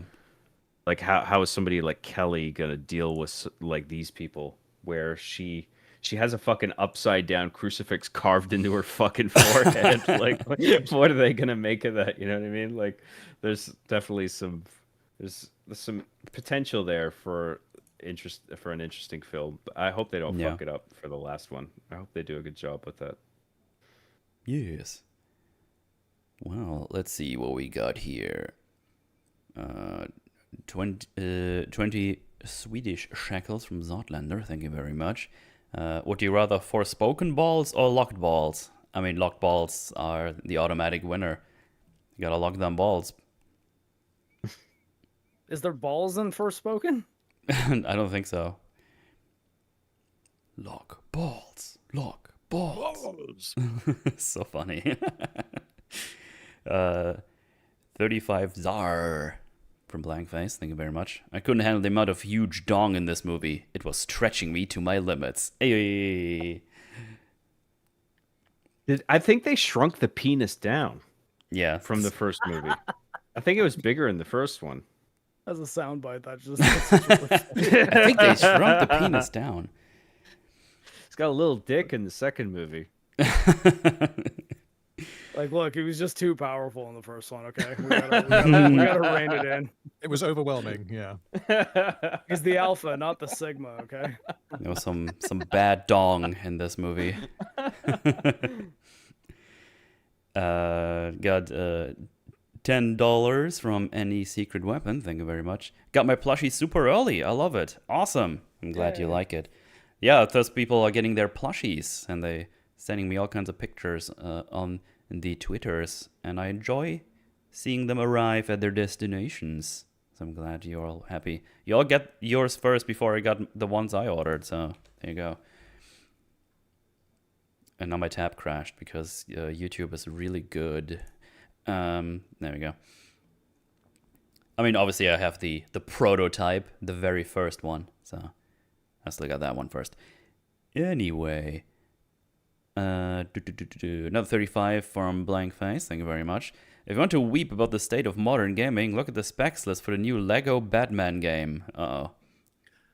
I looked this up earlier when I saw that super chat. So I think what was being Are they at alluded to least there is are they that at least accurate to existing hardware, not like the Bond specs they put out there? I'm not sure, but it was saying that it required 32 gigs of RAM for the Lego game. GG. I mean, I do have that, but oh boy. Yeah, like the specs were higher than, I think it was Elden Ring. I can't remember. It was higher than like some like high spec modern game for a Right. Lego game. And Lego games, you know, they look fine, but they're not exactly graphical powerhouses. Mm-hmm. Does that, like, isn't it coming to consoles though too? Because like the consoles don't have 32 gigs of RAM. I couldn't tell you. I don't know. Huh.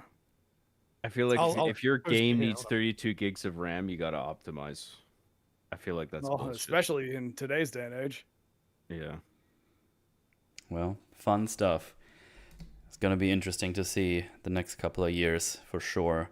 Yeah, we got 50 Polish flimflams from Bartomi Mucha. Sorry. On January 16th, 2026, the Polish government invoked NATO Article 5 after reporting that some citizens had been attacked by German man-plushie. Attempts to bullying the invaders were unsuccessful.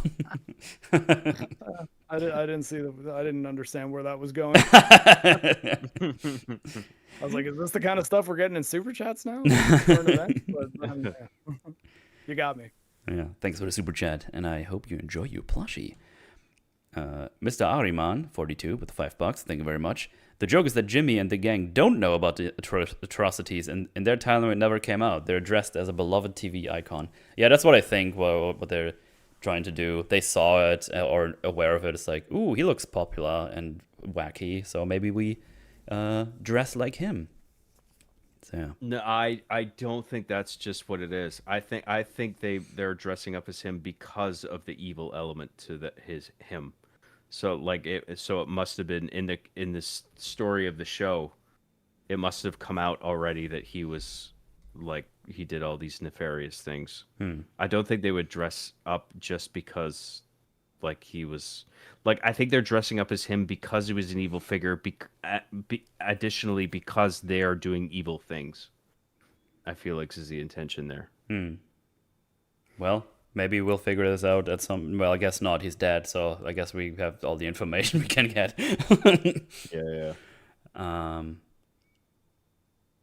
Joey, bag of donuts with $5. Thank you very much. Great panel, gents. I'm glad you enjoy it. Thanks for helping me get through my shift. You're very welcome. One question: why not nuke Zombie Island? I think that's a question that's that's been out there for a while. I don't know. Yeah. It was one of my major problems with the concept of the isolated Britain, where if you set foot on the island, your life is forfeit. Like they never expect a rescue, and we're going to treat you as if you've just died. If that's the case, because it's that dangerous. Yeah, carpet bomb it to oblivion. That's a variable that the humanity shouldn't have if you've already decided that those people are dead already, you know? That'd Or be save funny them. Like that's the other choice. It's like, or find the pockets of, hey, these people have a fortress where nobody is infected and they're all safe. Let's airlift them out. You know, get a helicopter over there. It'd be good if 28 years later was just one movie and it was 5 minutes long where Trump just shoots a fucking nuke at Britain. we're gonna wipe him out. There we go. Bye bye. This is gonna be over in 28 minutes. 28 minutes. 28 minutes later. They showed me a picture, lots of zombies, and I was like, oh my god, that's a lot of zombies. Yours is actually better than mine. I've been listening to a lot of Shane Gillis impressions. I get my impression from Shane Gillis as well. He does a good job. He's one of the best out. I just rewatched both the specials because I felt like it. They're very funny. Oh yeah. I saw those zombies. I said, "Wow, that's a lot of zombies." That's a lot of zombies. Let's see. One more from Super chat from Snoopy Diz from $10. Thank you very much.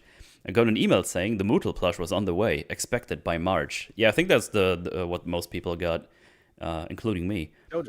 Damn, is Metal bringing it personally? Next day it's at my door. You dropped it off but forgot to say hello. What the hell, man? I got scared. Maybe it was the big upside down cross in front of your door. I don't know. I think it's really nice that you hand deliver all the plushies to everybody. Yeah, that's the actual reason I took vacation, so I can deliver all the plushies by myself. Just imagining you like fucking Santa Claus now. Yeah. Sneaking into people's chimneys. Yeah. But I'll be more like Bender Claus. Yeah, those are the super chats. Thank you very much. Appreciate it, as always. Appreciate the support. And, well, before we're out of here, thank you guys for joining us. Jon, Random, always great to have you on. And Thank you for having me on. Well, Jon, how about you tell the people what's up? Where do you find you? You've been playing some gay video games, I saw. That's right. I'm playing Resident Evils. All of them. Well, not all of them. Not Revelations or some spin-offs, but all the mainline entries. And I'll probably do 9 when it comes out. And I got another Arby and the Chief cooking, but it's a Christmas special, but I'm super late with it. But I'm going to put it out anyway in January because whatever. You can't stop me, and motherfuckers. yeah, and that'll probably release that at the end of this week. So John Graham on YouTube. Thanks for having me on, guys. I appreciate Sure, man. it. Thank you, chat. Always welcome. Link down below, as always. Random, Hello. do your thing. Yeah, I'm currently in the process of making videos reviewing or breaking down the Spartacus spin-off House of Asher that is currently airing. I've done 3 videos, 2 episodes per video. There's 2 left, which the next one will be out in about a week. Yeah, the show's not very good. It has got funnier and funnier as it has got worse and worse. Yeah. And yeah, I'm looking forward to getting the next video out. Let's put it that way. After that, I'm going to do a long video covering the final season of the original show, and then after that, I don't know. Ooh. I didn't like the original show, but when I heard about House of Asher, I was like, Asher was probably one of my least favorite characters on that show. So I don't know if I have any interest in this. I mean, I could talk about this for ages, but I won't. I think Asher is a fantastic character in Blood and Sand. I think that the decision to base an entire show around him in the way that they've done it was a dumb idea because it causes way too many problems.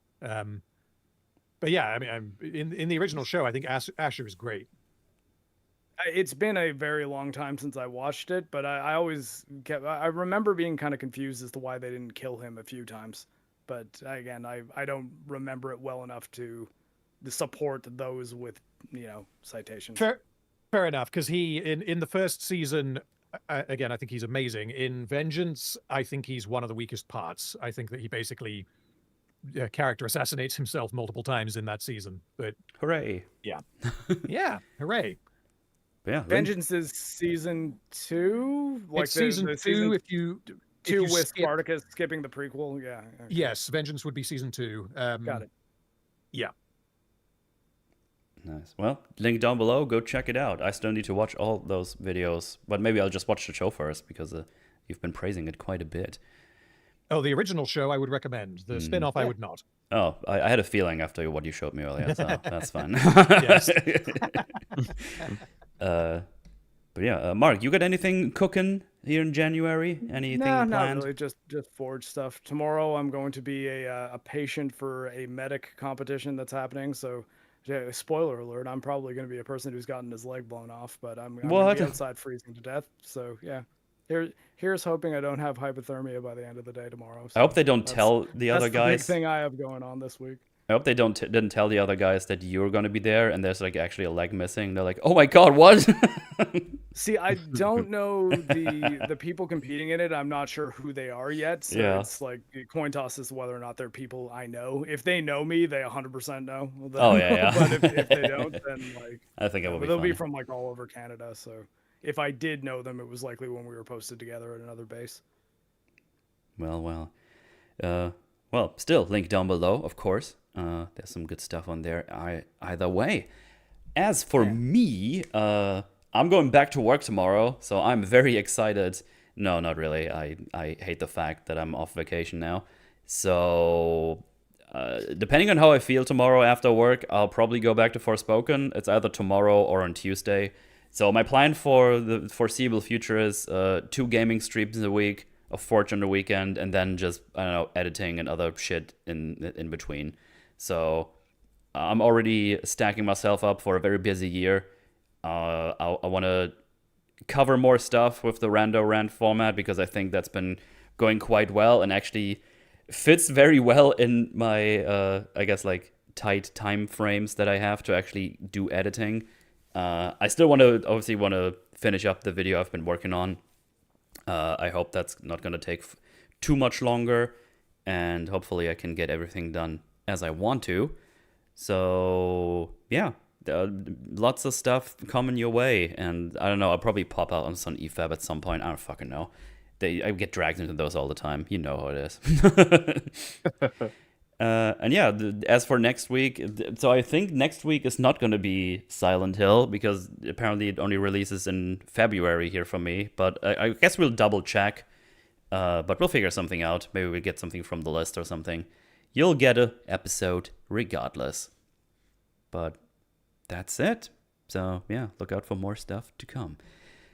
There you go. Thank you, everybody, for watching. Thanks for watching, and we're out of here. Goodbye. Thanks, everybody. Goodbye. Jojo, welcome the new year back. There she goes. Yay. She's good.